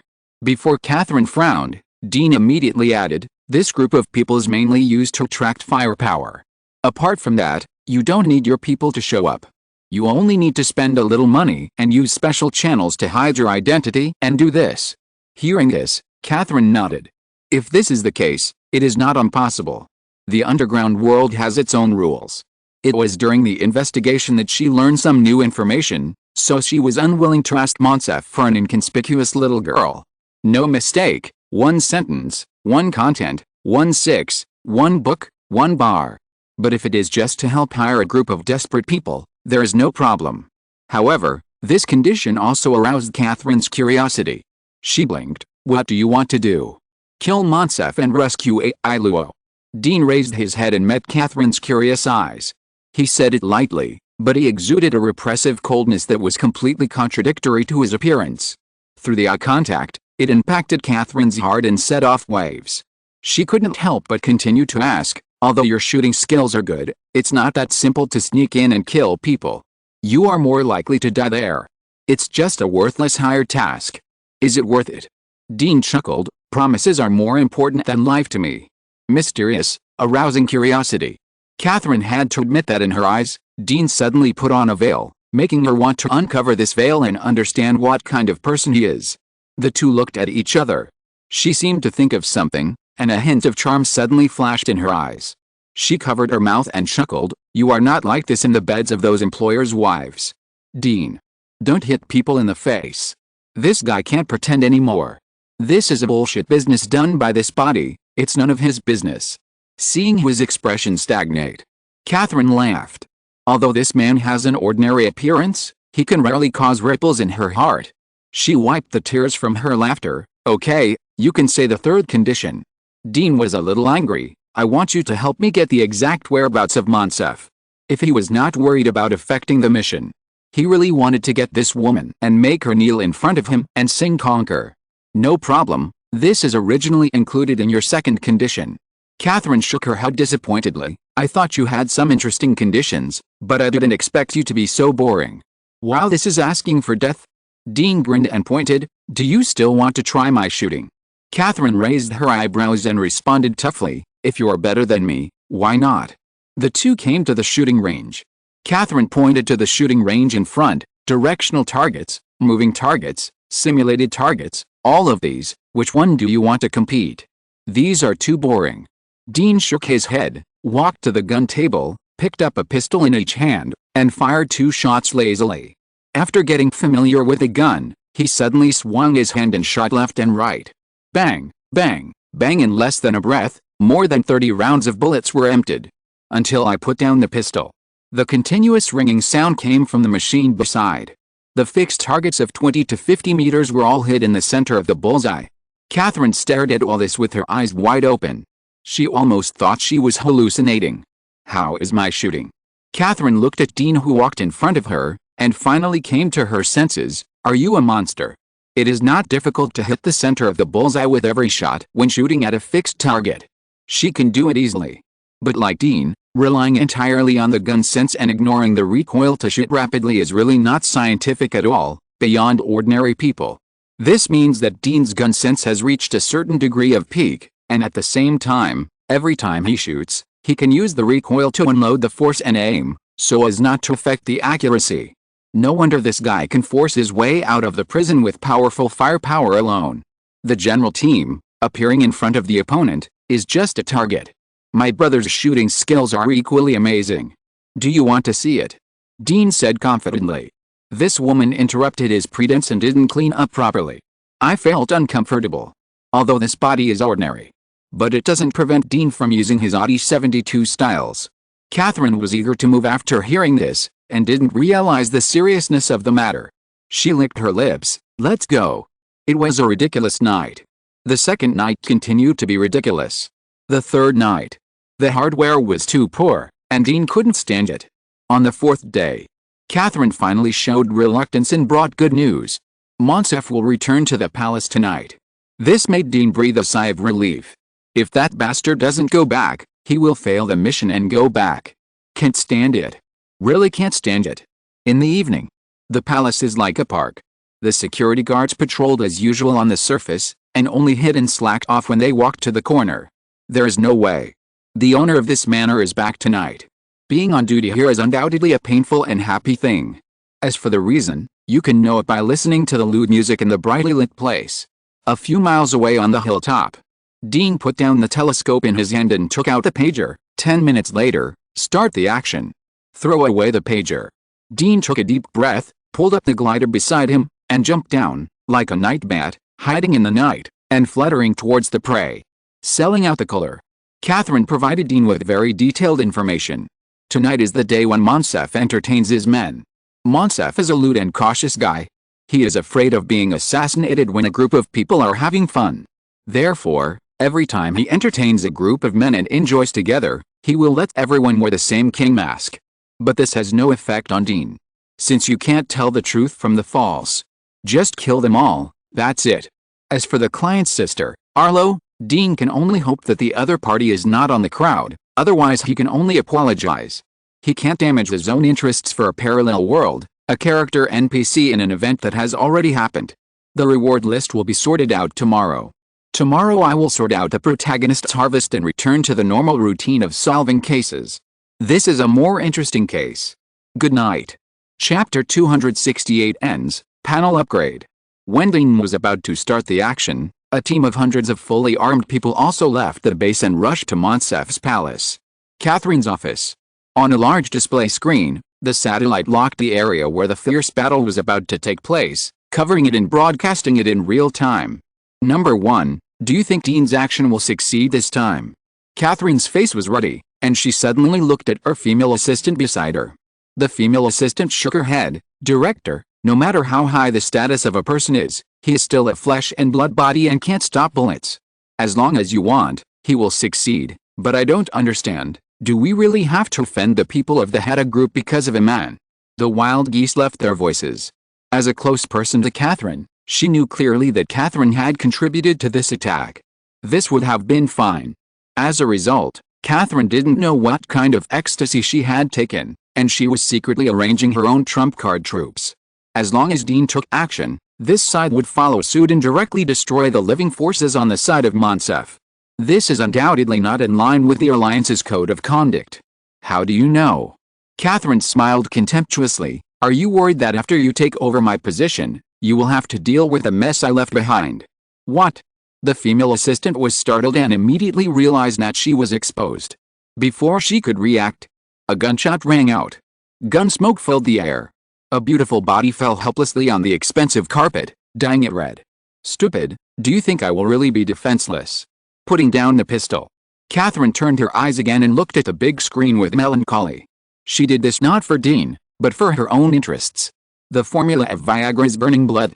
She couldn't eat it alone, and it would easily attract her enemies in the Alliance to spy on her. So, she simply took the initiative to contact the people of Hada Group, cooperated with them, and developed the Viagra formula provided by Dean together, forming an alliance of interests to jointly resist external risks. And Monsef is the bonus of Catherine's cooperation with Hada Group. This guy who has been in high spirits recently, does not know how to restrain himself, does not know how to advance and retreat, and actually has many enemies within Hada Group. When Catherine showed them a market worth tens of billions of dollars a year, the boss's godson Monsef suddenly became worthless. So Dean's action this time was destined to succeed. Catherine sent people over, just thinking that after the matter was done, she would bring Dean back. After all, such a huge fortune, she also needs descendants to inherit it. Dean, who has no power, looks good, is also satisfactory in some things, and can control the key, has become Catherine's best choice. Dean didn't know that Catherine, the old woman, was ready to take him back to be a cottage lady. When he controlled the paraglider and came to the sky above the palace, the exchange of fire had already begun. The mercenaries' powerful firepower, skilled coordination, and precise tactical strikes directly defeated the protection teams inside and outside the palace. With the support of strong intelligence, one firing point after another was cleared. Many of the heavy weapons that were placed everywhere and looked creepy did not even have the opportunity to be used, and they became decorations directly. The group of people Catherine found are quite powerful. Dean is a man who knows what he is doing. Looking at the one-sided battle, he secretly breathed a sigh of relief. If these mercenaries are too weak, he is really worried whether he can complete the mission today. Because he is worried that Monsef will be frightened and hide in the safe house. Dean did not waste time. He followed the guidance of the light and came to the most luxurious hall of the royal palace. He landed quietly among a group of panicked men and women, and then took out the automatic rifle on his back, stood on a high place, and looked at the targets who were protected. The banquet seemed to have just begun. On various artificial landscapes, hundreds of women in various uniforms, different ages, and different temperaments played their roles as flight attendants, police officers, nurses, students, daughters, etc., waiting for guests who like them to enjoy them. Offstage, a group of panicked men wearing various props and masks got up in a hurry and wanted to leave here, but were stopped by a group of fully armed security guards. It is not safe outside now. This place has become the safest place in the whole manor. These gathered security guards are ready to use the surrounding buildings to block the enemy and wait for support to arrive. Only a few people stood scattered, and a group of people gathered around them subconsciously. These people are either the core confidants invited by Monsef or the high-ranking officials of the city. The moment before, they were still full of expectations, wearing special clothes and masks to cover their faces, ready to enjoy the treatment like a king and release the ugliness in their hearts. The next moment, the sound of gunfire made them feel the threat to their lives. Monsef mixed in the crowd. He ignored the security team that came to protect this place, but deliberately pretended to be inconspicuous, shuttled among the panicked guests, and tried to take the opportunity to hide in the safe house when those sand dollars gathered to attract attention. Hada Group is the biggest guy in the city now. Since someone dared to attack here, it means that the other party has enough confidence to break through the defense here and take him down before reinforcements arrive. Safety first. Monsef didn't care about the confidence he had cultivated with great effort. He just hoped that he could hide in the safe room and survive tonight before the enemy came here. I have to say, this guy has reached a certain level of compromise. Under the dim and ambiguous lights of the large platform, even Dean did not notice Monsef mixed in the crowd. His attention was attracted by those who obviously had status and position here. It feels like neither of them. Dean frowned slightly. This group of people all wore the same mask and had similar skin color. It was really hard to tell them apart in a short time. Forget it. It happened that the group of innocent women were all treated as commodities and placed on the exhibition stand, and were not mixed with a group of people. In this case, kill them all. Thinking of this, Dean put down the automatic rifle, took out a bunch of pineapples from his waist, calculated the coverage area, and then took advantage of the noisy and disorderly situation below, pulled out the safety pins one by one, and threw them accurately among the guests one by one. 5 or 6 seconds later, the dozen pineapples in Dean's hand disappeared. The next moment, the first high-explosive pineapple thrown out exploded with a bang. Countless iron pieces swept out, instantly piercing the crowd gathered together into bloody gourds, and at the same time, the people who were a little further away were dizzy. No mistake. Only a few guests who reacted quickly climbed down at the first time. But the rest of the high-explosive pineapples gave them a surprise. Monsef was lucky. When the first big pineapple exploded, he had already touched the edge of the crowd. The lights here were dim. As long as he rushed out of the passage, he could follow the hidden mechanism and take the elevator to the safe room in the basement. Because when Dean threw the pineapple, he mainly considered the coverage. So when the pineapples around Monsef exploded, a large number of scattered iron pieces were just blocked by the flesh and blood around Monsef, and Monsef also took the opportunity to rush out, and was carried to the edge of the mechanism passage by the shock wave of the explosion. He resisted the discomfort and dizziness in his body, staggered out his hand, and wanted to escape from this purgatory under the cover of the blood mist and dust of the explosion. But the brutal enemy did not give him another chance. After the serial explosions, Dean did not skimp on bullets. He directly raised his automatic rifle and made blind shots to prevent the lucky ones from not dying completely. He also had to make up shots under the security guards who reacted. Bullets were flying. Monsef had just touched the pull ring of the mechanism. A bullet went through the dust and hit his throat. He touched his throat in disbelief, his consciousness sank, and he fell silently in the middle of a pile of bloody corpses, becoming one of them. At the moment of Monsef's death, a message flashed through Dean's mind. Mission 1, alive, completed. Mission 2, find out the identity of the king. King Monsef is dead, completed. The copy is over. Everything froze, and then turned into countless stars, like a flash of inspiration in the data, all flowing into Dean's mind, evolving into pictures. Catherine's special forces helped to clean up, killed the remaining security guards in the palace, and rescued the poor people who were imprisoned and trained, but for some reason, Catherine sat in the dim office with a frosty face. When the employer Sophia was snatching food from stray dogs, she was brought to Catherine and saw her dying sister Airuo. A new Viagra product came out of nowhere and became the new favorite of countless men around the world. Pictures appeared and disappeared one by one. Finally, it turned into a line of flashing fonts. The evolution of the copy is over. Influence +2, the initial area of the subspace. 2 cubic meters, binding. Floating in the void. Dean felt that his spiritual consciousness suddenly had something more. It was a completely white space, big enough to fit his 1.9-meter tall body in reality, and this space seemed to have become a part of his body, like a finger. He could control it freely. I'm rich. Such a big space. Not to mention some pistols and pineapples. I could even fit several rocket launchers. Dean didn't know what he was feeling now. But if it was reflected on his body, he would be laughing uncontrollably. Just when Dean thought everything was over and his consciousness would return, new fonts continued to appear in his mind. Detective panel, second stage unlocked. Please choose the upgrade direction of the second stage. 1. Super Brain Detective. You will lose something while gaining something, such as a sense of identity with your peers. 2. Violent Detective. You will gain something while losing something, such as a body like a beast and the screams of the opposite sex. Dean looked at the two options in his mind and was a little entangled. Obviously, after the second stage panel continues to upgrade, it will either improve IQ or improve the body. From a purely rational point of view, with an IQ far exceeding that of his peers, he is undoubtedly more suitable for this technological era. But is it interesting to live like this? Being one step ahead is a genius, but being too far ahead makes you an outlier. Dean questioned his inner self, and his mind couldn't help but flash through his family and women in this life. Then he chose the second option without hesitation, the violent detective. 15 points of spiritual attributes are enough.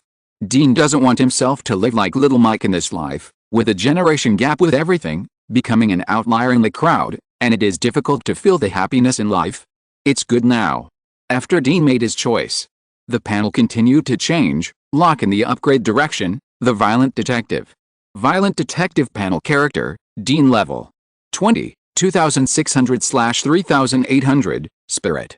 15, Locked, Strength. 15 Speed. 15 Endurance. 15 Skills, Pistol Mastery, Ancient Muay Thai Mastery, at Chess School, Mind Reading L3, Trace Tracking L3, Taming Beast L1, omitted, click to open.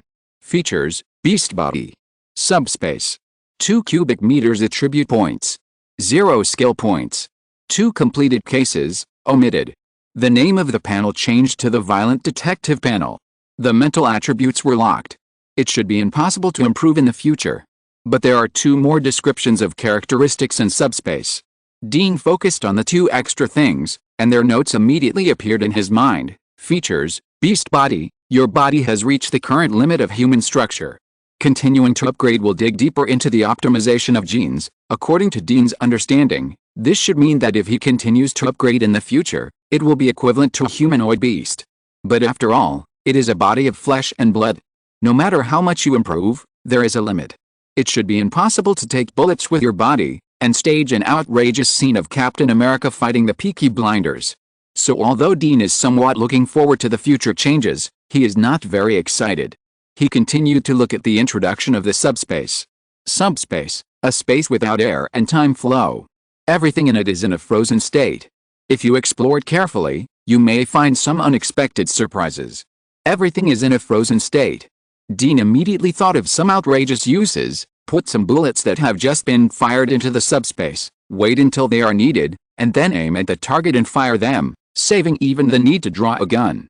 If I can really play like this, while thinking wildly, a feeling of fatigue surged in my heart. Dean's consciousness gradually dissipated and returned to his body.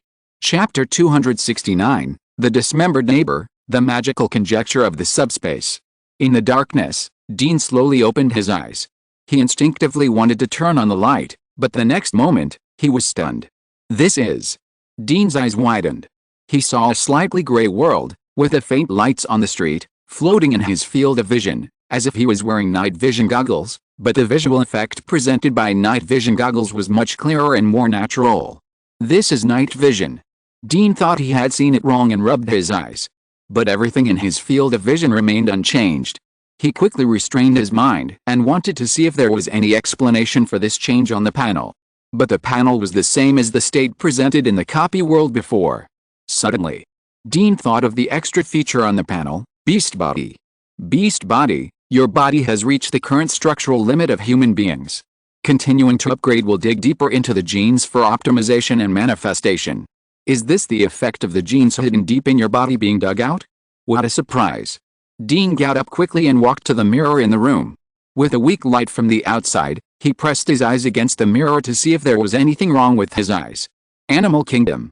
Many animals have the ability to see at night, but their eyes will also show similar reflections, changes in pupils and eyeballs, and so on. If this is the case, it's not good. But Dean soon breathed a sigh of relief. In the dark environment, although his pupils have obviously changed compared to the daytime, there will be no obvious abnormalities such as reflections. Others in this environment can't find those changes at all. He walked to the window again and looked at the empty and silent street outside. As the light source came into view, Dean found that everything in his field of vision began to be in a state of normal and gray intersection. He could see clearly the bright places in the areas not covered by the lights. Although the entire field of vision is not as good as during the day, it is already very amazing.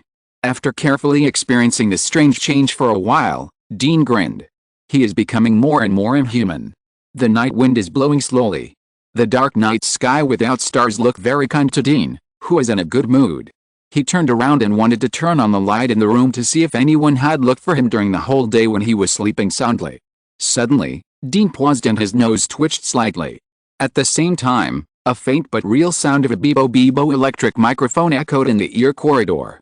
The night wind carried a faint smell of disinfectant and blood. Combined with the wind direction, He automatically located the building next door. The sound of the electric microphone that he had never heard before also came from there. This aroused Dean's curiosity. After thinking about it, he turned around, went back to the bedside, put on his clothes, took his ID, gun, mobile phone and other items, went out, and jumped with a boost, like a glider, over the more than 1 meter high fence next door. The moment he landed, he rolled to unload the force and quietly sneaked into the neighbor's yard. Habits brought from the previous life. When Dean rented this single-family house, he had a clear understanding of the terrain of the community and the surrounding neighbors, and knew the location of each external surveillance.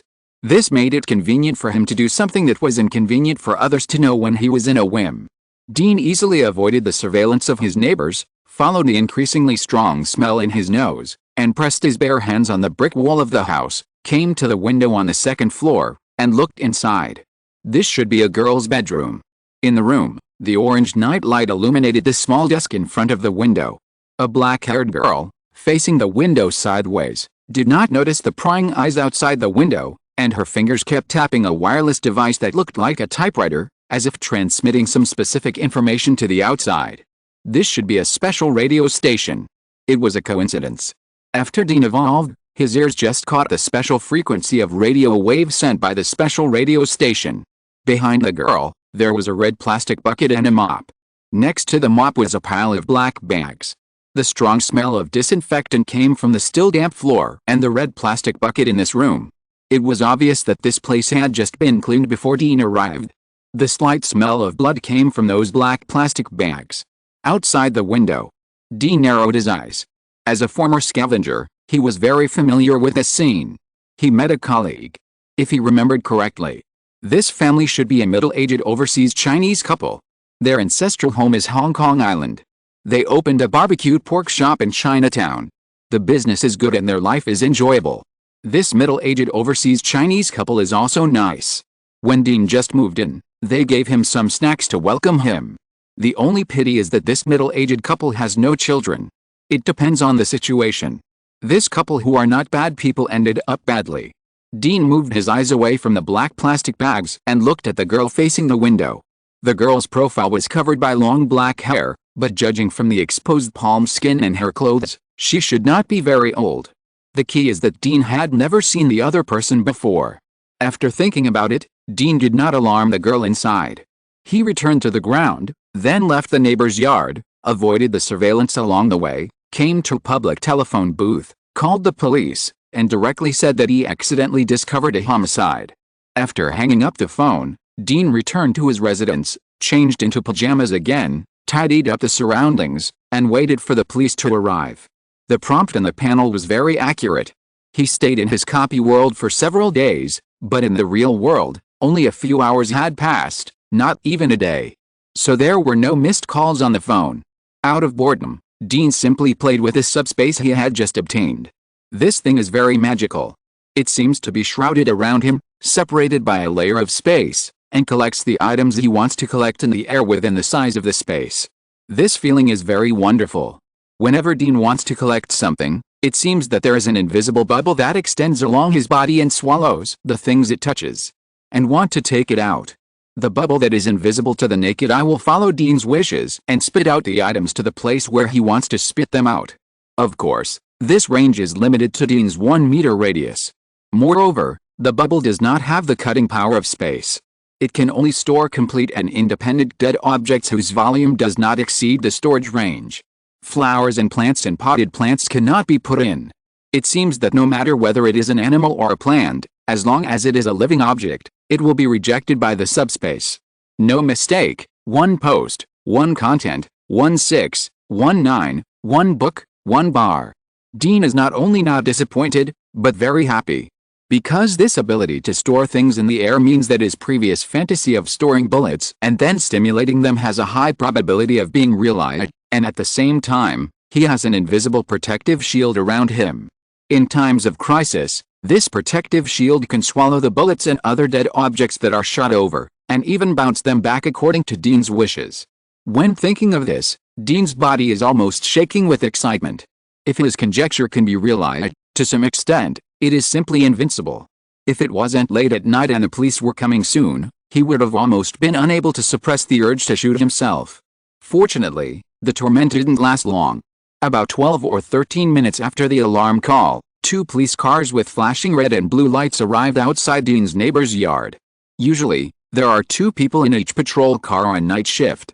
So there were 4 patrol officers. Obviously, they took the murder case that Dean mentioned on the phone very seriously and did not send only 1 police car as an irregular case. Dean stood behind the curtains and looked at the situation outside through the gap. He hoped that something would go wrong later. In this way, he could take the opportunity to pretend to be awakened, then take a gun and join the battle, and take the opportunity to fire a few shots to test his guess. Under Dean's gaze, 3 men and 1 woman, 4 fully armed police officers, first observed the house and confirmed that there was a faint light on the 2nd floor, and then dispersed in groups of 2. One of the men and women rang the doorbell. The other 2 male policemen, one holding a very classic Remington M870 shotgun, and the other holding a semi-automatic rifle, hid in a place where the surveillance camera could not see them, just in case. The arrival of the police was obviously beyond the expectations of the girl in the house. She turned off the lamp in her room as soon as possible, as if she wanted to pretend that the owner of the house was asleep. But this aroused the suspicion of the 4 policemen even more. They waited for a while, and when they saw that there was no movement in the house, they gestured to each other. The police officer holding a shotgun waited until his companions dispersed, aimed at the door frame, and fired a shot. With a loud bang, a big hole appeared in the wooden door lock. The other 3 cooperated well, covered each other and rushed in, heading straight to the 2nd floor. The next moment, the woman's screams, the police's roars and warnings broke the calm of the night. Soon, a girl who looked only 15 or 16 years old was escorted out of the house by the police. The expressions of the 4 policemen were very ugly. Especially the female police officer, her psychological quality may be a little worse. After coming out, she couldn't hold on for a while, and she couldn't help squatting beside the street sewer and vomiting. Obviously, Dean's guess was not wrong. His good-tempered neighbor couple was probably dead and their bodies were dismembered. Something is wrong. Dean saw that there was no gunfight and the girl did not resist. He touched his chin and his eyes flashed with suspicion. The girl's method of handling the body was not very professional. But after handling the body, she was able to use her wireless telegraph to send some information to the outside world without changing her face and thinking clearly. Obviously, it was not as simple as it seemed. Forget it. Dean shook his head. There are all kinds of people in America. It's better to have less trouble than more. Because of the copy, it didn't take up too much time. So Dean still has a whole day of vacation. The next day, it was a little cool.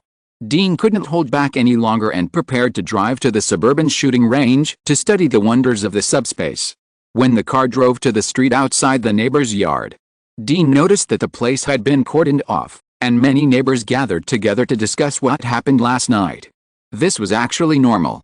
This place was right next to Chinatown, and most of the people living around were Chinese, so there were rarely any shootings. The shotgun noise last night was quite loud. So early in the morning, many residents came to watch the fun and gossip.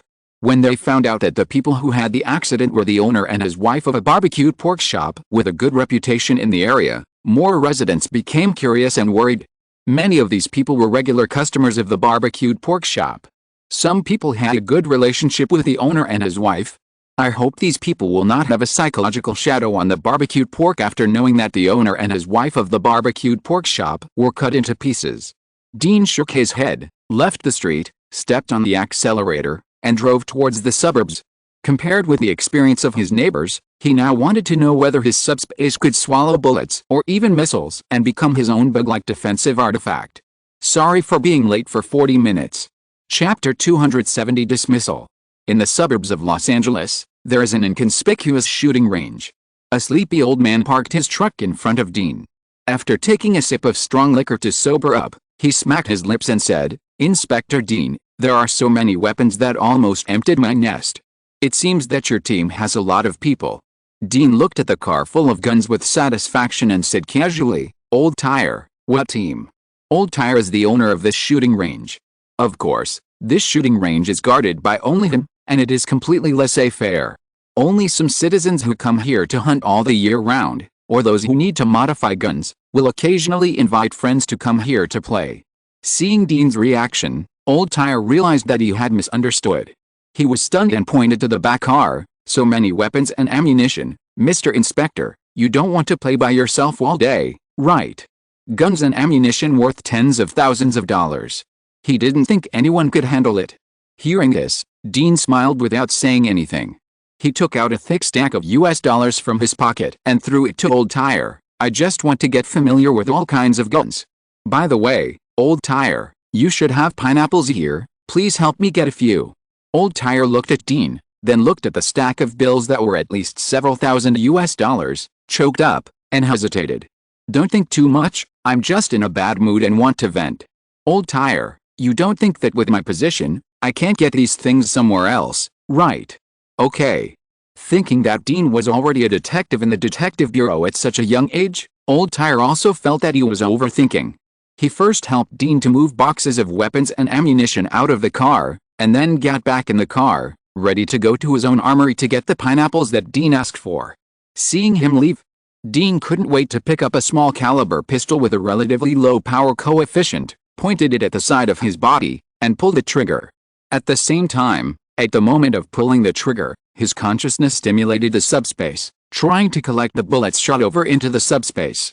The next moment, it was as if a big hammer hit Dean's brain heavily. He snorted violently and sat down on the ground. After a long time, Dean stood up again with an ugly face. His guess was successful, but also failed. Dean never expected that there was a price to store things in the subspace. The price was that it would consume his mental strength. It's just that his previous attempts were all motionless dead objects, and his mind was very active, so he didn't feel it obviously. But when a bullet, with strong kinetic energy, hit him, Dean immediately suffered. The feeling of being hit by a sledgehammer in the brain is really uncomfortable. Even though it has eased a little now, Dean still feels that his mental state is still much weaker than before. He put down his pistol, feeling a little disappointed. "It seems that the subspace can only be used to collect bullets shot at me in times of crisis, otherwise I can't handle it." Fortunately, there was still some gain. The experiment just now verified that Dean's subspace can collect all the dead things shot at him as long as his spirit can bear it. In times of crisis, it can be used to save his life or fake his death, which will have a miraculous effect. And Dean's eyes suddenly stared at the bushes beside him. The next moment, a bullet shot out from the position of Dean's right eye out of thin air, hitting an unknown insect flying in the bushes, killing it on the spot. "Cool." Dean grinned. Although collecting bullets is limited by his own mental strength, it is impossible to collect a large number of bullets shot at him and put them in space as a killer. But if 1 or 2 bullets are stored every day, it will still be enough in times of crisis. In fact, with Dean's nerve reaction, suddenly taking out a gun from the subspace and then firing rapidly would not be much slower than this sudden burst of bullets, but the key to this unexpected method of releasing bullets is that it is cool. Imagine. One day, he was playing poker naked, and suddenly an enemy attacked him, and he raised his finger calmly, and the enemy responded with a headshot. Just thinking about it, Dean felt that he was about to get high. Maybe this is the happiness of men. Because he suddenly discovered the limitations of the subspace. Dean's previous ideas were naturally not feasible. But money cannot be wasted. He spent the whole day at the shooting range. During this period, Dean tested it and found that the subspace had lower storage pressure and better defense effect for the impact of pineapple explosion fragments and shotgun group attacks than bullets. So he also collected 2 shotgun bullets that had just been fired, and collected some of the fragments generated by the pineapple explosion. After ensuring the diversity of his techniques, he returned to the apartment with a body full of gunpowder. For this experiment, overall, Dean was very satisfied. However, the continuous use of the subspace to store impact objects has caused his mental state to be sluggish, and he needs to sleep to recover. He plans to wait until he wakes up, and then consider preparing some things and keep them in the subspace, just in case. Just when Dean fell asleep early, the former Captain Meng, who had not appeared in front of Dean for a long time, put down the phone in his hand with the worry. Today is a holiday. He is having a barbecue picnic with his wife and children in his small yard. Family, children, sunshine, and pleasant breeze, all of these make Meng, a guy with a smooth career, happy. But the call just now broke his originally good mood. Meng's wife noticed Meng's mood change, handed him a bunch of grilled vegetables, and asked, "What's wrong, Meng?" Meng didn't want to pass on his bad mood to his family, So he had to restrain his emotions and shrugged his shoulders. It's all about complaints. You know, since I became the head of the Internal Affairs Department, some old friends often come to me to plead for mercy. After all, many police officers don't really care about the severity of law enforcement. In a country where guns are rampant, being a policeman is not a good career.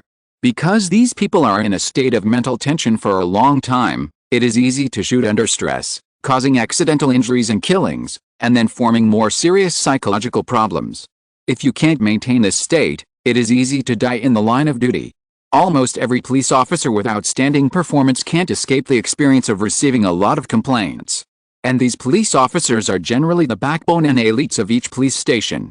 Therefore, Meng Yan, the head of the Internal Affairs Department, often needs to spend a lot of energy to coordinate these things, which is indeed much more tiring than when he was the captain before. Mun's wife saw at a glance that her husband was not sincere. However, she did not continue to speak, but nodded and smiled gently. Okay, if you need to deal with something, go ahead and do it. I will take good care of the children.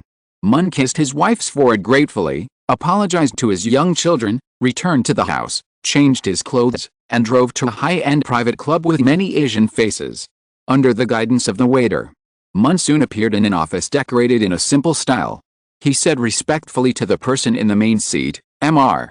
Saul. This man was Mun's backer Saul Aston, who is now the mayor of Los Angeles. The air in the office also exuded some smells that all men understand. Obviously, before Mun came in, something unspeakable was happening here. Saul, who was in high spirits, straightened his collar, picked up the cigar on the table to warm it up, and whispered, Meng Yan, how is the matter going?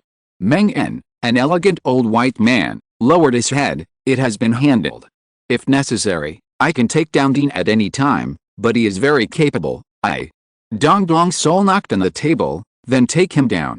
Got it, Mr. Saul. Meng Yan walked out of the office a little lonely.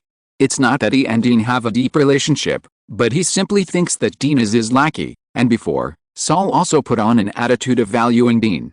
Now he made a move on Dean for no apparent reason. This made Meng Yan vaguely uneasy. This uneasiness was a worry about his future and a guilt towards Dean. This guy was indeed capable, but after taking office, he acted very strongly. He received a lot of complaints, and there were many perfunctory reports on many cases, but he suppressed them all and did not pursue them. Now, these complaints and case reports will become strong evidence for suspending Dean. The last time Dean was put on administrative leave was just the beginning. This time, they were really going to do it. Who did Dean offend? Mun didn't think that Saul Aston, the new power in Los Angeles, would have any idea of competing with a small character under his command for no reason. This is too abnormal. After Mun left, in the office, a black-haired beauty came from the lounge inside, like a cat, and sat in Saul's arms silently. You are really a trustworthy person, Mr. Saul. Saul exhaled a puff of smoke and looked at the ceiling above his head. I have fulfilled my promise to you, now it's time for you to repay me. Dean is just a small character. But this small character happened to have offended a family in a small Japanese country because of the cannibal case, and many female members of this family married many white employees of the Z government in Los Angeles. Seoul needs Japanese people to contain the Chinese wealthy businessmen under him. After the last incident, the Japanese also realized that they needed to find a more powerful backer in Los Angeles. Coincidentally, many Japanese actually have some connections with One Island, that is, the power of Thor's mother's family. Under this appeal, the two sides took advantage of the matter of Dean, a small character, to make contact. So Dean was simply unlucky. The Yamaguchi family is dedicated to serving you. The woman chuckled, slipped from Thor's arms, and squatted down. In order to prevent harmony, she did not move up. The protagonist began to transition to the FBI, concentrating on investigating major cases and horrific cases. If you're listening to this novel on a channel other than Fanfic World, it means they downloaded and uploaded it without effort. We cordially invite you to visit our channel, Mundo Fanfic Novelis. There you'll find the original version of this story and you can explore many other novels of various genres. We're waiting for you to immerse yourself in a world of incredible novels. Chapter 271 Dismissal. Anby. Dean received a call from Anby early in the morning. Since the last time Dean asked Anby to monitor Meng Yan, the two had basically not contacted each other. This call gave Dean a bad feeling. Sorry to wake you up so early in the morning, but you don't have much time left. Andy's voice was full of laughter, as if he was looking forward to Dean making a fool of himself. So what's the matter? Meng-En, your old boss, issued an investigation order against you early in the morning. If I'm not mistaken, when you go to work today, someone from the Internal Affairs Department will come to take you away. Fuck. Dean couldn't help cursing when he heard Andy's words. Although Dean had noticed something was wrong since the last administrative leave, he didn't expect that Meng-En would actually do something to him. Silence for a moment. Seeing that Dean stopped talking, Andy restrained his gloating tone and said seriously, "Do you need help?" He thought about it. Dean sighed, "Forget it, my family is in Los Angeles, I don't want to make a big fuss, but if you have time, you can help me find out why Meng-En suddenly attacked me. It's a small matter." At this time, Bei heard a woman calling him downstairs for breakfast.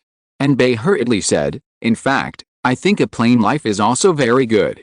Okay, I will contact you when there is news. Now I need to enjoy the breakfast prepared by my lover for me." After that, the other party hung up the phone. Seeing this, Dean smiled lightly. In fact, his thoughts are similar to Bei's. A reptile in the dark, once out of its original environment, will subconsciously tend to light and plain. Unfortunately, this kind of light and plainness is often an illusion. Dean is not optimistic that Bei's plain life can last for a long time.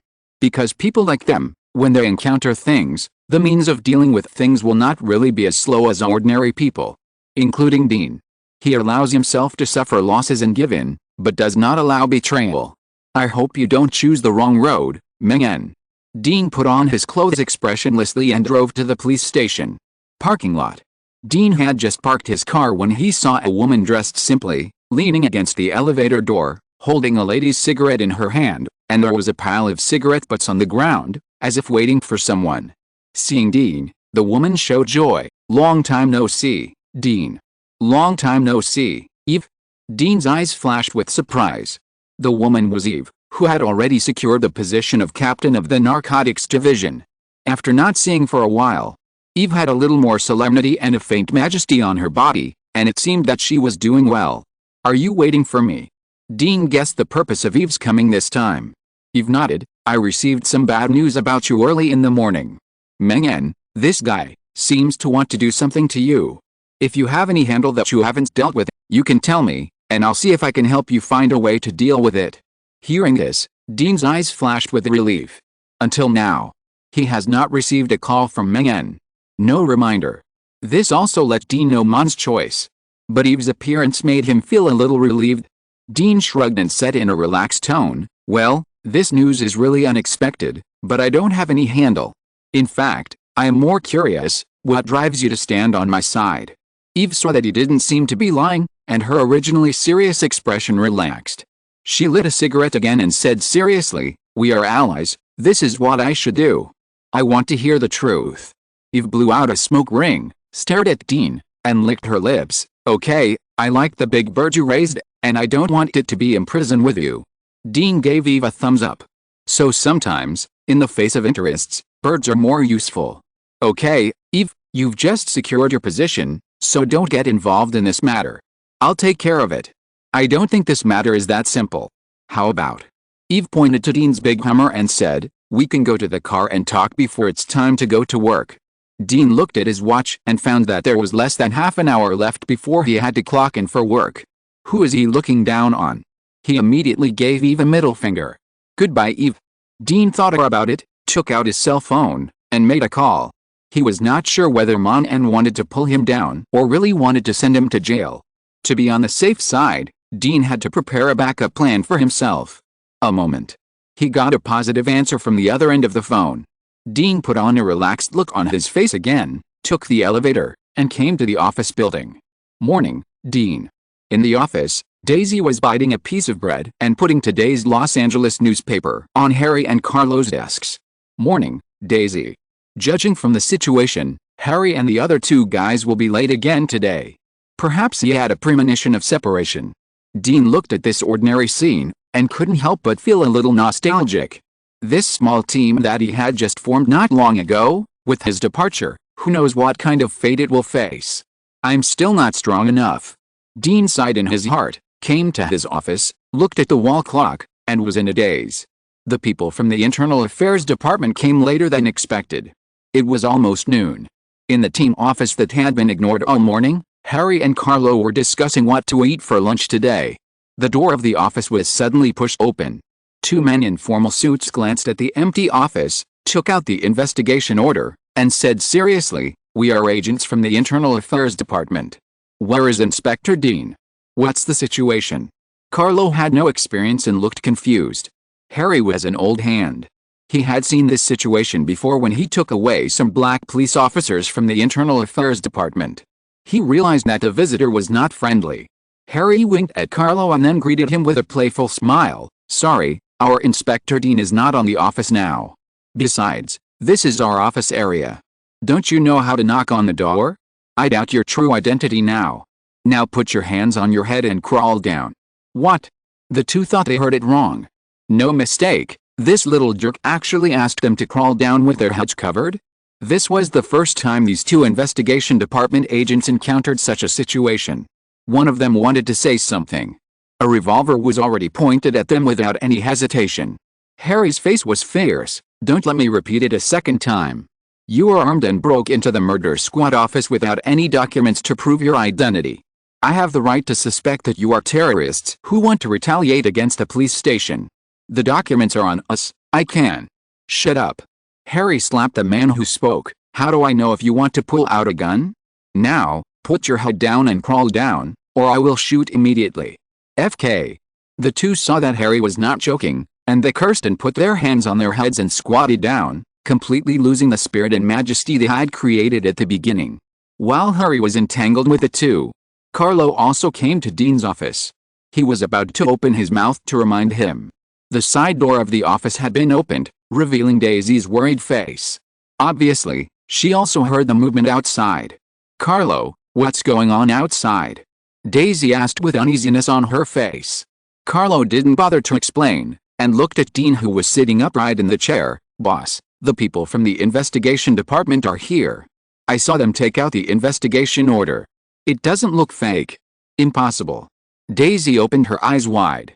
After Mon became the head of the Internal Affairs Investigation Department, their 4th Squadron, even Lawrence, a troublemaking guy, rarely received care from those bastards. Dong Dong. Dean knocked on the table. "Carlo, let those two people come in." Boss Carlo's pupils shrank. Daisy couldn't help but say, "Dean, why don't you call Captain Mon first and ask about the situation?" Dean's eyes flashed with relief. Whether a person has personal charm or not can be seen from the reactions of the people around him when he is down. Harry, Carlo, and Daisy's performances were all caring. It was quite gratifying. "It's okay, let the two agents from the investigation department come in," Dean said calmly. He had already arranged a backup plan. However, the reaction of Harry and others made Dean determined that after he solved this trouble, he would return to Los Angeles in glory and give Harry and others a good future. "Detective Dean, after investigation, we suspect that many of the cases you handled have suspicions of excessive violence and slander, and your bank account has many large amounts of money." After a series of announcements, two slightly embarrassed investigation department detectives removed Dean's police gun, stepped forward to take out handcuffs, and prepared to take him to the detention center of the investigation department for temporary detention and interrogation.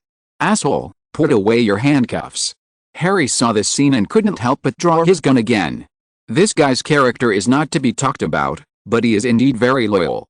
Carlo, the newcomer, also stared at the two with a bad look, and his hands had already touched the gun on his waist.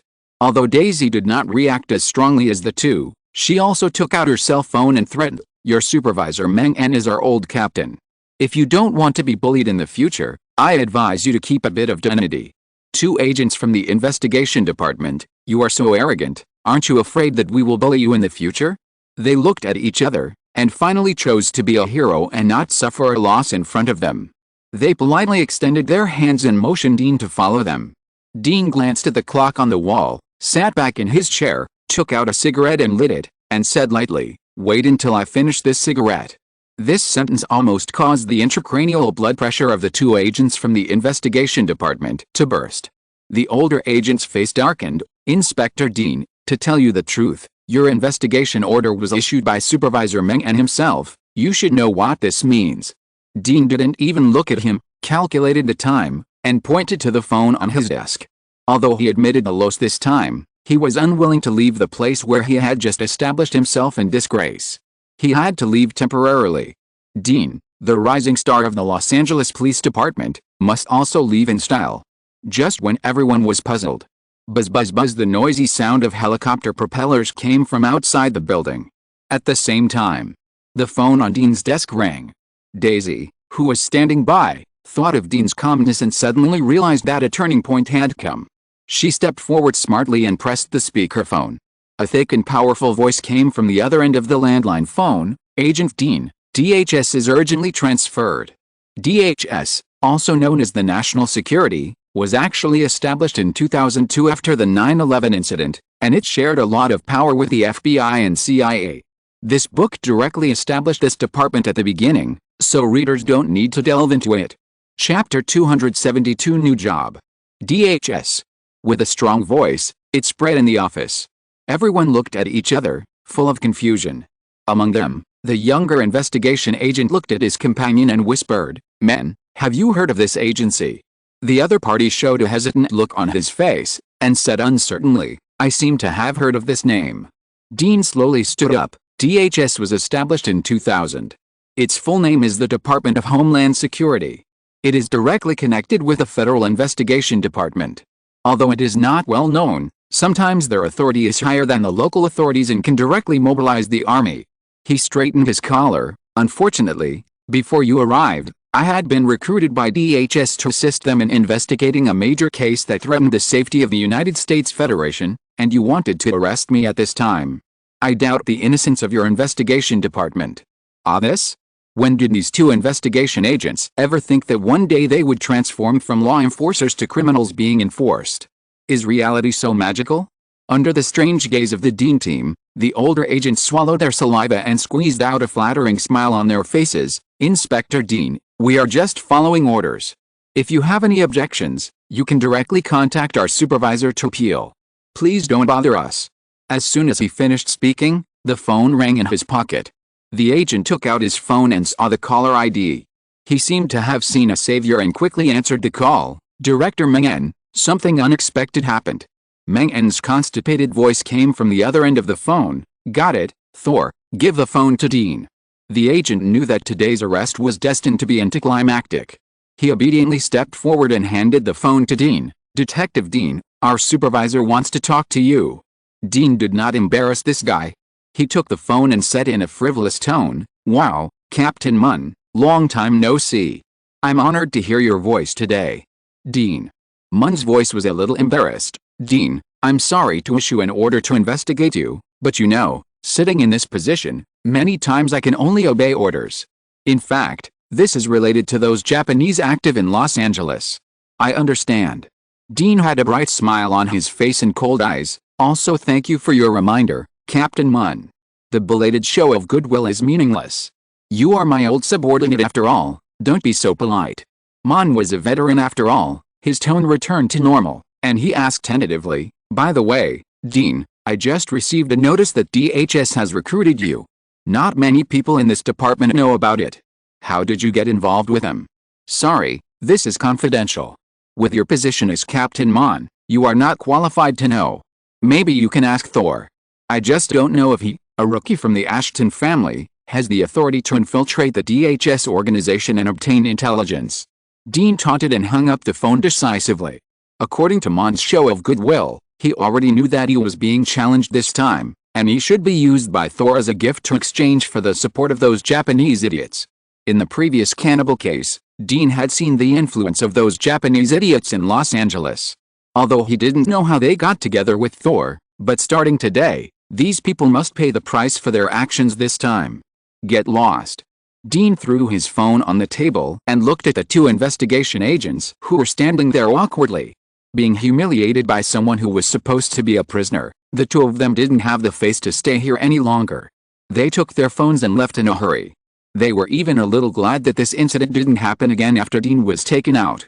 Otherwise, once the police from the branch watched, there would be another reversal. then the authority and reputation of their internal affairs investigation department would really be thrown to the ground and stepped on. In the blink of an eye, only members of Dean's team were left in the office. Once the outsiders left, Harry couldn't help his curiosity. He danced with hip-hop steps and used an exaggerated tone, pretending to kneel on the ground and kiss Dean's toes. "Oh, my God, Dean, you can actually get away with the investigation order of the investigation department. I seem to see the omnipotent protagonist in the movie appear in front of me." Dean grinned. "You look handsome when you hold the gun and let those two guys crawl down. Thanks to your words and deeds, my godfather Dean." In terms of pranks, Harry is the king of the team, and his emotions are not affected by the previous events at all. Daisy and Carlo had more worries on their faces. Especially Daisy. "Dean, is it safe for DHS to recruit you?" "It's just an excuse." Dean did not hide it from these confidants. "I'm afraid I can't continue to lead you for the time being. Next, I should go to the FBI for a period of time.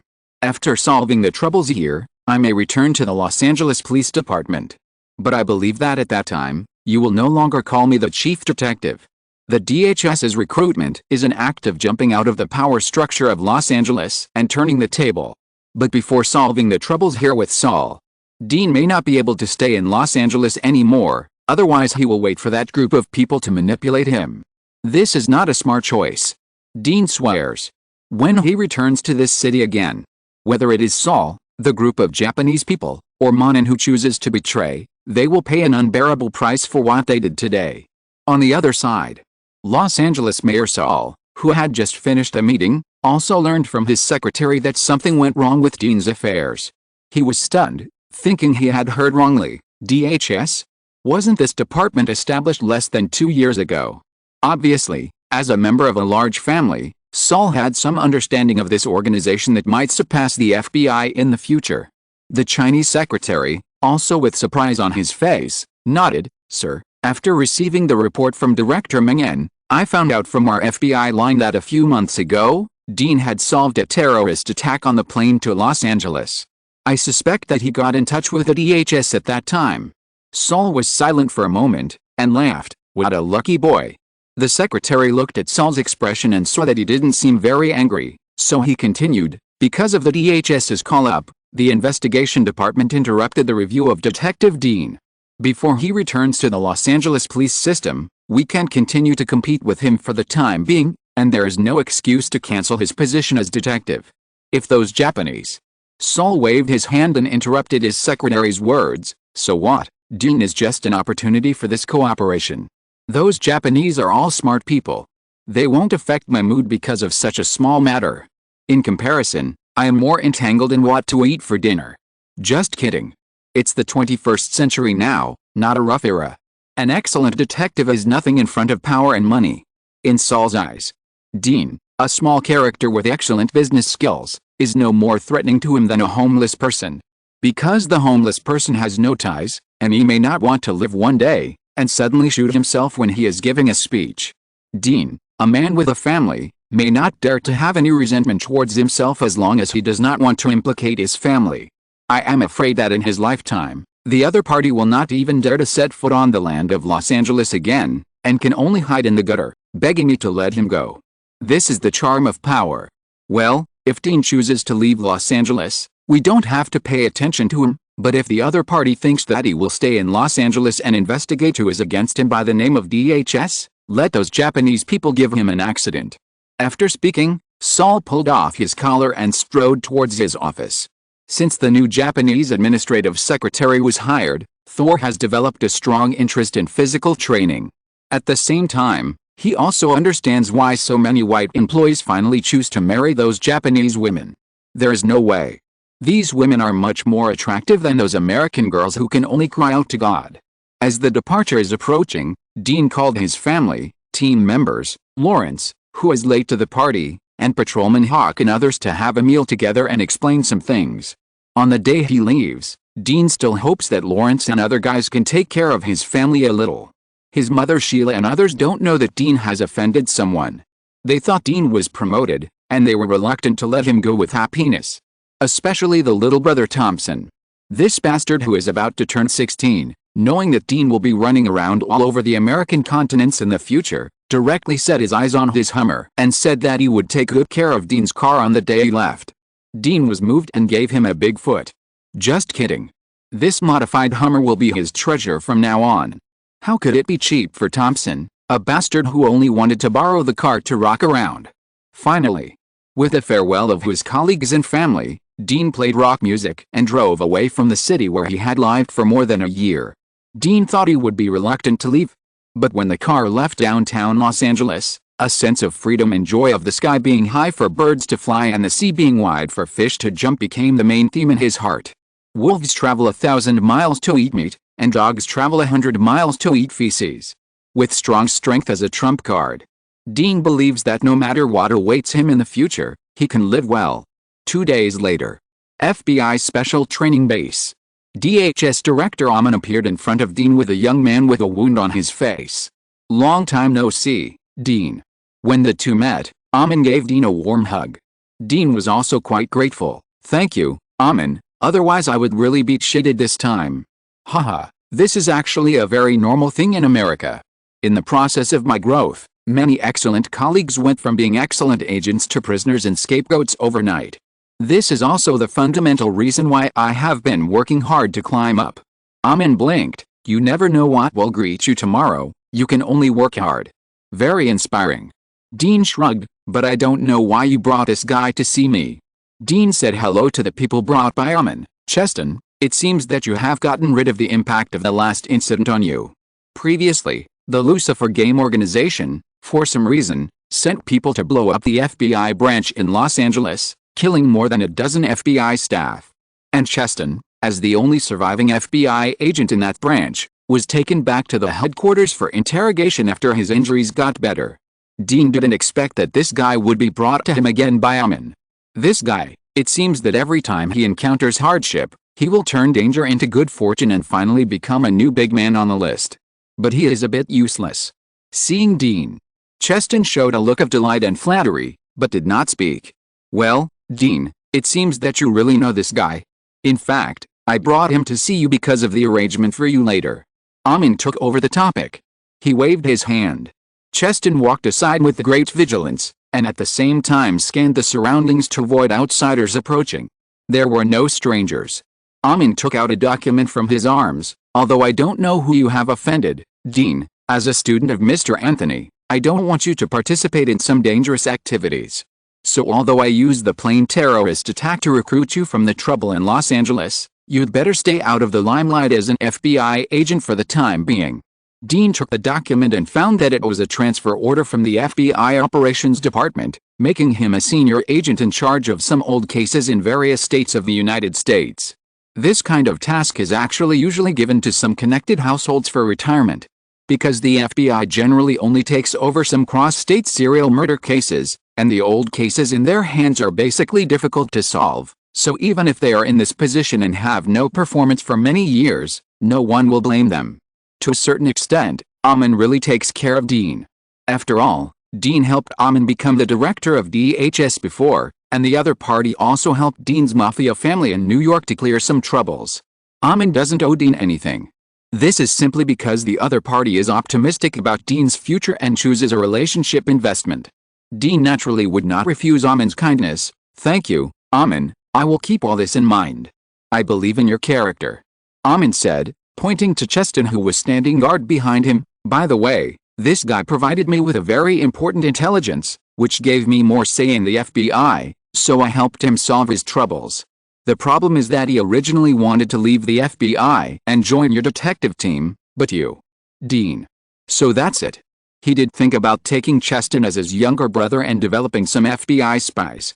But he definitely didn't want to really take Cheston under his command. This guy is poisonous. Just like Ross, who didn't know where he ran away, he seemed to be born with some kind of causal law. Ross himself. Cheston is the boss. This guy, every time he encounters danger, he can turn danger into safety, but as his boss and colleague, most of them can hardly even keep a complete corpse. Dean has suffered from Ross. He doesn't want to test whether his life is hard or not. But Lawman just helped him, and it would be inappropriate to refuse directly. Dean glared at Cheston with some dissatisfaction. Coincidentally, Cheston also looked at Dean. The two looked at each other. Dean's eyes were threatening.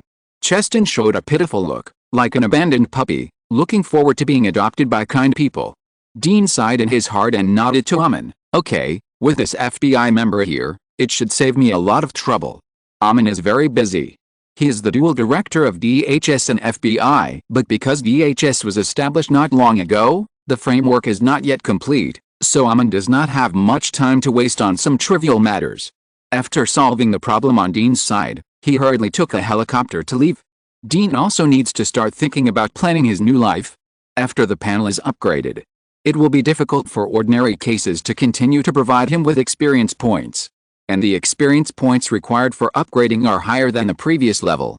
So this time, he suddenly left the Los Angeles Police Department and began to investigate the old cases in various continents in the hands of the FBI. To some extent, it actually helped Dean.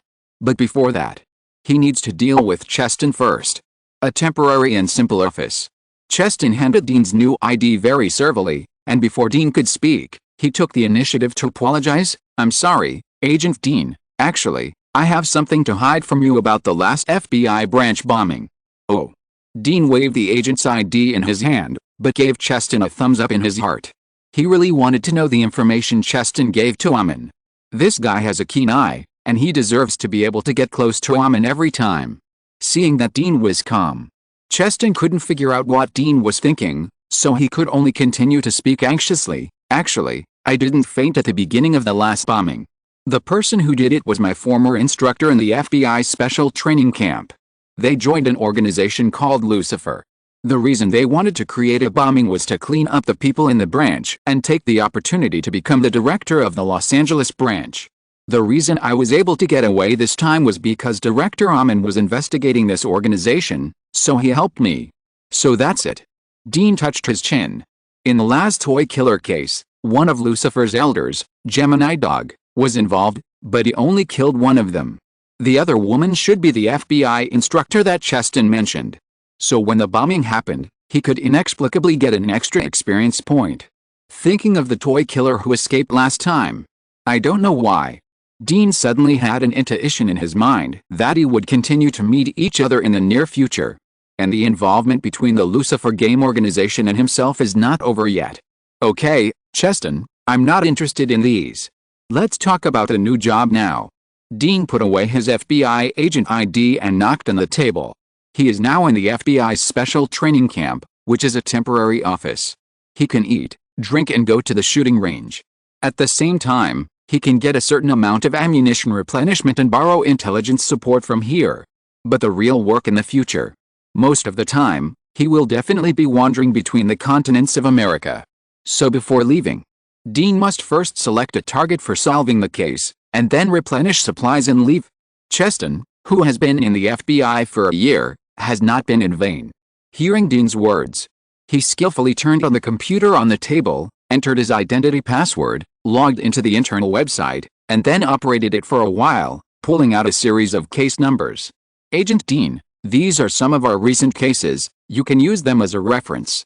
This kid, don't say it, it's really easy to use. But thinking of this guy, boss.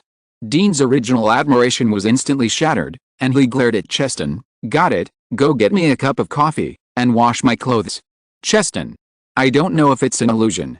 He feels that the current Dean's attitude towards him is much more inexplicable than that of the previous Detective Dean. He retreated with some grievance.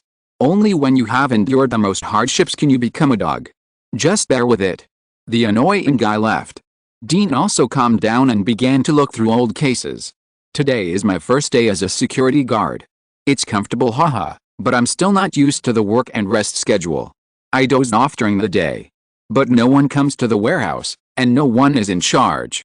I hope this small factory will not close down, or use this new construction site later.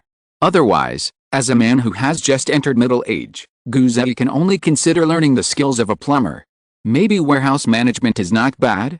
In addition, future updates are estimated to be large chapters of more than 5,000 words. Well, one chapter a day. Chapter 273, Las Vegas Serial Murder and Body Dumping Case. In September 1988, 13 women of all ages disappeared in the Joco section of the suburbs of Los Santos for half a month. No clues were found. The detective in charge of the case suspected that it was related to a circus passing by at the time. After investigation, no abnormalities were found. After a month of interruption, the detective in charge chose to suspend the investigation. This case has no cause and effect. It is just a series of disappearances of women in a certain time period and a certain place. The oldest missing person is over 50 years old, and the youngest is only 13 years old. In addition, these missing women have no obvious common points in terms of occupation or other aspects. The places of disappearance are scattered all over the Joco section, and the time of disappearance is also scattered in various time periods, which has no reference value at all. No, that's not right. Before all the women disappeared, they were alone and were all located near the Joco section. This is the only common point in this case. Dean's fingers quickly tapped on the keyboard and finally called up the information of Joco Highway. This is a suburban road with a total length of 23 kilometers. It passes through 3 towns, 2 woods, and a cornfield, connecting the city. Therefore, the people passing by are generally nearby residents or people who go to work in the city. In this kind of place, students will be picked up by school buses. So how did the murderer, or the murderers, choose their targets? In addition, 13 is a special number in the entire West. This originated in medieval Europe. In part, it is an allusion to the Christian faith. The Last Supper of Jesus was 13 people, including the betrayer, so this number was regarded as an ominous number and was associated with betrayal and death. In addition, the number 13 was originally considered by people at that time to be the number of the devil, and was related to witchcraft and evil. It can be seen from many movies and TV dramas that people here have a special taboo about 13, and even some apartment buildings do not have 13 floors at all. Therefore, Dean guessed that this case may be related to cult crimes, such as sacrifice, summoning the devil, and other strange events. This is interesting, because this kind of case has a very magical law scale. What does it mean? This kind of case often occurs in a certain fixed group, such as residents of a certain area, a certain profession, or a certain group. They will have their own spiritual beliefs and fixed collective activities. At the same time, when committing crimes, they cooperate closely and keep their mouths shut. In addition, they often have other identities as a cover-up. Sometimes, it is even a collective crime of a village or town. Therefore, unless there are survivors who escape and report, it is difficult to expose. Since this case can appear in the hands of the FBI and the victims are concentrated in the 3 towns near the highway, the possibility of local people committing the crime is very low. Dean thought about it and put his eyes on the circus written on the file. Here, there are often mobile circuses that travel back and forth between continents for touring. They live a not-so-rich life and have a bad reputation. Because with their arrival, theft, prostitution, robbery, affair and other things often happen. The problem is that the file contains a detailed investigation by the detective at the time. On the surface, this circus, which seemed to be the most suspicious, did not have time to commit the crime, and before the agents arrived, the families of the missing women turned the circus upside down and got rid of the suspicion. Dean could doubt the professionalism of the detectives at the time, but he would never doubt the strength of the residents of Los Santos. That place is a well-known crime capital in the whole of America. Let's put it this way. It is possible that if you just walk on the street with a pink mobile phone, there may be young gang members who are unhappy with you, pull out a gun and shoot you into receive, and then use this matter as a trivial topic of conversation. Moreover, many families there have one or more members with gang backgrounds. So if the circus has a little suspicion, it will definitely not be able to get away with it. This gave Dean a headache.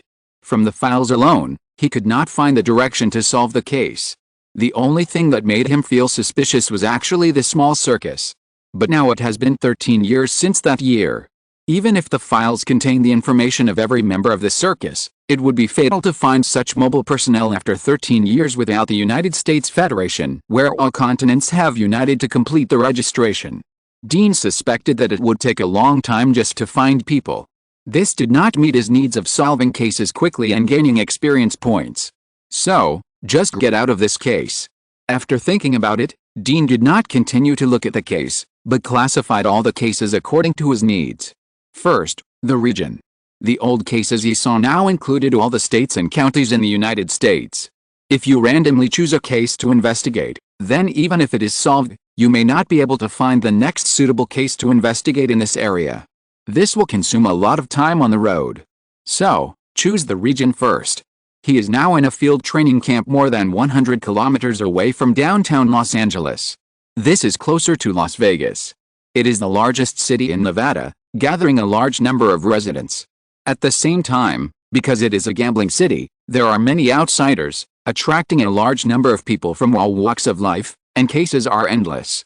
This place is undoubtedly Dean's first choice. After determining the area, it is the category of the case. The cases here are all old cases. This means that the case files that can provide the greatest help to Dean are the case files on hand, and many other evidences may have disappeared with the passage of time. Therefore, suitable cases should be relatively close to the present. At the same time, during the investigation, there are obvious suspects, but in the end, they cannot be convicted. Soon, under Dean's screening, a large number of cases became sparse. He took a sip of coffee, cheered up, and carefully clicked on the top case again. Jim's death case in 1980, in Las Vegas. The body of Jim, a teenager, was found in a trash can not far from the party yard the next day after attending his girlfriend's party.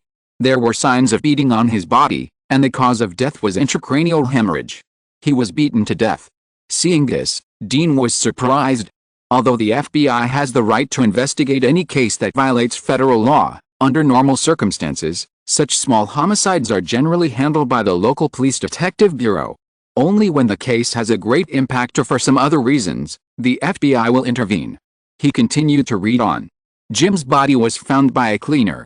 After the cleaner called the police, Las Vegas police immediately had an agent take over the case. After investigation, a witness said that on the night before Jim's death, he saw him at the party. He had a conflict with someone, and the other party threw wine on his face to humiliate him. The agent in charge of the case immediately found the person who had a conflict with Jim. The identity of the other party was Jim's girlfriend's brother.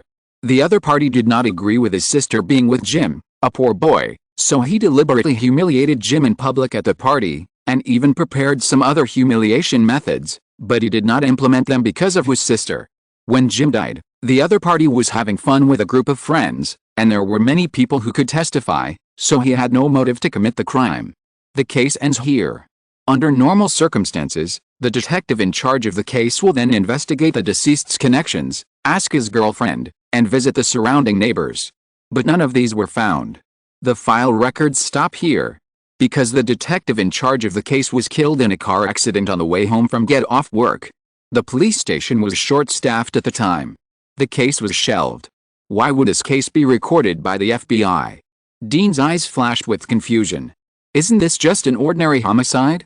There was no information about the involvement of FBI agents throughout the process. It's really inexplicable. Suddenly, Dean's eyes pulled up and fixed on the last name of the deceased's girlfriend. Paula Thomas. Dean had no impression of this last name. But after searching on the computer, he found that the Thomas family was a prestigious family in Las Vegas. Although it was not very powerful, the family was also famous in the local area. It was one of the first families to explore Las Vegas and belonged to a landlord family. In this way, the deceased Jim and his girlfriend were completely a play of a poor boy on the list of princesses. This kind of thing can only be found in the ignorant period of youth. Dean's mind flashed. He immediately checked the members of the Thomas family and found that after Jim's death, his girlfriend Paula Thomas dated another person 2 years later, and finally got married in 1984. In 1985, she gave birth to a son. Paula Thomas's husband is the eldest son of a local casino family. This is also the reason. Dean saw a photo of Paula Thomas's son in a photo of an event in that casino. While in the photo, a handsome young man wearing a neat suit and moose looks about 50% similar to Paula Thomas's brother. Thinking of the nature of the FBI, Dean immediately knew why Jim's inconspicuous case appeared in the FBI's case file. Needless to say, the person who killed Jim was most likely the brother of Jim's girlfriend Paula Thomas. Paula Thomas's brother should be a sister lover, and even killed his own sister after killing Jim. The detective investigating the case may not have really encountered a car accident. It is more likely that he found clues during the investigation and was silenced in the end. As mentioned earlier, the FBI is in chaos. Every state has a branch. The director of each branch has great authority, but the treatment itself is very ordinary, or even poor. If they want to live a rich life, they can only make a fortune with the help of their position, power, and their own operations. For example, Dean cooperated with a black senior agent to hunt for the bounty of the Skinning brothers. This is a way to make extra money, relatively low end. Another way is to use the powerful intelligence system to get some local family members' handles, and use this to extort money, cover up, or use this as an opportunity to cooperate in certain things and collude with each other. Damn, isn't this the Genii way? Dean touched the agent's card in his pocket, and a flash of excitement flashed in his eyes. However, this excitement was only fleeting, because he suddenly thought that many heads of intelligence departments in the United States did not end well. This may be the result of knowing too many secrets. But in these large numbers of buried cases, will there be handles on the Saul family? The iron must be hard to forge. Even if the FBI secretly has the handle of Saul's family, it is not something that an unknown person like me can know, and it may not be useful to know it. Thinking of this, Dean shook his head. This is only suitable for beating the dog when it is down, and before the dog falls into the water. Revealing your intentions is easy to be bitten by the dog, but it is not as safe and pleasant as using physical destruction directly in secret. But the last time they were able to wipe out the Carmen family and get away with it was mainly because Nbay took the blame. On the surface, Dean and the Carmen family had no obvious involvement. This is why he acted decisively. The matter of Saul was different. It was easy to kill Saul, but it was not easy to eliminate the subsequent hidden dangers. Saul had fought against Dean, and Dean was no longer an unknown person in the Los Angeles Police Department.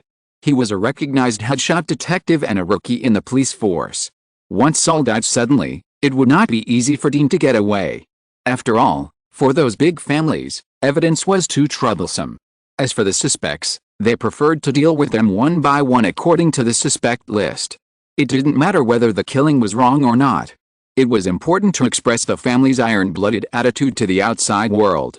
This was also the reason why Dean chose to temporarily swallow his anger and stay away from his family and avoid the limelight after being treated unpleasantly. Dong! The knock on the door brought Dean back to his senses from his own world. He looked up and found it was Cheston. "Agent Dean, I wasn't in your room and found you had some clothes to change into." Cheston felt that he was fooled by Dean, which reminded him of when he was just in high school. He was pressed on the lawn by a group of seniors, and his pants were taken off and spanked. Dean couldn't help but roll his eyes. "Man, there are fixed cleaning staff here. When you hear something, can you use your brain?" He would hide some small items on his clothes, so how could he really let outsiders wash them? Dean asked Cheston to help him wash his clothes, just to test the IQ of this future partner casually. As the saying goes, you are not afraid of opponents like gods, but you are afraid of opponents like pigs. If your partner is too stupid, Dean will dislike him even if he uses him as a shield. Cheston's reaction undoubtedly disappointed Dean. After hearing Dean's complaints, Cheston, who seemed a little nervous, smiled and said, "I know you are joking, Agent Dean, so I just spent $100 and got a piece of news from my former instructor." This aroused Dean's curiosity. "What news?" "There has been a serial murder and dumping of female bodies in Las Vegas recently, which has caused panic among local residents. There are many tourists there, so the police department asked the FBI for assistance. Maybe we can give it a try. Is there no one here at the FBI?" Dean wondered.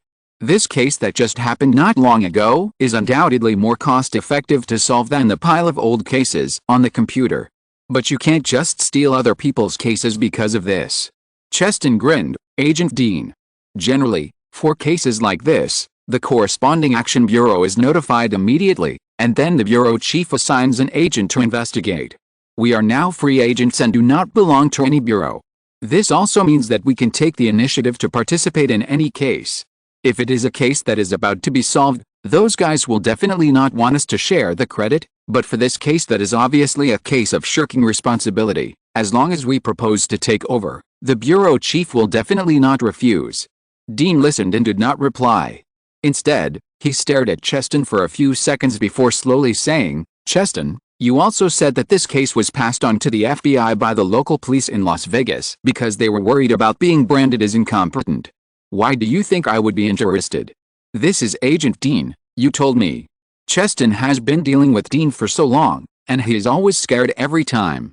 Naturally, He has studied Dean's style and preferences to avoid offending him unintentionally. Seeing Dean's puzzled look, Cheston continued, "Agent Dean, after you obtained the authority to investigate the case, you asked me to retrieve a large number of old cases in stock as soon as possible. This shows that you have a high enthusiasm for solving the case. I once heard a saying, the strong often enjoy the joy gained from difficulties, while the weak only wail the torture brought to them by difficulties. I think it is because of Agent Dean, such a strong person, that he can become the rising star detective of the Los Angeles Police Department. This is also the main reason why I chose to follow you. You let me see a bright future. Good guy." Dean shouted in his heart. "I underestimated this guy Cheston." Cheston's words not only explained the reason why he did this, but also praised Dean and expressed his loyalty by the way. The most important thing is to show his level of understanding of his superiors, to show that he is not incompetent. At least after listening to this explanation, Dean looked at Cheston with a little more recognition. He stood up, stretched, took out a cigarette from the table, threw it to Cheston, and motioned him to sit down. "You said it very well, then you should have a basic understanding of the serial murder and corpse dumping cases in Las Vegas." Cheston nodded. "According to the information we have received so far, the deceased are all female, aged between 18 and 25, with blonde hair, beautiful and elegant looks, and their occupations include students, white-collar workers, and waiters. There is no connection between them, and they died miserably." He paused, licked his lips, and continued, "In the space of 1 month, 5 similar homicides have occurred in Las Vegas. The victims were all murderers, and their bodies were dumped on the side of a remote highway. The victims died in similar miserable ways. Large lacerations were found on their lower bodies. There were traces of electric shock around the wounds. The forensic doctor speculated that the murderer cruelly used some kind of electric shock weapon to stab them in front of them. The murderer also cruelly hollowed out the victim's abdominal cavity through the wound on the victim's lower body, and finally arranged the internal organs into the shape of a flower and placed it next to the victim's body. According to the forensic test, the 5 female victims died between 1 and 3 in the morning. The place where the bodies were dumped was the scene of the first murder. The special climate in Las Vegas resulted in the surrounding scene and traces being covered by sand and dust when the police found the bodies. This is also the main reason why the case has not made any progress." Dean couldn't help but clapping in the face of Cheston's complete explanation. He praised generously, "Cheston N., you are much better than I thought, at least much better than my previous team members." Cheston N. was away for only a dozen minutes. As a result, this guy not only saw through Dean's idea of testing himself, but also took the initiative to find the instructor he knew before, obtain the details of the case, and wrote them down. The key is that he can also clearly relay it to Dean. This is ability. Hearing the praise, Cheston was relieved. Dean's reaction should be to accept himself. "Okay, Cheston, time is the lifeline of the victim. You should contact the FBI branch in Las Vegas immediately and tell them that we have accepted this case." "Okay, Agent Dean." Hearing Dean say we, Cheston smiled and walked out of the office. This is the FBI training base in California. Dean and his team are just staying temporarily, and they may not return again after leaving this time. So before going to Las Vegas, Dean unceremoniously applied for a batch of weapons and ammunition from the base and moved them all to his Hummer. Cheston also contacted the contact person of the Detective Bureau in Las Vegas. After everything was done, amid the roar of the Hummer's angry engine, the two took the first step to become famous in America. While Dean was busy solving the case, in the Commonwealth, Dean's girlfriend Neil, with her mother's reluctant kiss, happily pulled her suitcase and boarded a private plane to Los Angeles. She had completed all the assessments given to her by her mother and successfully obtained the startup funds funded by her mother. Now it's time to return to America and reunite with Dean. Neil did not inform Dean in advance. She wanted to give Dean a surprise and make a surprise check to see if Dean was cheating on her. If he was cheating, humph, I must severely ravage that philandering man at that time. On the plane, Neil felt that the days were like years. As soon as she got off the plane, she hurriedly left the VIP channel under the enthusiastic service of the crew. As a result, because she was thinking about the expected scene after Dean saw her, she happened to bump into a handsome man who also walked out of the VIP channel on the other side. Next to the handsome man, there was also a fashionable blonde. Seeing his companion fall to the ground, the blonde glared at Neil fiercely, then quickly squatted down, revealing her terrifying coastline colleague, and said delicately, "Ross, dear, are you okay?" The handsome man was hit badly. He got up from the ground in a daze and responded, "It's okay." Neil stood aside, embarrassed and apologetic. Just as she was about to apologize, she happened to see the face of the man who stood up and exclaimed in surprise, "Ross." When Ross heard Neil calling his name, he looked up and smiled. "Neil, long time no see."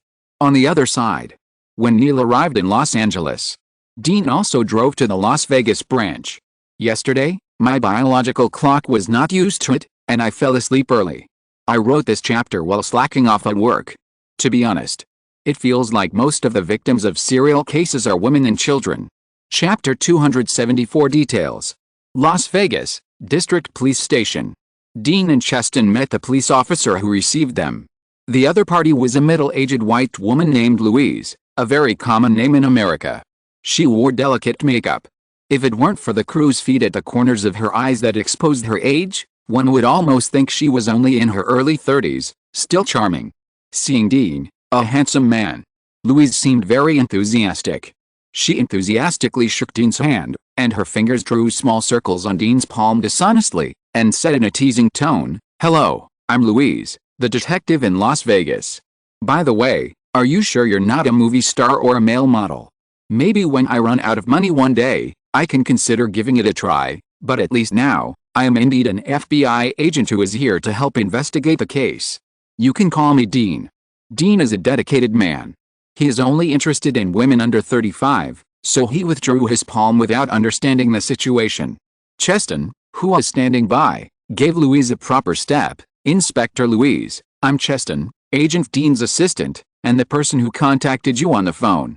Louise retracted her palm and rubbed her fingers in front of the two of them, as if she was savoring the feel of Dean's firm palm, looking frivolous and lustful. It can only be said that any woman who can get along well in the police station and can get promoted is very distinctive. Seeing this, Cheston's eyes flashed with confusion. He didn't understand why Louise, as the inspector of the detective bureau, behaved so badly when she met them for the first time. Dean's eyes flashed with understanding. This woman was testing them. This unexpected encounter can most truly reflect a person's way of dealing with things and his style of doing things. If he guessed correctly, Louise was dissatisfied with the FBI's involvement in the serial female corpse dumping case, but she couldn't stop the above from shirking responsibility, so she put on this attitude when they met for the first time. So, Dean smiled and took the initiative to say, "You like to smoke Marlboro. The last one you smoked was probably 3 minutes before we met. You rarely dress up. The makeup you put on is not for us, but because you attended a family wedding party last night and had a night of revelry, so you didn't have time to remove your makeup. By the way, you should have served in the army. Your right ankle hurts all year round. You have a boyfriend who is weak in character but very homely. You like to snuggle with your boyfriend. If conditions permit, smoking a Marlboro will give you great satisfaction." The more Louise listened, the duller her expression became. All of them were right. But then, the dull expression on her face turned into anger. "Asshole, investigate me." Dean shrugged. "If you want to listen, I can also tell you how often you have sex with your boyfriend, what positions you like to use, and what strange behaviors you like to do when having sex, but these are not what I investigated, but you told me yourself within a few minutes of meeting you." As he said, Dean stretched out his hand to the side. Cheston quickly took out a cigarette from his bosom and put it between Dean's fingers. Click. The cigarette lit. Dean exhaled a puff of smoke and said lightly, "You are a domineering person, so you don't want anyone to interfere with your cases, but you didn't find any clues and couldn't find the direction for several female victims. You were impatient and dissatisfied with their arrival. If I'm not mistaken, you may have prepared some other projects to embarrass us and release your dissatisfaction. But your attitude may cause the next possible female victim to be delayed in rescue time and lose her young life, so Inspector Louise, please don't let other people's lives pay for your emotions." The more Dean said, the more shocked Louise's face was. She felt that she didn't have any secrets under Dean's gaze. This man saw the ugliness in her heart. Louise was shocked, embarrassed, and angry at the moment. She wanted to be tough. But when Louise met Dean's seemingly gentle but actually tough eyes, her eyes subconsciously looked at the ground, and her head drooped uncontrollably, like a little girl who made a mistake, and she said at a loss, Sorry, you. No need to explain. Dean waved his hand and said in an imperative way, take us to understand this case directly. There are many ways to communicate with people. Facing a stubborn, domineering and overbearing person like Louise, directly breaking the other party's psychological defenses and shaping a powerful and mysterious image of oneself is the most efficient way of communication. Of course, it is also easy to arouse the other party's hostility afterwards. But Dean doesn't care. Strength is the confidence of his words. When Dean and the others were taken to the morgue of the forensic department, Louise suddenly woke up, recovered from her disrupted mind, and got rid of the weird state of subconsciously obeying Dean's command.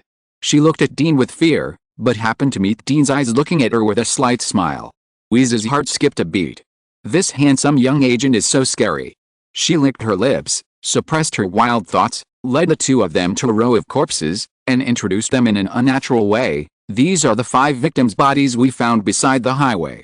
The one next to them is forensic Dr. Walter, who is also the most experienced forensic doctor in Las Vegas. Pull open the white cloth.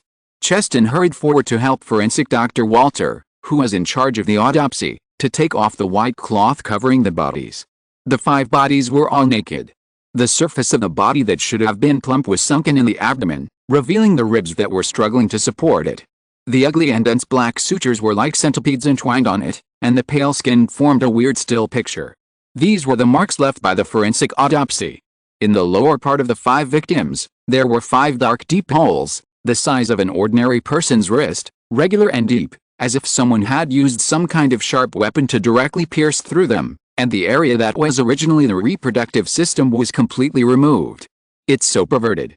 Dean narrowed his eyes, squatted down, and carefully looked at the wound closest to him. Because the death time was too long, the wound was black and red. When you get close, you can see some carbonized marks on the flesh wall. This situation usually occurs on severe burns. Forensic Dr. Walter on the side introduced at the right time, Mr. Agent, the victim in front of you is named Marg. She is 21 years old and a saleswoman in a department store. She disappeared after get off work 2 weeks ago. On the morning of the 4th day of Marg's disappearance, a passing driver found her neatly placed body on the side of the road. What is the specific cause of death? Suffocation. Forensic Dr. Walter said in a positive tone, the 5 victims have common characteristics. I found chloroform in their bodies. What is this? Cheston on the side asked in confusion. Dean also pricked up his ears. Although he has the habit of reading books to collect knowledge, he is not omniscient. Forensic Dr. Walter stopped talking and explained, this is an obsolete anesthetic. It has an anesthetic effect, but it can easily cause damage to the human body, such as damaging the liver. Therefore, it has been rare since the 1950s. Well, it seems that the murderer may be an older person. Cheston expressed his opinion. Forensic Dr. Walter did not comment on this, and continued to explain, the content of chloroform in the bodies of the 5 victims was very high, enough to make them lose consciousness directly, and even control of their bodies. In simple terms, it made the body unable to breathe instinctively, and they showed symptoms of respiratory amnesia, which led to their suffocation and death. So they didn't die painfully. Forensic Dr. Walter nodded, if you have ever done anesthesia surgery, you will know that if a person is under anesthesia, the person's consciousness is like entering the clouds, light and floating, and finally completely loses consciousness. The facial features of the other 5 victims also prove that they did not feel pain before they died, otherwise the gradually cooling bodies would not allow them to keep their faces peaceful after feeling their bodies hollowed out. This is also the thing I am most puzzled about. The forensic doctor sighed. Based on the characteristics of the corpses, the murderer anesthetized the victims when their emotions were relatively stable, and then used the high-voltage electric baton to insert it into that place to torture them. This is why there are burn marks under the wound. No mistakes in one song, one post, one content, one book, one bar, 1 6, 1 9, one book, one bar, one look. After that, the murderer used some kind of sharp weapon to neatly cut off the area, stretched out his hand, and pulled out the intestines, kidneys, liver and other internal organs of the female victim, arranged them into the shape of flowers, and placed them next to the victim who died peacefully. It was a scene that shocked people's hearts. After listening to the narration of Walter, Cheston couldn't help shrinking his neck. Removing internal organs with bare hands. Most people really can't do such a thing. Putting flowers in front of the dead is generally used to express mourning and remembrance, which is a beautiful act. Imagine the flowers made of the fresh internal organs of the deceased and the female victim who died peacefully. That kind of weird contrast. This murderer is really perverted. Dean's reaction was not as big as Cheston's. He had seen all the perverted things. His focus was on the inference of the murderer's behavior, as Walter said. After most people know the death of the female victim, they will subconsciously think that the murderer must be a cruel pervert. The murderer is perverted, Dean did not deny. But he saw something more, a sense of ritual. Generally, serial killers have fixed characteristics, either to show their uniqueness, or to gain attention, or some kind of habit. This case should belong to the last type, habit. There are many types of habit characteristics. Some are to satisfy their own collecting addiction, such as collecting a certain body part of each victim, or a certain item of the other party. Others are just living habits. Dean guessed that the murderer might be a person with gentle manners, strict etiquette education, and some artistic cells in reality. Such people are often influenced by habits, and even simple tableware arrangements will be pleasing to the eye. Of course, it is not ruled out that the murderer did this on purpose to attract attention. After all, every time the other party killed a deceased, he deliberately chose a road with frequent vehicles, and then killed the deceased and left, as if he was afraid that others would not find the body of the deceased. Dean is not sure about the behavioral characteristics of the murderer.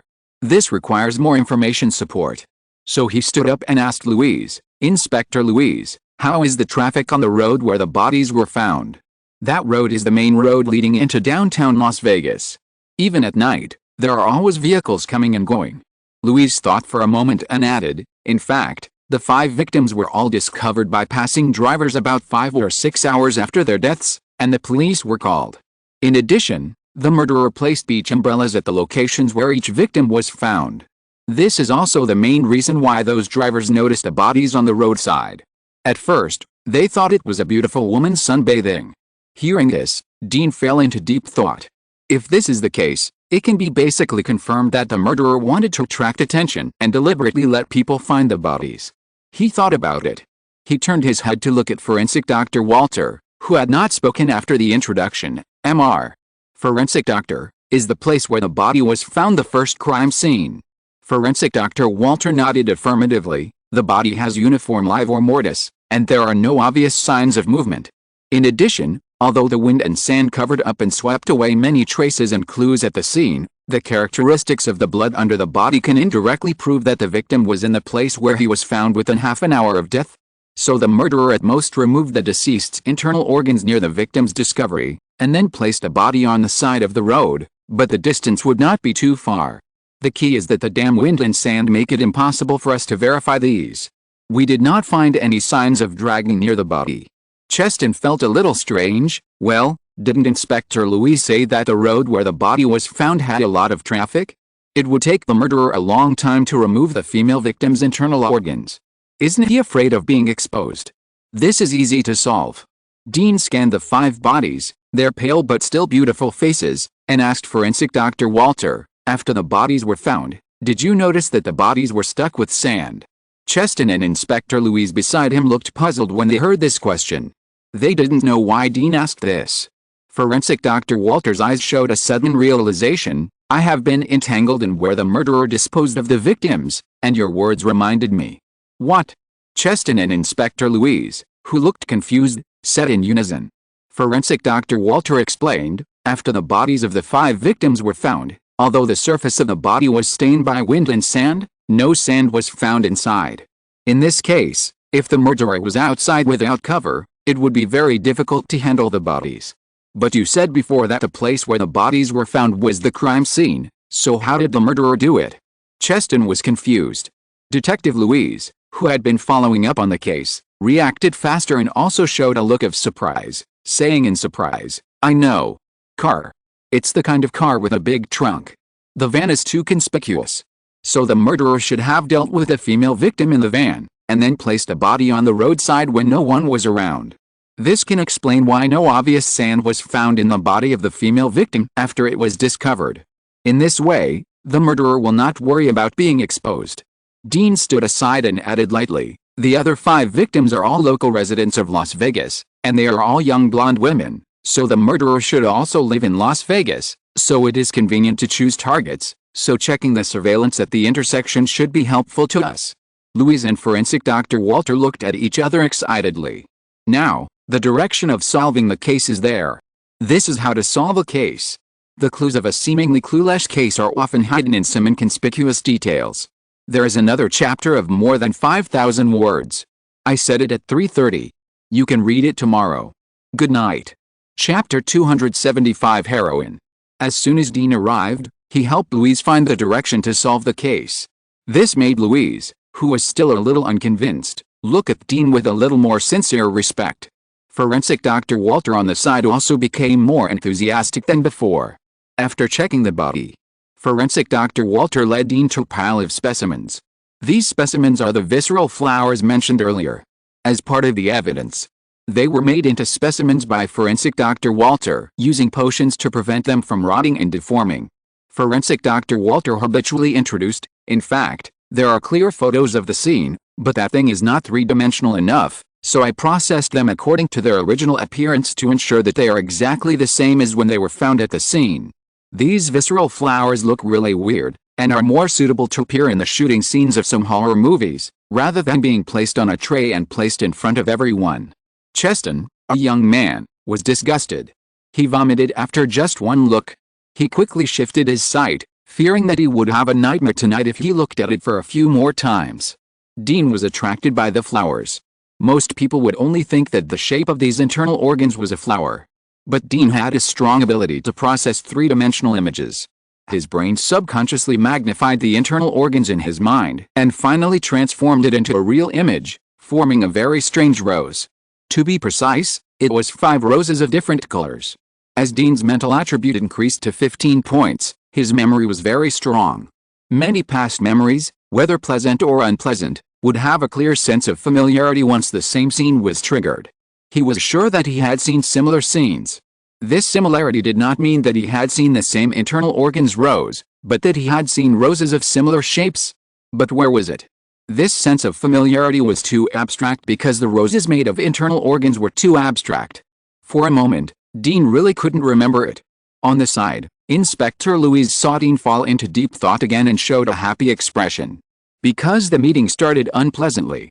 Louise didn't like Dean, the FBI agent who saw through her character. But Dean's observation, grasp of details, and logical analysis in a short time convinced her in a short time.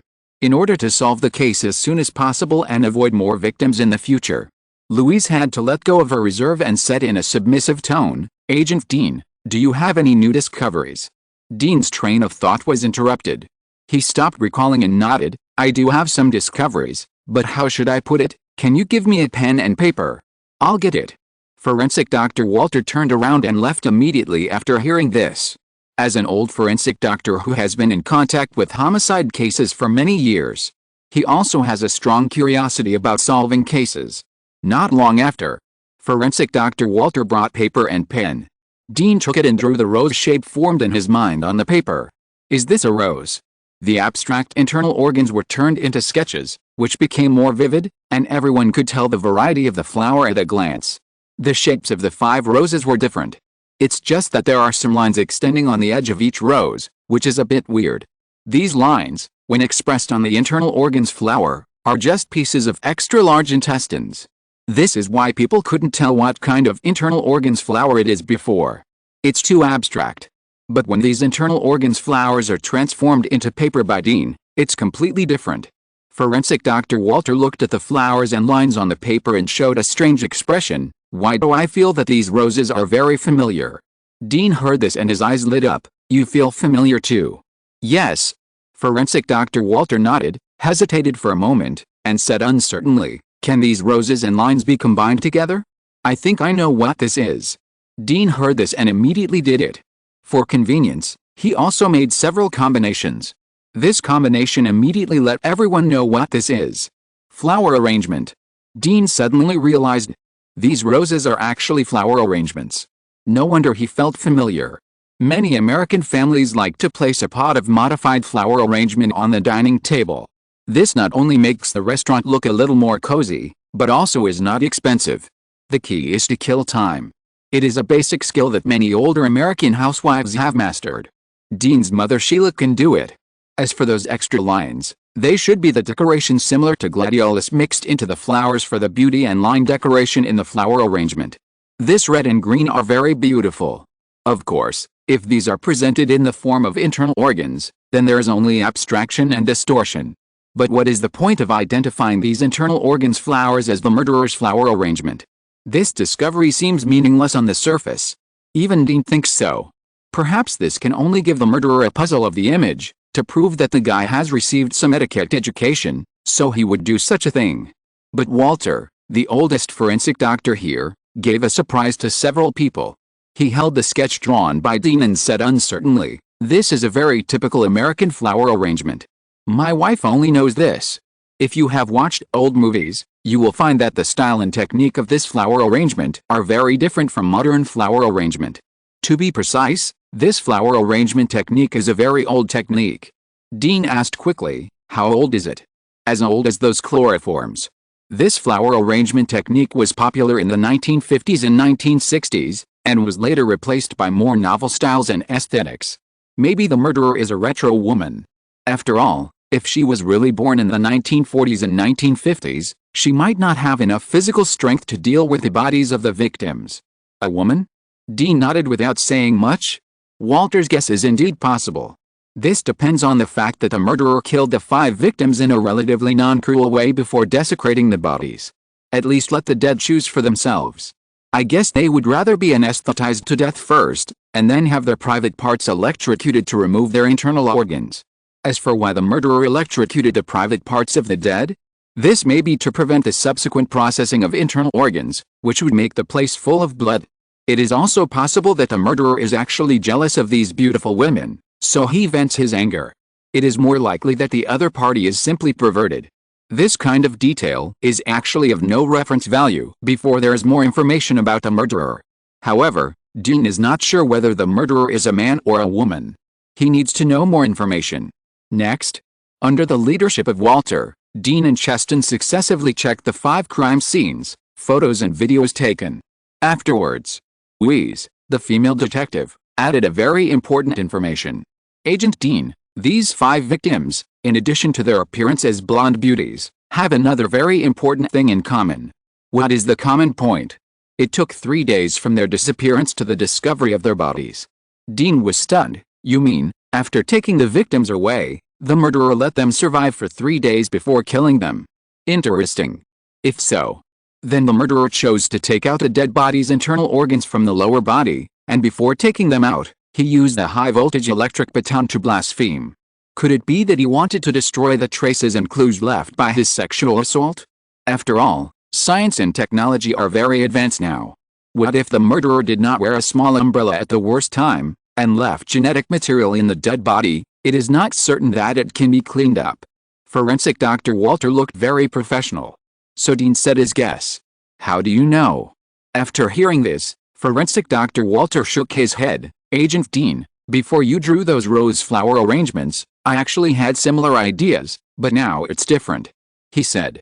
He put the photos of the dead that he had taken out before in front of everyone again, pointed to the 5 dead bodies, and said with delicate pale faces, "You are all very young, and you may not know what is special about the dress of the 5 dead bodies, but thinking of those old-fashioned flower arrangements, I may know why the murderer chose blonde beauties to start with." Dean and the other 2 heard this and cast inquiring eyes at old man Walter. The last appearance of the 5 victims before their death was indeed somewhat similar: long and thick blonde hair, the same pale but delicate face, pearlescent contour powder, rosy blush, and even the same black eyeliner on their faces. But everyone just thought that these were some kind of hobbies of the murderer, just like those visceral rose flower arrangements.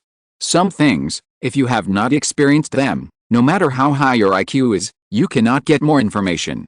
Forensic Dr. Walter is the person who has experienced that era. He looked nostalgic. Marilyn Monroe. She was a beauty that made countless American men obsessed. The murderer dressed the female victims with reference to a movie shot on the 1950s with Marilyn Monroe. It was a good movie. The flower arrangement style and the female victim's dress awakened my memory. These can be found in that movie. The murderer must be a fanatic of that movie. He regarded the 5 victims as Marilyn Monroe. Marilyn Monroe, a Hollywood star, was also one of the most popular sex symbols in the 1950s. I don't know how many ignorant teenagers practiced wrist strength with Marilyn Monroe's posters in that era. But it is obvious. Dean and Cheston were not included in these people. They were all born in the 1980s, and their impression of Marilyn Monroe was only in some old movies and nostalgic reports. They were the kind of people who had heard of but did not understand. As a woman with a strong personality, Louise had no interest in Marilyn Monroe, who was also a woman. She was interested in the clues provided by the old forensic Dr. Walter. It was the 1950s again.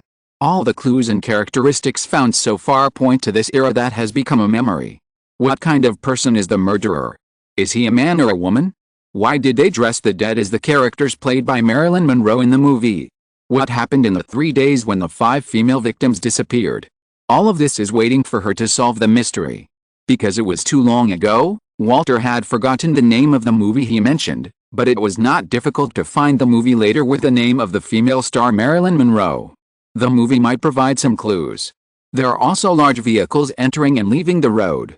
Just when Louise was thinking about how to track down the murderer based on these clues, Dean broke her fantasy. Okay, now that we've looked at the bodies, let's talk about the case itself. Dean clapped his hands, attracting everyone's attention. He first looked at Louise. Detective Louise, how long was the interval between the disappearances of each victim? After the murderer disposed of a victim, he would definitely spend time looking for the next prey, so he could throw out the bodies of 5 victims in such a short time. Louise then remembered that the case had been handed over to the FBI. Fortunately, Dean seemed reliable. So she said with some discomfort, after the cases happened in succession, we paid special attention to the missing women cases in Las Vegas. The good news is that every time we found a female victim, we would have 2 or 3 days before a new female victim who met the characteristics of the murderer disappeared. The bad news is that the 5 female victims had different occupations and disappeared places, all over Las Vegas, and there were no surveillance facilities before and after their disappearance. No mistake. The most recent case also passed 2 days. The cycle of our discovery of the body is about 7 days. In other words, the murderer may have chosen a new target, but has not yet started, or we have not received any news of the disappearance of the new victim. This cannot be said that the police are inactive. It is that if a person is missing and is not witnessed by others, there must be a lag when the police know about it. And there are too many beautiful blondes in Las Vegas, a tourist gambling city. Because in addition to the developed tourism and gambling business here, some other businesses are also very prosperous. I just want to ask you as a foreigner, come here to play, do you want to have a pleasant memory with a standard American blonde girl? So the police were in a difficult situation, and it was hard to catch fish. Well, Cheston, you go check the highway surveillance before and after the discovery of the body, and find the vehicles that match our inference. Louise, take me to those crime scenes for a reinvestigation. As for forensic Dr. Walter, please find the movie resources you mentioned before. Dean listened to Louise's words, thought about it, and made arrangements. Louise was a little reluctant. She tried to investigate the surveillance by herself, and gave her own reasons. Agent Dean, I can arrange for someone to take you to the scene. As for the surveillance, it is more appropriate for me to watch it, because before this, I have seen those, but I didn't think that the murderer might have handled a body in the car, so I did it in vain. In fact, dismembering the body in the car is not something that is difficult to guess. Do you know why you and your colleagues didn't think of this when you investigated the crime scene? Dean asked back. Louise didn't understand what Dean wanted to express, so she could only shake her head. Because this is cognitive bias. Dean pointed to the glass window outside the morgue. Your perspective when you stand outside the morgue is different from now, and the information you get is also different. Just like before. You only thought that the murderer might travel back and forth between the crime scene and the residence by car, but you didn't think that the other party might deal with the body in the car, and then randomly find a place to create a fake first crime scene. So let Cheston do the work of finding the vehicle. As for you, follow me. On the way, I want to know some details about Las Vegas, and I also plan to go to the places where the female victims disappeared. You are the detective here, and your words are more useful than my detective card. Many local police officers may not pay attention to FBI agents. So Dean really needs Louise, the local detective, to be around to deal with some unnecessary troubles. On the road, Louise drove the car, using the rearview mirror, and from time to time she glanced at Dean, who was staring out the window in a daze. She has a strong personality. She rarely behaves so submissively in front of the opposite sex. Dean is a special case. The other person looks so young. It is hard for Louise not to feel curious and inquisitive about Dean. The road was boring. She couldn't help but ask, "Agent Dean, you seem to be good at psychological reasoning." "Not bad," Dean said casually while paying attention to the traffic around him. For example, the murderer this time. Generally, people who are obsessed with old movies and reminiscing about the past are either old and can't integrate into the fast-paced modern society, or are influenced by their family. Although it is not certain whether the murderer is a man or a woman, and how old he is. But he has a special tenderness for every female victim. Special tenderness. Louise's eyes flashed with curiosity. "Dean didn't say this in the morgue before. Has your boyfriend ever put on makeup for you?" Dean retracted his gaze, looked at Louise, who was driving, and said seriously, "Those female victims still had delicate makeup on their faces even after they died. This required the murderer to deliberately avoid dirtying the girl's makeup when handling the bodies, so that it could be kept so good." Considering this aspect, the murderer took out the internal organs of the female victims from their lower bodies. In fact, it was also to try to maintain the integrity of the surface of the female victims' bodies. To a certain extent, the murderer placed the role he played in Marilyn Monroe on these female victims, so he invested his emotions in them and used anesthesia to kill them. Have you ever eaten Japanese food? In order to keep the fish slices fresh, some Japanese restaurants dismember the fish while they are still alive, so that diners can enjoy their bodies while the fish heads are still opening and closing their mouths. The murderer is the same.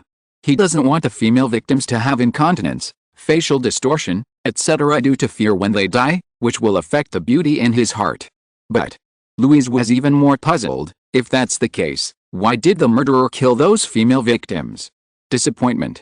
Dean closed his eyes, tried to put himself into the murderer's mind at the time, and said slowly, "Do you know why the murderer killed and dumped the bodies of each victim 3 days after they disappeared? This is because he was trying to transform those victims. The murderer longed to have a Marilyn Monroe in the movie. Unfortunately, although the 5 female victims all had delicate faces and blonde hair, women of each era had a unique flavor that belonged to that era. This is a temperament that is difficult to create simply by makeup and changing clothes. What's more, the 5 female victims were neither professional actors nor in danger, and they were full of panic. This caused the murderer to have a psychological gap, so he killed them." Louise seemed to understand. Although she was not stupid, it took some time for her to digest this information. Dean, however, became more and more fluent as he substituted into the murderer's thinking. At the same time, the clues and inferences he had discovered before also flooded into his mind and connected together. A lot of information can be obtained by inferring the criminal's criminal psychology. For example, if the murderer's criminal psychology is determined to be like this, the murderer is obsessed with things from the 1950s, hunting women, trying to transform them, and get the Marilyn Monroe in his own impression. Then we can know from this, first, the murderer is most likely a male with a withdrawn and homely personality. Second, the murderer's mental state is unstable, or he has been subjected to some serious stimulation, leading to escape from reality. Another example, after killing the female victim, the murderer deliberately let the body appear on the side of the road where it is easy to be found, and used a parasol to attract the attention of passing drivers, and used the internal organs to score flowers to increase the spread of the case. This is undoubtedly the murderer who wants to be famous. He doesn't even care whether he will be caught for this. And when these psychological deductions are combined together, it is possible to get useful information. For example, the 1950s, nostalgic movies, female stars, imitation substitution, the victim's disappearance for 3 days, disappointment killing, and making big news. These information elements are added together. Can you guess what a murderer wants to do? Dean already has a vague guess. But this guess needs more clues to verify. Solving a case is like a spider web. The clues are those broken grids, and only by following the grids, repairing them and connecting them together can we reach the center of the network. There is the truth. This process requires patience. At this time, Los Angeles. After hearing his subordinate's report that his good friend, Detective Dean, temporarily left Los Angeles for some reason, Ross was a little disappointed. Since he almost pitted Dean last time because of the dark web killer, Ross was called back by his father. This is why he suddenly disappeared for a while. The purpose of going back is also very simple: reproduction. Of course, civilized people speak civilized language. In short, Ross went back to the Commonwealth this time to go back for a blind date. As a waste. His only value and obligation is to spread the bloodline of the family. The Ross family is simple and rough in this regard. When you reach a certain age and have no offspring, your treatment will be reduced, and you may even become a pauper in the end. Before, Ross put the object of reproduction on the ordinary girl Laura, Jim. Unexpectedly, he became a cuckold. This time, Ross had no choice but to accept the arrangement of the family. The girl next to him was his current fiancée. She was the second daughter of a small noble family, and her name was very ordinary Gaia. Gaia looked good, with a head of thick blonde hair that was very eye-catching. Although she had a bit of a rude temper, she was very nice in front of him, knew when to advance and retreat, and was well-mannered. Compared with his ex-girlfriend Laura, Ross happily chose to accept. This time he returned to Los Angeles. He was thinking of telling Dean, his only friend in Los Angeles, about this matter, and inviting him to be his best man. But Dean was not there now. What should he do? Otherwise, secretly find out Dean's location, and then go over there to have a different reunion after a long absence? Ross told his fiancée Gaia about his proposal. Gaia had just escaped from the cage, and was curious about everything. When she heard Ross's suggestion, she also found it very interesting. In addition, she knew that she could marry Ross, which was considered marrying up, so she didn't dare to refuse to spoil her fun. So the two unreliable people got busy. On the other side, a remote place in Las Vegas. In a room full of clutter, the man got up from the bed, put on his worn-out clothes meticulously, smiled and said hello to the empty table, and walked out of this sealed place. In the past 2 days, he found a new heroine. Today's weather is good, very suitable for the first meeting between the hero and the heroine. End of this chapter. Thank you very much for reaching the end. Don't forget to like.